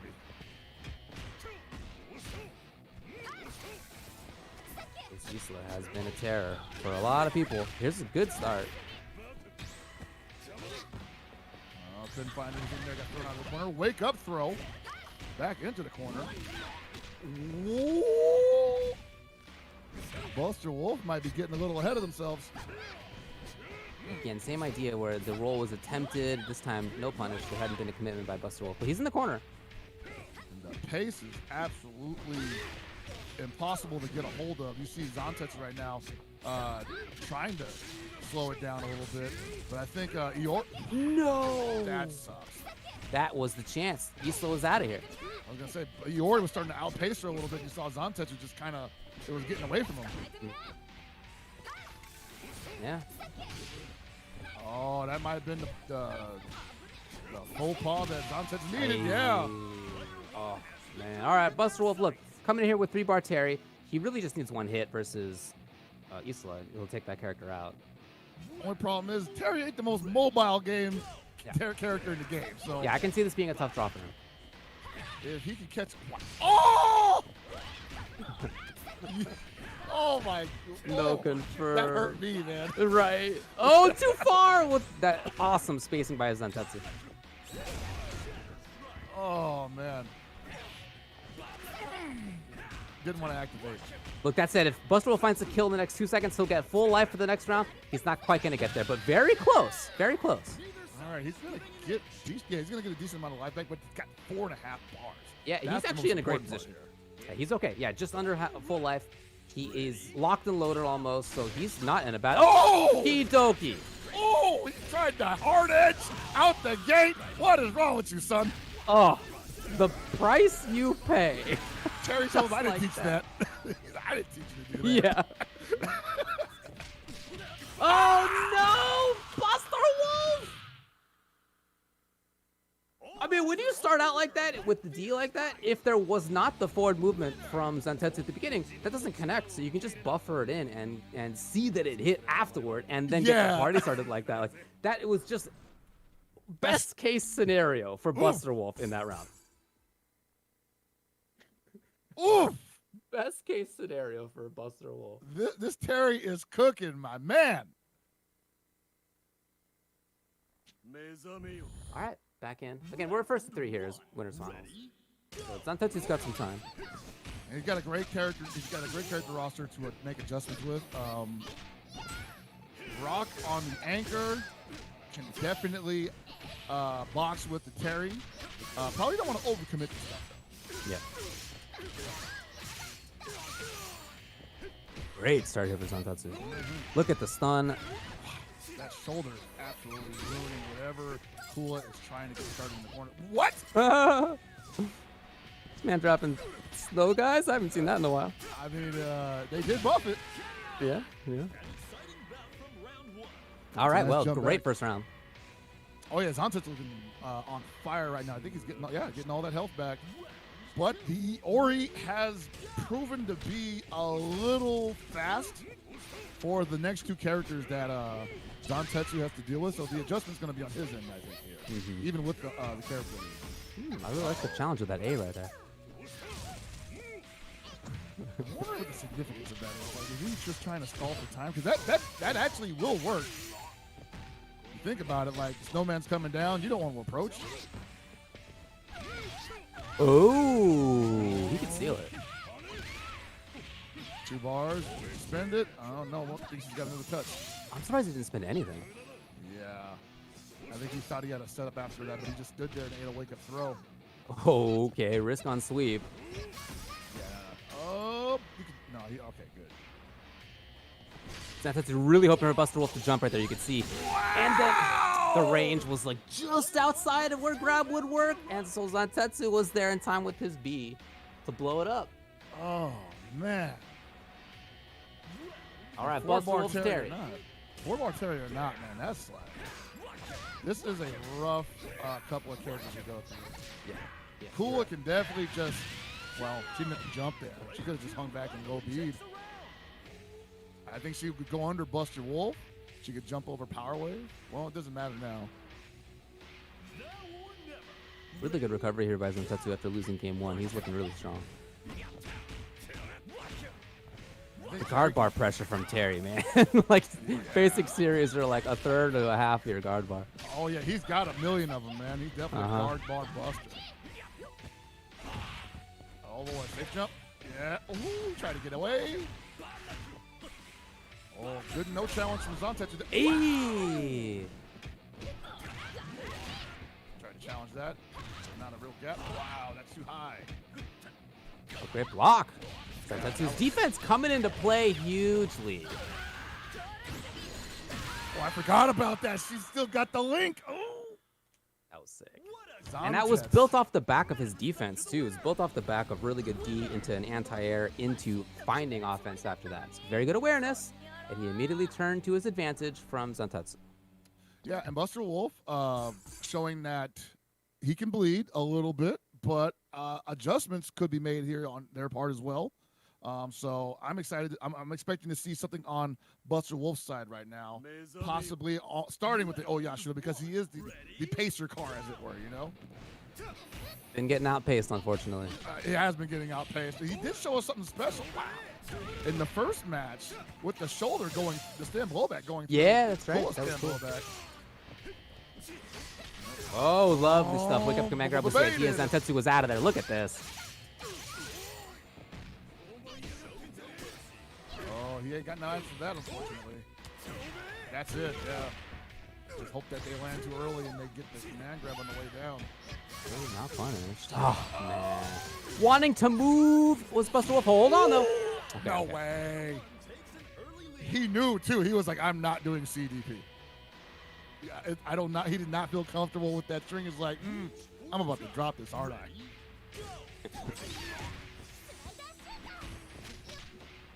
Wow. Ooh, far 5B, I should say. Not quite there. Oh, it's the low B this time. Not connecting. Interesting. Another chance. That's crazy, man. She just like, her hurt box struck midair.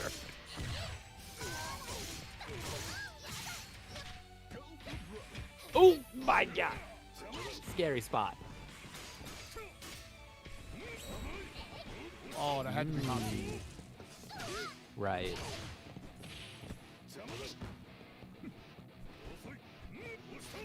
Any chip at this point. Can't block a ray spin.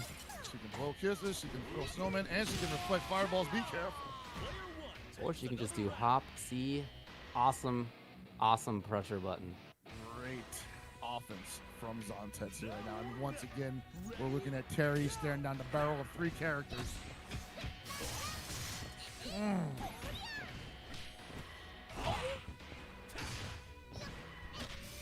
It's an interesting interaction there because it looks like he's doing it too early, but he still has enough time for her to jump out, and she just takes that hit out of the air. Some stray hits here and there from Busterwolf's Terry, but really not into too much. He's going to have half health down. He's in the corner. Oh! Okay, I'm about to say he better do it now, man. Like, there's not too many opportunities left. If he can take out Isla fast here, he can get almost to full health. So this is a big round for him here. Oh, he was certainly the run right there from Terry. Oh, man. Oh, what a call out! Let's go. That was sick. Okay, that's actually pretty cool for Isla. Yeah, that is good. Saved the bar that time. Okay, Busterwolf busts out. Again.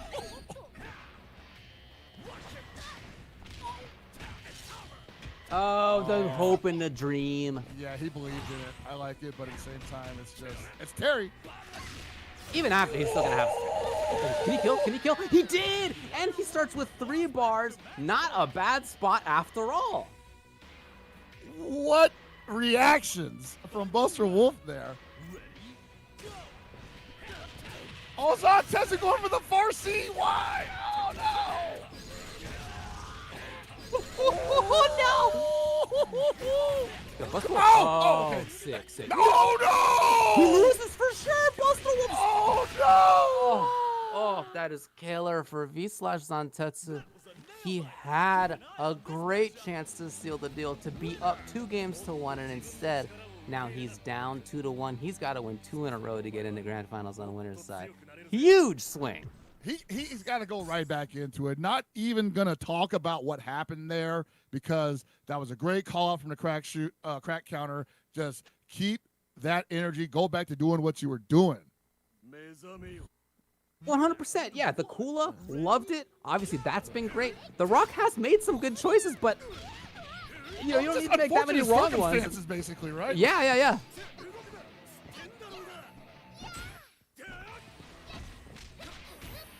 They can't challenge that. Stand blowback, baby. Hey. Rare footage of Zantetsu getting defensive choices wrong a couple times in a row. Yeah. I don't know if that's going to be easily returned to him. Yeah, that life is not going back. Whole new ball game, David. Yeah, we have not yet seen this Orochi Yashiro actually getting the point war on his side. So now, a match we haven't seen yet. He's full health too. He has room to play. Oh boy. Zantetsu, I don't know about these calls. You're down his game point for much. You know, I hope it's so different than what we've seen him do defensively in other matches. I am almost worried about a crack. Okay, he's recovering. Okay, stood up in the middle of that, but couldn't make anything out of it. Nice. Wow, he got there in time! Oh, my goodness. It is all down to the Rock here for Zantetsu. Busterwolf looking so much in control. And this Rock, like we've been saying, has been effective, but just unfortunate circumstances. And now in the most unfortunate circumstance of being down 3 characters and hitting a button on an empty jump heavy punch. And yeah, I'm definitely with Busterwolf coming off the meter here. You got so many characters left, it's okay to spend whatever you want right now. You're going to get plenty of bar back even if this dude goes down. Yeah, at least 2 bars. Yeah, you let him, well, he's going to have to spend all of this. just to get the Orochi Yashiro. Not even going to kill him. Yeah, he does live. No way! Yo. Sometimes you're the genius. And right now, Busterwolf, okay, the backdash finally from Zantetsu does come out. Woo! He lives. He lives. Long road ahead. Busterwolf has seen a lot of scenarios, and he's just playing them over in his head. Like, okay, I ate the climax from Rock. He's going to throw Replicant. As they often do. As they often do. It's a great option, but he's got the counter. Yeah. Ooh! It's getting a little wild. And that's okay for Busterwolf. Busterwolf, for it to be wild, fantastic. No! Yes, and he capitalizes. No! What a conversion from Zantetsu. Max distance. Safe jump. Okay, yeah, he can't afford another one of those. Yeah, you see the counter coming out. Oh, right. That was Reppukin, I promise you. Look, man, he just was, I don't know, he was just on the ropes. Like, he could not block. If he pressed the button and it got blowbacked, he was going to die probably as well. It was just a really, he had to make a hard read. He had to do something a little bit out of the ordinary there. And boy, from Busterwolf's side, that was just a fantastic, fantastic showing.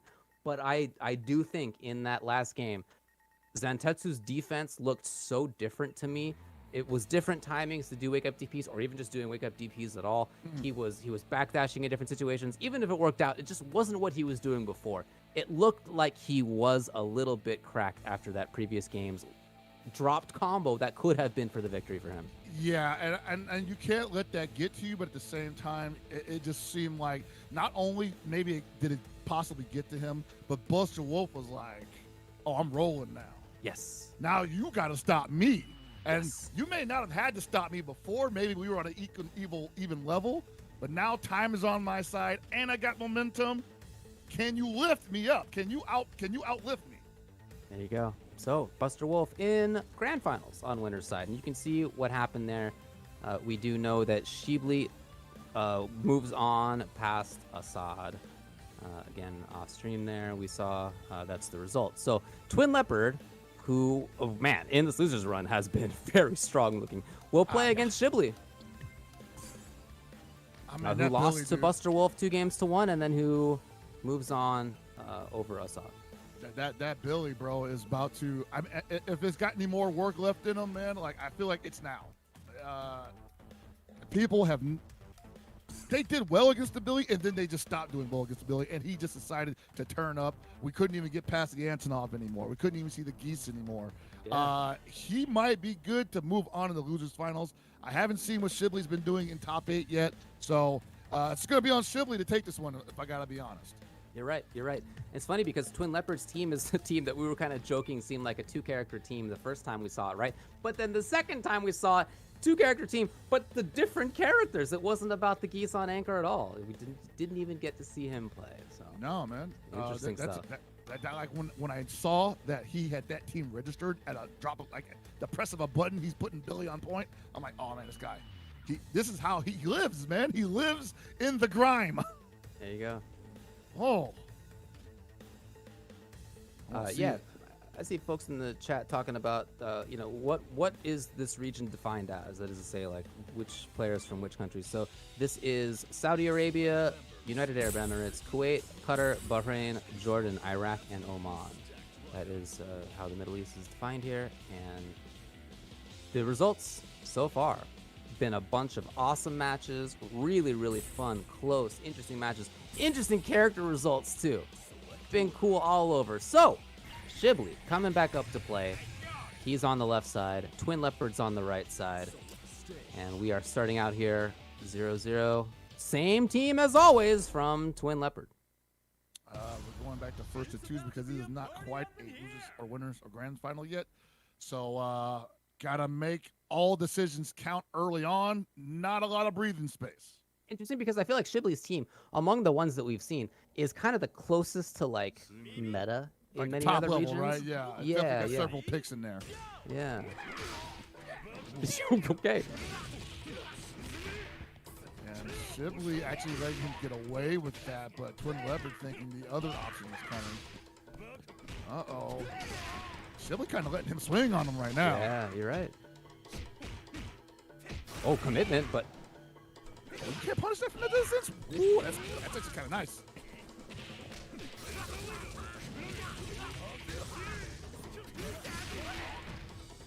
There it is, that counter coming into play. I feel like as little as we know about Billy, I almost just want to watch it to learn right now. yeah, I'm Because totally with you. Something new is happening every time he's on the screen. Yeah, 100%. Yeah. Yeah, -5 there on the spin. Cool. All right, so you already got dunked. Yashiro. Oh boy. Leopard, man, this Billy is sick. I'm telling you, dude, like, it's a mixture of... Well, no, they should know the matchup. If you played KOF 14, it's not that. There was some Billies out there. I just think it's a legit... It's TwinLeopard, yeah, man. Yeah, 100%. He's making this character work for him. Yeah, this is a character in Yashiro that can be such a buzzsaw. Okay, gotta just... No, you didn't. I don't know, man. I feel like you get Billy out of here, even if with the expense of a couple of bars. Is that a moral victory for Billy, though? It's like you had to spend 3 bars to get rid of Billy. Right? Point. No, I hear you. I hear you. Yeah, it's like, not a sentence you say all the time, for sure.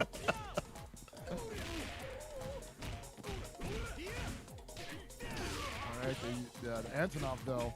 I think that Yashiro might prove a little too aggressive for Antonov to get that head game going. Oh, never mind. Never mind. We're already there.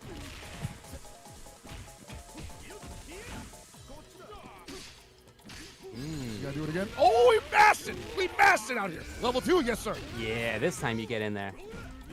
Oh! You okay, TwinLeopard? On the side, he punishes it. He got over the sea. Wow, I've it's never Krohnen seen a coming. big man move like this, baby. Right? So this is Krohnen coming in. Only 1 bar. The resources are not where he wants them to be, but that honestly might be close to enough to already take the round. We'll see if he gets there. If he gets... Okay. Hey. So if Oh, he gets a no! meter attack, it's gonna be big. What does Antonov even do with this? Yeah, I don't know. I think he's just playing like KOF like fundamentals there. Because I don't know of anything he has in his toolkit that would combat anything Krohnen's doing. But he got to spin meters, so that's good. Yeah, it's a 0 meter Krohnen now, which is great. So Geese comes in. We haven't seen him in a little while. Hey. Oh boy. This is probably like... I mean, this is definitely TwinLeopard's best character. That's how it seems, for sure. Hey, That's we what I were was talking about. Yes, yeah. indeed. As you brought up, no! Oh, I did it again! Oh, buddy. Oh, the 2 chances? You don't you only get get 2 so of them many back. chances. 2 back-to-back, go play the lottery. And he's jumping in and he's taking risks right now. And I think it's because you get in your head, like, I want the EX. No. No. On David. reaction to the heavy swipe? That was What normal a counter god. also. That was normal counter also. That was not, like, that was not metered counter. And meter counter ain't that great. But, like, just in, like, the law of the jungle that predicts that if you spend resources to make a regular special better, you're probably going to use it in those kind of snap judgment situations. And he was still like, nah, regular counter. Talking about predict, man. Oh, predictable right there with the Geese. So, game 1 to TwinLeopard. Shibli, again, we're in a 1st-2 situation. Shibli's got to take this. That's a bad man right there. Billy, Antonov, Geese. Let's go. I'm telling you, dude. Like, I don't want to say, like, oh, he plays this team for fun or something like that. Like, this is definitely his competition team through and through. But, man, how impressive has he been? Because of the Billy, because it's Antonov. Nobody knows that that's Bus. I'm telling you, dude. Nobody knows what this character does. Nobody knows. People just dropping clips like right now. This is all important information because you don't want this to be you. Plus After 2. all the things people have been saying about Billy in this game, you don't want to be the one that got caught being the test dummy. All right, Shibli fighting back here. Some of that great Yashiro damage.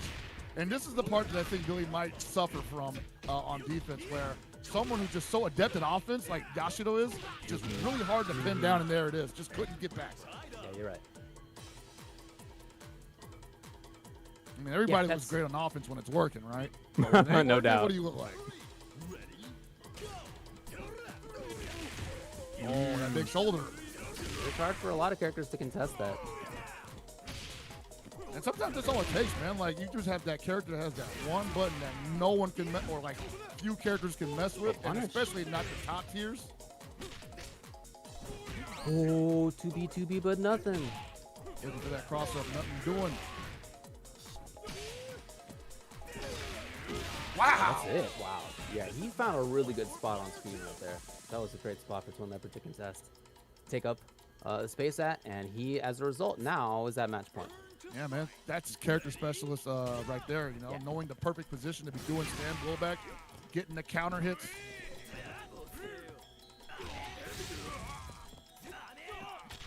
Oh, yeah, I'm right, yeah. You just saw his live flash before his eyes. I know. Uh-oh. Every time this character hits. I'm telling you, man. Big 500-pound slab of meat landed on your head.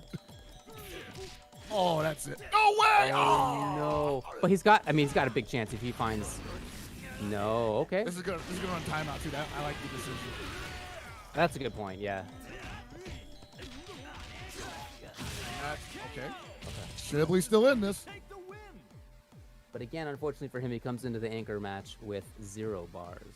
So he's going to have to play this like a DP-oriented character. Like, I want to anti-air with this, right? You're going to jump up. There it is. Hey, you got to do that. As you said. Oh, that would have been a perfect opportunity to do that, but that would have been all on reactions, and I don't think he's got those. He's stumbling. Oh, no cancel? A little bit of damage. He is slowly building towards the full bar. He's there. Yeah, one more of those EX DPs, and well, it's not gonna kill. Yeah. But I think TwinLeopard will be at the point where he's gonna want to back off and allow.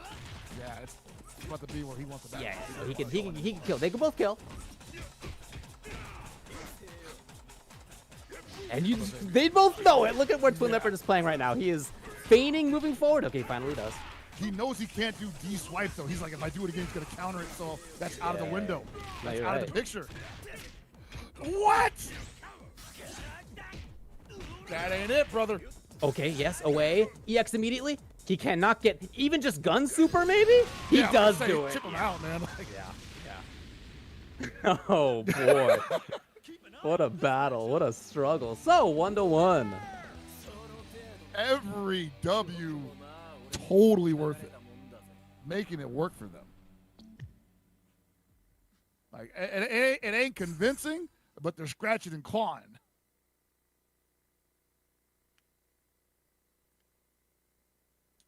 Wow. Shaving that was years a off their lives, man. very scrambly situation. Yeah. Sweaty. I think that's what we're supposed to call it, right? That's what they say these days. Nice. The bait was there. Pretty decent meterless, to be honest, on that damage. Oh, yeah. Oh, man, that down C is such a great button just to be challenging. We'll trade that, too, man. Oh, he didn't have it there. See, so here's the problem. Like I said, what does it look like when your offense ain't working? And that might be where the problem lies with Billy, because it ain't like he's reversing momentum without meter very well. And if the opponent is reading that EX counter, then big read. Still, though, got the Iori down to pretty much like 5% health, not getting a lot of life back here. Easy job potentially for the Antonov. Oh, sorry, I didn't mean to curse him.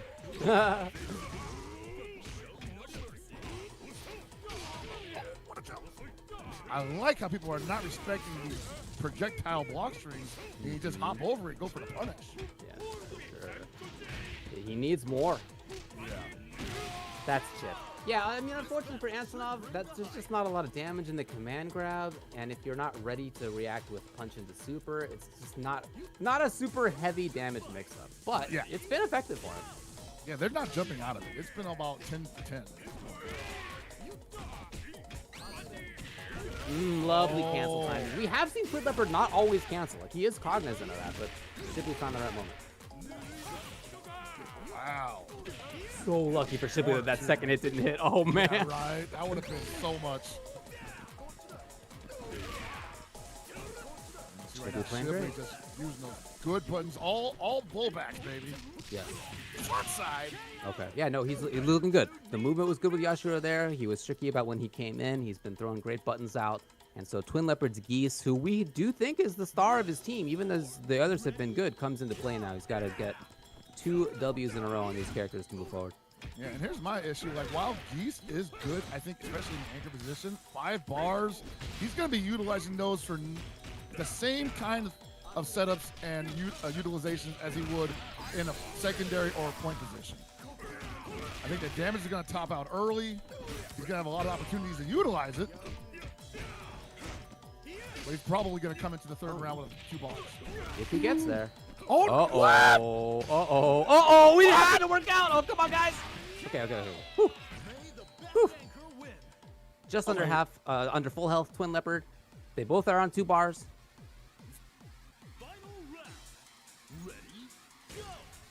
Losing my mind over here, man. These guys can't fumble the bag like that. Not in front of me. It's a scramble.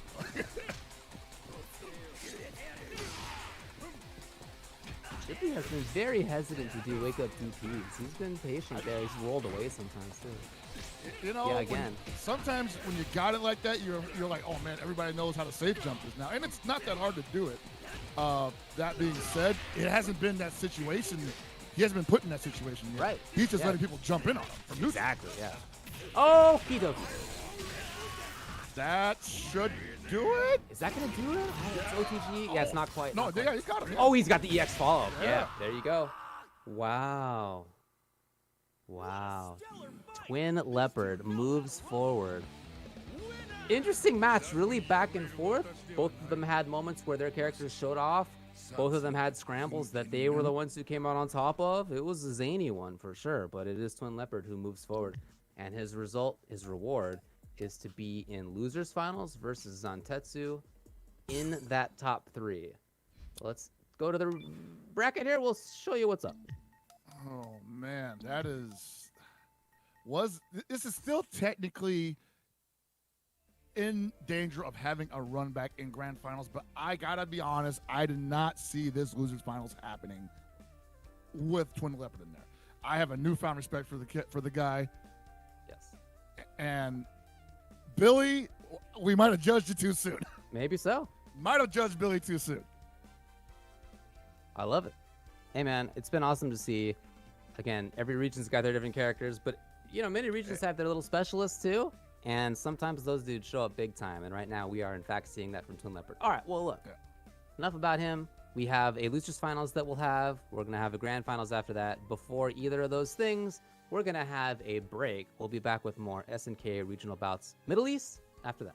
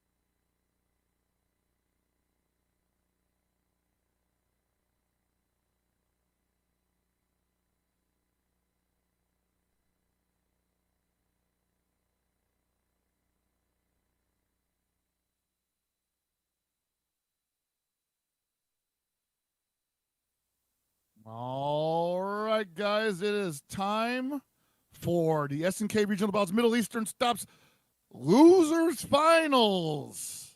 And David, I think we've earned our entertainment tonight. Oh yeah, this You know? is so cool to see. Zantetsu is somebody who we thought was gonna make a deep run. Sent White-Ash down to losers earlier. TwinLeopard, when we first saw him on stream, got busted. I don't know if there's any other way to put it, but he got busted by Busterwolf. And it turns out that they're training partners, and that actually TwinLeopard's sick. He just got by somebody who knows him well. Who knows the whole inside and out, right? Exactly. So ever since then, it's been TwinLeopard running through 2-0 over Moebogard, 2-0 over Badoor, and then 2-1 over Shibli. And now the reward is to play in losers finals in the first of 3 versus Zantetsu. Again, with Billy, Antonov, Geese, against, from Zantetsu's side, as we've seen, Kula, Isla, and Rock. So this top 3, winning in grands, Yashiro, Iori, Terry.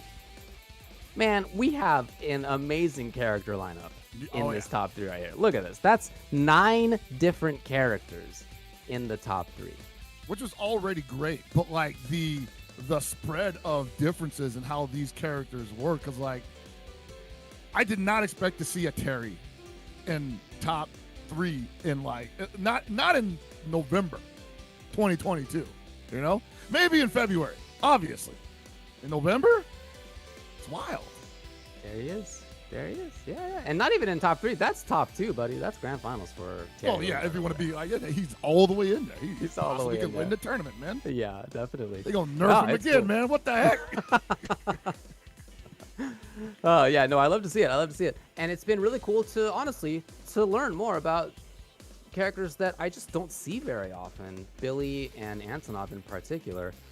You know, you fight them online every now and then. I know a couple of dudes who are playing those characters. It's not like you never seen them, but in terms of high level play, it's a rarity. And so very, very cool to be able to see and learn and enjoy watching TwinLeopard. At the same time, it's been a blast to watch Zantetsu. Been surgical with a lot of stuff.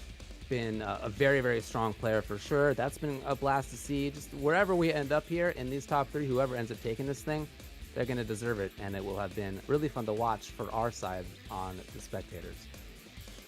Oh yeah, but speaking of deserving, they also deserve this tremendous outpouring of support from the Matcherino contributors.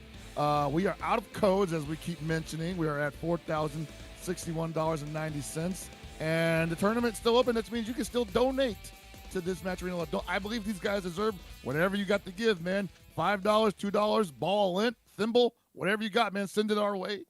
Because these guys are putting it all on the line for you, that sweet trophy, and that $4,000 pot bonus that SNK has already laid out for you. Mm-hmm.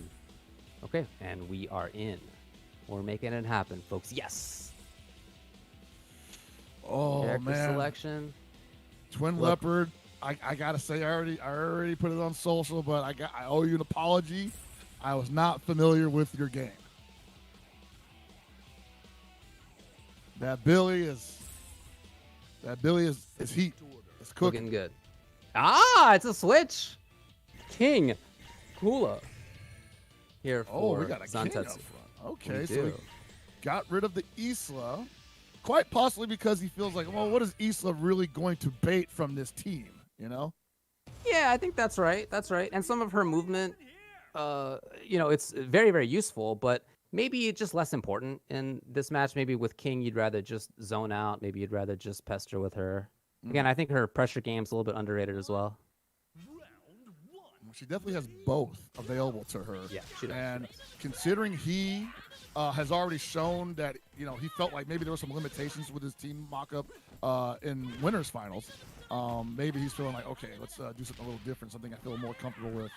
Play a little lame with King for a while, see how that works out for me. Yeah, so far working out great. She does like those really long legs that can kind of compete with Billy Kane's staff, too. So.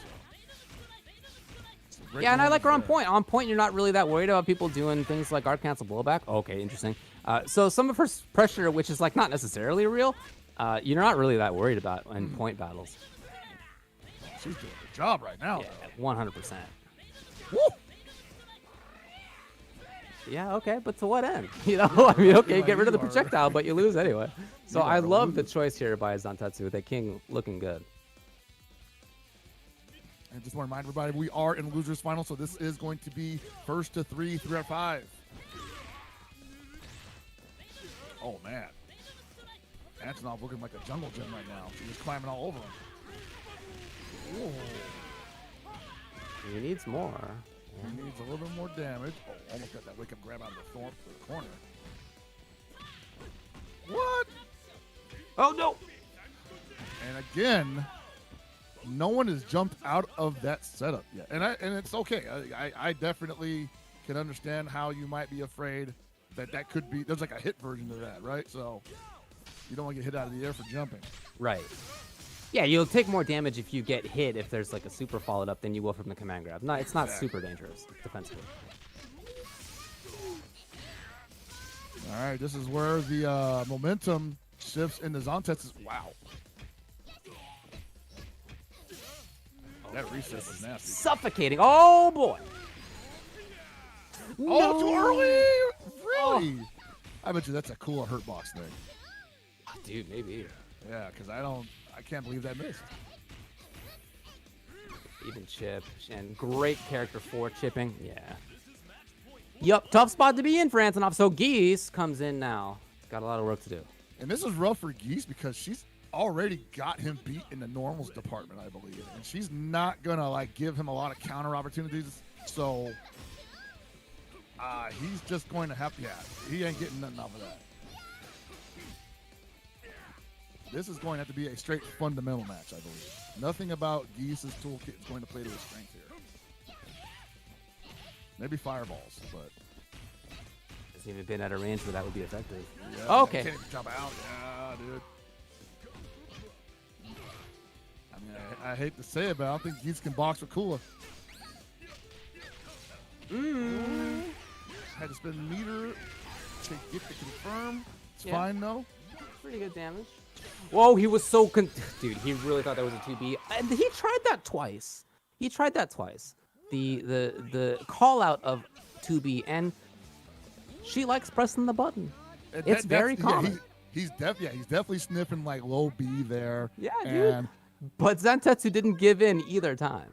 you know what's weird though is like even if he had got it, I don't think Zantetsu or any other Kula will be deterred from just hitting low B at any given point. Sure. It'd just be like, whatever, you got me. Do it again. Yeah, hard to make her give up on really one of the best tools in the game. So TwinLeopard's not somebody who's going to switch. I think you can say that much. His Billy will come out on point yet again. Yeah, I mean, we've already established he both. Hey. Yep. Character specialist stuff right here. Oh, that down C is so good. Yeah.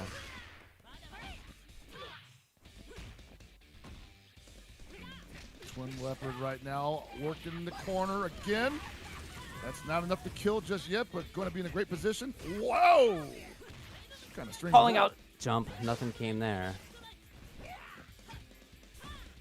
Looking for the air to air. Nothing doing. Mm-hmm. TwinLeopard's being slow about it. That's cool with me. That's fine. Yeah, you got that life lead. I don't think he really. Yeah, he did not need to advance. Yeah. At all.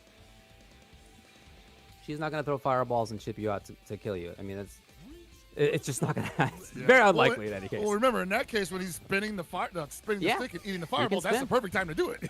No doubt. Oh, whoa! Almost an auto combo there. Mm-hmm. I say let it rip. Who cares what they say?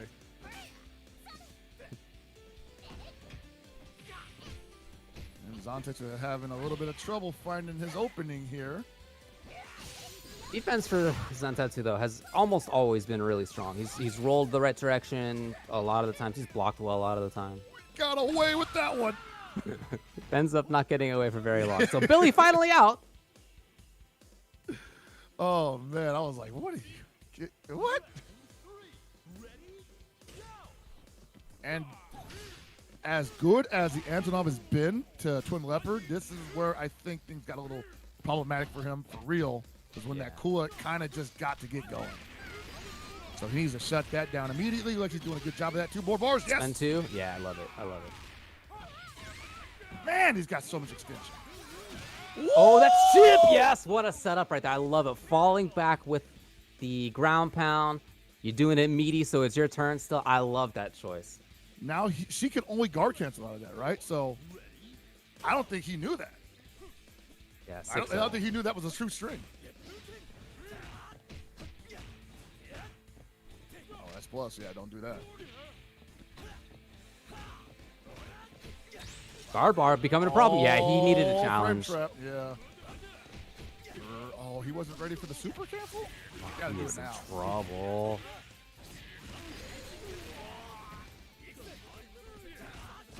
All right, made him spend all that meter down to 1 bar, almost 2.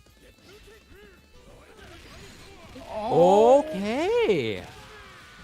that is a strong tool to have. Wow. Oh, no. Oh, Zantetsu 2 bars wasted. Oh, no. He might be tilted. Yeah, when It you was roll something that throw we were like that, concerned that's about. like desperation. I think so. Yeah, we were concerned about that for him in winners finals, if you recall, as well. As he lost, he got sent down, and it seemed in part maybe there was a tilt. I do hope he recovers here. I hope so too, but at the same time, David, I kind of don't like this for Rock sometimes. I think Geese actually can contend in the neutral at least. And Rock can't jump like that. That close stance C is really good. Yeah. Just at the tip. Yep. That Got jump meter, that's CD it. Yeah, get him. EX. Not enough. Oh, you didn't want a super? Okay. Right. Yeah, that makes total sense to look for that. Zantetsu's in huge trouble. Yeah, that's not real. TwinLeopard knows that Reppuken string is just hop out of that bad boy. Yeah. Yeah. Zantetsu in that position really needed to. He needed to steal a turn. He needed to steal some kind of situation. It wasn't just going to be him, doing it without that. He was on the ropes. So I get it, but you're right. TwinLeopard had exactly the right call. He knew exactly what was coming up. And I think both in that specific matchup, I think they're both going to be playing that fairly fundamentally, and it's kind of even that way. I mean, clearly, Rock has better normals at a range, especially with far C being cancelable. But Geese also has a really nice far C that, while not cancelable, is kind of a stop sign move. Sure. Oh, interesting punish. That's cool.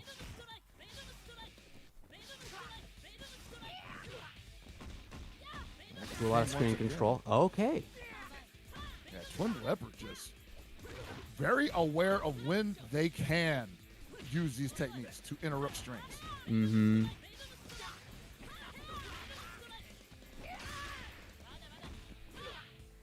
Great catch. Zantetsu's King's looking good. Double jumping. Okay. I think someone was looking for something different than a second jumping, maybe. Maybe try to low B that. I don't know. Really? Wow. There's such sick, man. good knowledge. Okay. Bro. Like, that's already 2/3 of her life. Oh, man.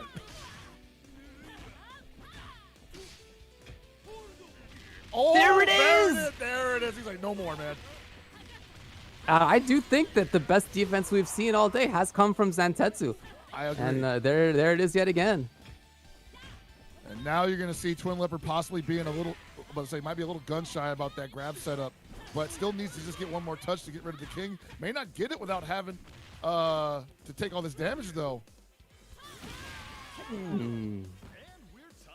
Happened to punish, but, probably would have just been chip kill anyway. So next character comes in. Damage is B done. slash man, Zantetsu. like, sub 50% for TwinLeopard's Antonov. And you got this 3.5 bar Kula coming in fresh. And she was already a problem. Yeah. Oh. Maybe just take him out?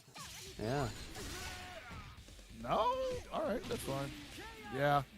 I mean, she's like one of those characters was like, if you didn't kill with like the freaking B&B super combo, you probably got something dirty in your sleeve. Yeah. Double overhead. Space them out. Full life character to start out here. TwinLeopard. The Geese really ran far. Yeah. Well, he has to be that aggressive right now. He does. I agree. Like he got the life deficit. There we go. Nice. You don't often see people actually do that, but great punish. Yeah, that is the perfect response to that too, because that's unlike stuffing her follow up to lay spin. You actually punish the lay spin in that situation.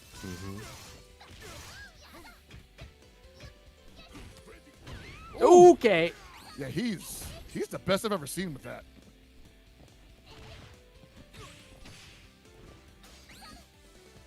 Out of there right away. Right back to movement. Well, wanting to get back to movement. TwinLeopard up there. Overhead. No. Oh, what a chase. Oh, Where are you going? Wow. That's 3 chase downs back to backs in a sequence. Wow, that was sick. All right. Oh my God. You cannot escape from death indeed. Pivotal round right here. One of them goes up 2-1. One's got max mode on deck too.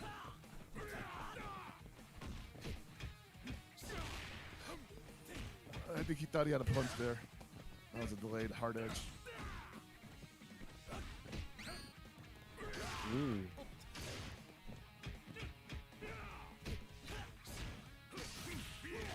Oh, yeah. Wow, the pickup, bro.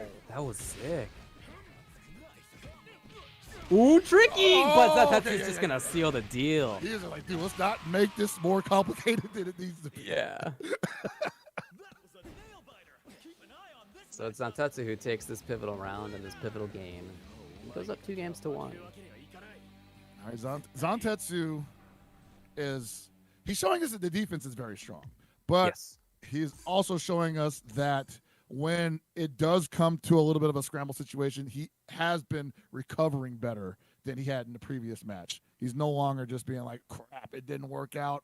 Let's try it again. Let's just go nuts. Maybe mash this, special out, accidentally turn it into a super. He's playing a lot more solid in bad situations now.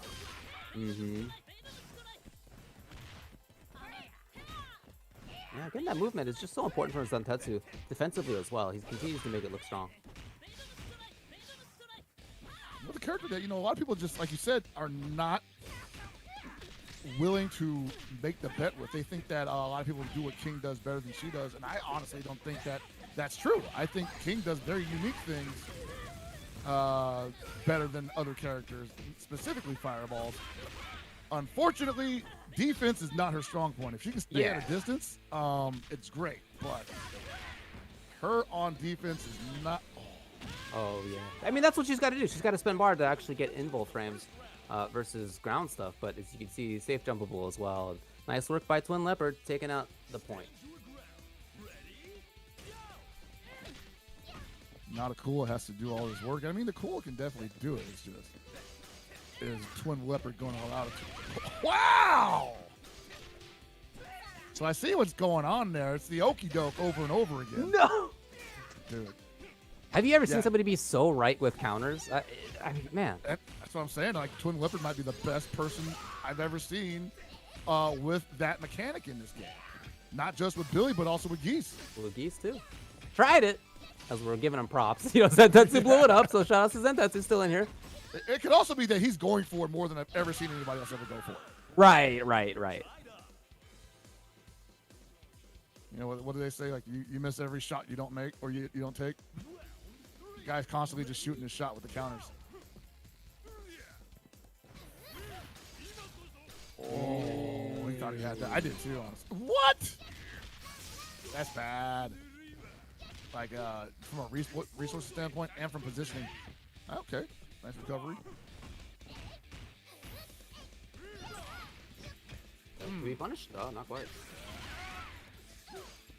Confirm comes. Yeah, as you can see, unfortunately, Antonov doesn't really get the snowball as well as some characters. Oh, here's the punish. Yeah. Again, it's that command grab. I think that once he gets it, he steps so far away from the opponent that the opponent's not like, oh, great, I got to worry about the next one. He's like, I'm back in neutral. The only thing he can do is run at me. And that's not scary, especially for Kula. Double overhead? Yep. Yep, just was a mix-up, and TwinLeopard guessed wrong, so his anchor, Geese, comes out. Had more work to do last game, to be honest, so not in as bad a spot. No, definitely able to. We've seen pull this out with Yo, David. he doesn't have to block that? The micro step. Like he's like, nope. Right? Oh, yeah, you guys see walk forward. Yeah, that was sick.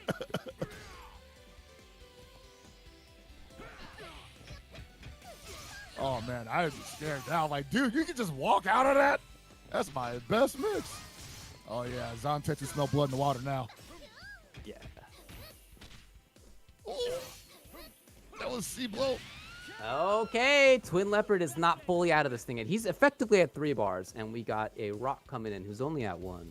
That was 36 seconds left on the clock too, so not green health, but still enough to be require meter. So he needs a solid hit to really get finished off.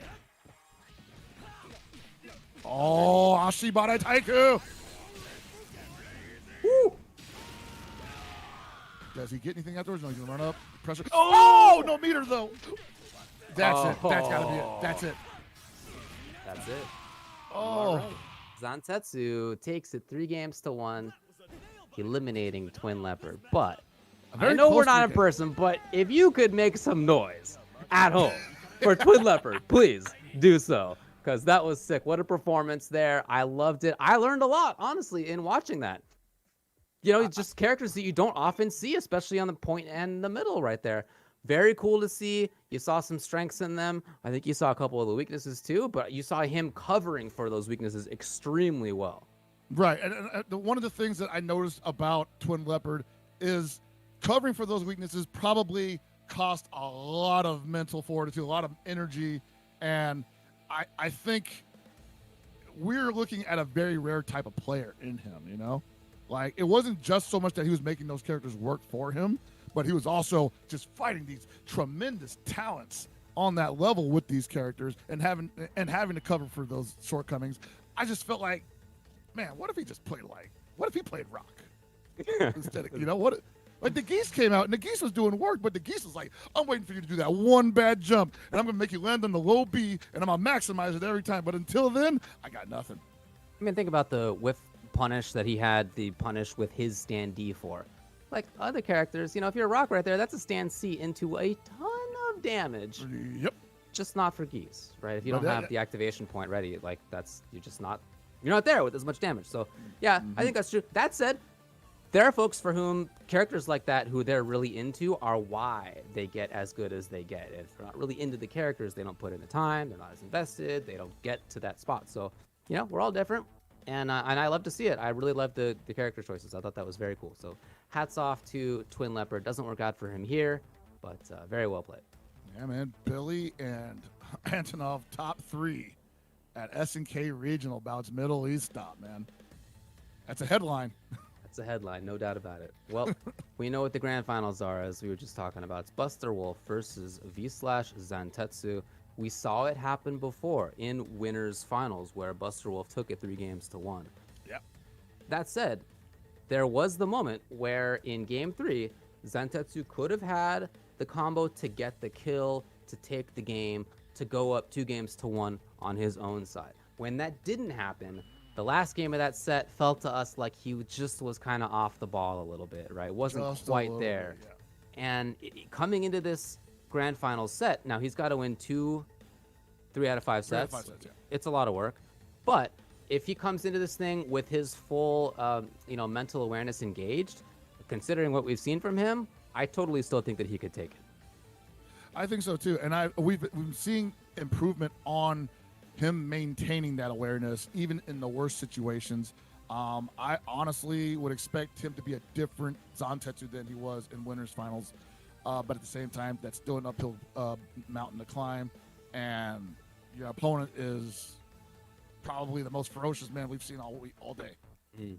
So, yeah, if he can stay chill, you know, if he can stay chill, David, I'm like, all right, cool, man. He's gonna earn this W. But I don't know, man. Like, it looks like Busterwolf just be putting it on you, and you start that snowball effect, like you mentioned. It just starts happening. You start falling on your heels, tumbling downhill, and he's got great characters to like really highlight that. So yeah, oh yeah, definitely, yeah. I mean, and it is an interesting character arrangement because he's got the character on point and in middle who are really good at snowballing, at continuing pressure, right? And then he's got the character on anchor who, by the time he gets there, typically doesn't even need to do that. He needs to hit you twice. And it's and if you have played against these characters who are making you scramble and you're worried defensively, as good as Zantetsu is defensively, I think he's been great. But you're still worried defensively when characters like Orochi, Yashiro are pressuring you. You then have to play against a character who you can't make any mistakes against. It's just it's a switch mentally for the player that can be difficult to do. And then you have to deal with, like, again, Terry Bogard showing up, and you're like, okay, I whiffed a move, and he's got 4 bars. Well, we'll see you next match. Yep. And also, I don't know who Zantetsu would use, because he was using the Isla in the middle last time, and we saw King come out, and there she is again. So he likes something from Isla against one of these characters at least. Maybe it's Iori, maybe it's Orochi Yashiro, maybe it's also Terry, but I think it's also not as easy to use King versus somebody like Orochi Yashiro. He's got anti-fireball stuff that makes it a little bit tougher, I think. Right. So maybe he just doesn't want to pick into that matchup as well. And Kula can definitely do that fight up close, but from a little bit outside of command grab range that he's looking for to keep the Orochi Yashiro from getting his motor running. All right, here we go. We got grand finals of Grand finals, ladies SNK and regional gentlemen. bouts for the Middle East. Zantetsu and losers, as you can see, Busterwolf coming on the winner's side. All he's got to do is win these 3 out of 5 first set games, and he has the champion. He's the trophy. He is the player of today. I think, honestly, man, like, they're all winners in my book. I hate to be like that guy, but these guys... It's been a great tournament for sure. It's really cool to watch. Wake up, CD. Why not? He's already got data that's a pretty good button to press against a lot of these cool heavier attacks. That's right. Like, if she wants to throw blowback, we can throw blowbacks. All be careful. And if you want to jump in, we just trade. Try to get under that, I think, but tough to do. Oh, Chase! And then the damage goes. Oh, man. Whew. Yeah, you see that Yashiro just sliding towards you like that. You're like, oh, man. Did I jump? Nope. Well. A few characters have running command grabs in this game. This dude gets to do a super at the end of it. Oh, Pretty sick.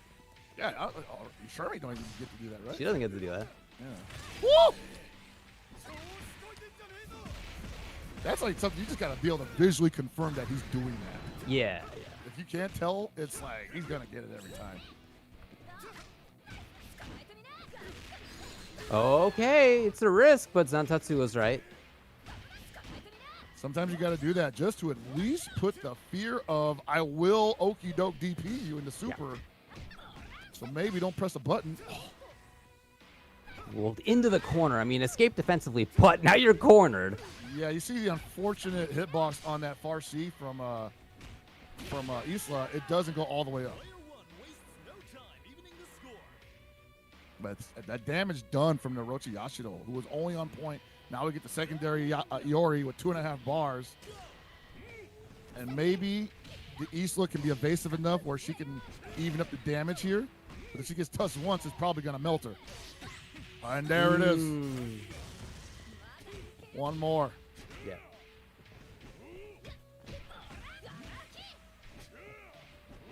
Back off to set things up again is Busterwolf. Really thinking ahead, really thinking preemptively too. We're seeing his 2C anti-airs come out sometimes. Yeah. At first I just thought he was just seeing like what sticks. He was throwing stuff out, see what sticks to the wall. But I realize now like it's partially that, but it's also like a warning, like don't come near me. This is always present.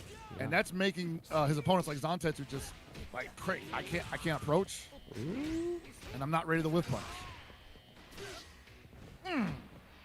Close seat. So good. He's put in some blocks there just in case of DP as well. So shout out to Busterwolf. His pressures look great. Yeah, his pressure is good, but at the same time he's also. Oh no! And Zantetsu just. Oh come on. Yeah, just not blocking. Oh, that's gonna do it. That's game 1 right there. Just like that, we didn't even get down to the Terry. So look, Busterwolf looked really, really strong. Zantetsu. I mean, look again.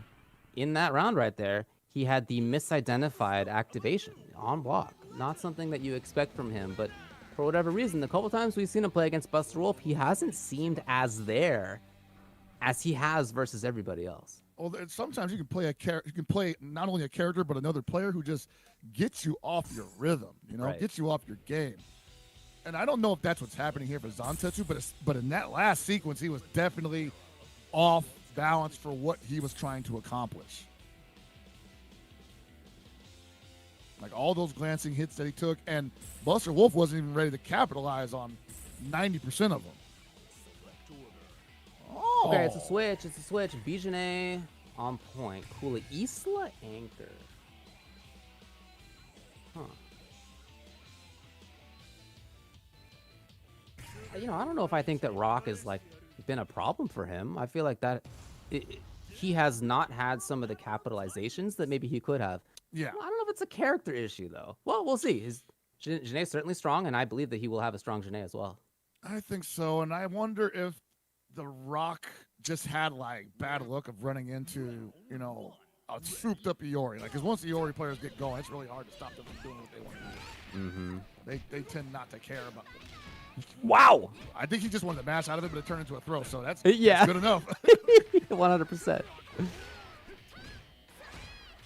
And they put it on point, too. That means that Kula is on secondary and the Isla's on anchor. Yeah, I think he's really worried about this Orochi Yashiro, but we've already seen some of the solutions that Yashiro can bring out. It's working out so far. Orochi Yashiro's not going to out-button B.Jenet. Okay. Yeah. This is... Oh, maybe it? This is No, tremendous. not quite. Might force an adjustment on Busterwolf's side here. Backdash right into it. Yeah, I really like that. That was a very good pick. You could see that he moved around well. He knew exactly how to evade a lot of what Orochi Yashiro would like to do to set things up. All right, already the Iori coming in. Wow! That was amazing. Start. You doing stuff like that in grand finals, David? Whiff CD into DP, man. That is supreme confidence. And you're getting damaged? Oh, Lord. Like I said, you cannot... It is not very easy to stop Iori players from doing what they want to do. Mm-hmm. Yeah. You know how you wanted the round start Maxima Beam? That's them all the time. Dude, I had the same exact thought. Actually, I wasn't going to say it, but as soon as I saw that, I was like, wow, that's even stupider than me doing the round start Maxima Beam. But in grand finals, if you're a genius, you can make it work. So I love it. I love it. That was the hypest thing I've seen in a while. Oh, man.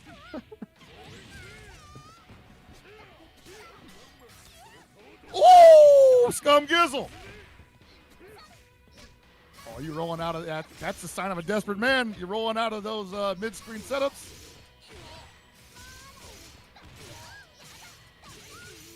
Whatever you do, just stop hitting me. Oh, he had to read, but a little too early. And this should... Well, no, that's not enough skill. No, he needs more. Nah. I don't think so, yeah. So it didn't even bother spending bar. So but still, great spot. Oh, that was the spot. Wow! Let's go, Busterwolf. Look, we have seen Zantetsu's defense has often been about escaping in just that kind of way. So shout outs to Busterwolf for knowing exactly what was up. Oh, my Lord. I'm like... You can't do nothing against this guy, man. Yeah. My man just wanted to backdash. Like, can I backdash? No.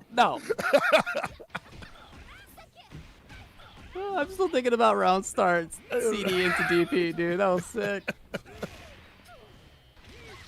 Okay. You cooked.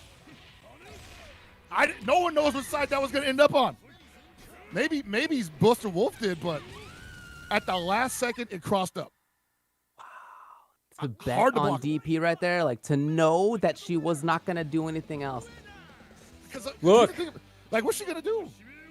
She'd have to DP so early just to get him out of the air, and then she'd have to be like, did I do it at the right height where super cancel is not going to whiff and I'm not going to body myself? Right. That's why I'm not sure about keeping her on the squad over Rock, because Rock is look, if I get a DP, I super on the ground. It's going to hit if I really want to do that. Or I could just regular DP, and it's still a really good DP. Yeah. Honestly, I'm with you. I feel like the best call would have been Jenet, Kula, Rock, but look, I'm not the one making those choices, right? And Zantetsu's been right about a lot of stuff against everybody except for Busterwolf. Right, I trust Zantetsu with his level of skill. He definitely knows more than I do. Of course, me too. Yeah, no doubt. But at the same time, we cannot deny what's happening. The Jenet switch has been great for him. Yeah, definitely neutralized the Orochi Yashiro, but he only has one more chance to really make this work out in his favor. Great block. You know, it's funny. I said earlier that like the Iori had been the least memorable character on Busterwolf's team, and now it's the star of the show. True. Rolling forward out of there, Busterwolf. Oof. Okay. This is a much more even match right now. Zantetsu on the ropes. Not built super there, lucky. Oh, but right back into things. And Busterwolf with his Orochi Yashiro has been so strong. So that was the pick that Zantetsu wanted to pick into the B.Jenet. Yes. And it did work in the previous game. This time, not. So tough start for him in what could be the final game. Oh, it's just nothing's working right now. Zantetsu he did a round start blowback and didn't get the DP. I'm not sure what he was looking for there, but Orochi Yashiro just sailing in over it and has not let him out of the corner since. This is the biggest snowball we've seen from Orochi Yashiro. And he's going to take it, yes! And this is against Zantetsu, who has had some of the best defense in the whole tournament. So shout out to Busterwolf. His offense is looking sick as he is now at match point, tournament point, to get that trophy, to get that lion's share of the 4K, to get the SNK regional bouts. Yeah, like... There is being prepared for anything, and then there's Busterwolf, who's just like second nature, clairvoyant. But Zantetsu hadn't done that follow-up on block all day, and the one time he does, he gets command grab. Okay, so he actually gets full life. Not bad for Zantetsu. He's not out of it, but like. No. When a man's in your brain that deep, you got to do what you got to do sometimes. He's got to make some magic happen here. Yeah. Got a character with magic hands. Why not? Hey. It's going to be meaty. It's going to be pressure here for Busterwolf. Okay. Yep. Busterwolf. Okay, there's a good opportunity right now. Big damage coming. Gets the follow-up afterwards. Oh, yes. Nice double overhead. Oh, he could kill and should kill. Yes, not bad. Zantetsu comes in here. He's going to have like 2/3 life. He's got a couple of bars to his name. It is not a bad situation. It's okay. The Terry's coming in with 2 bars. The Terry can't... Oh, you can't make that mistake. Not against Terry. Oh. Not against Terry. No.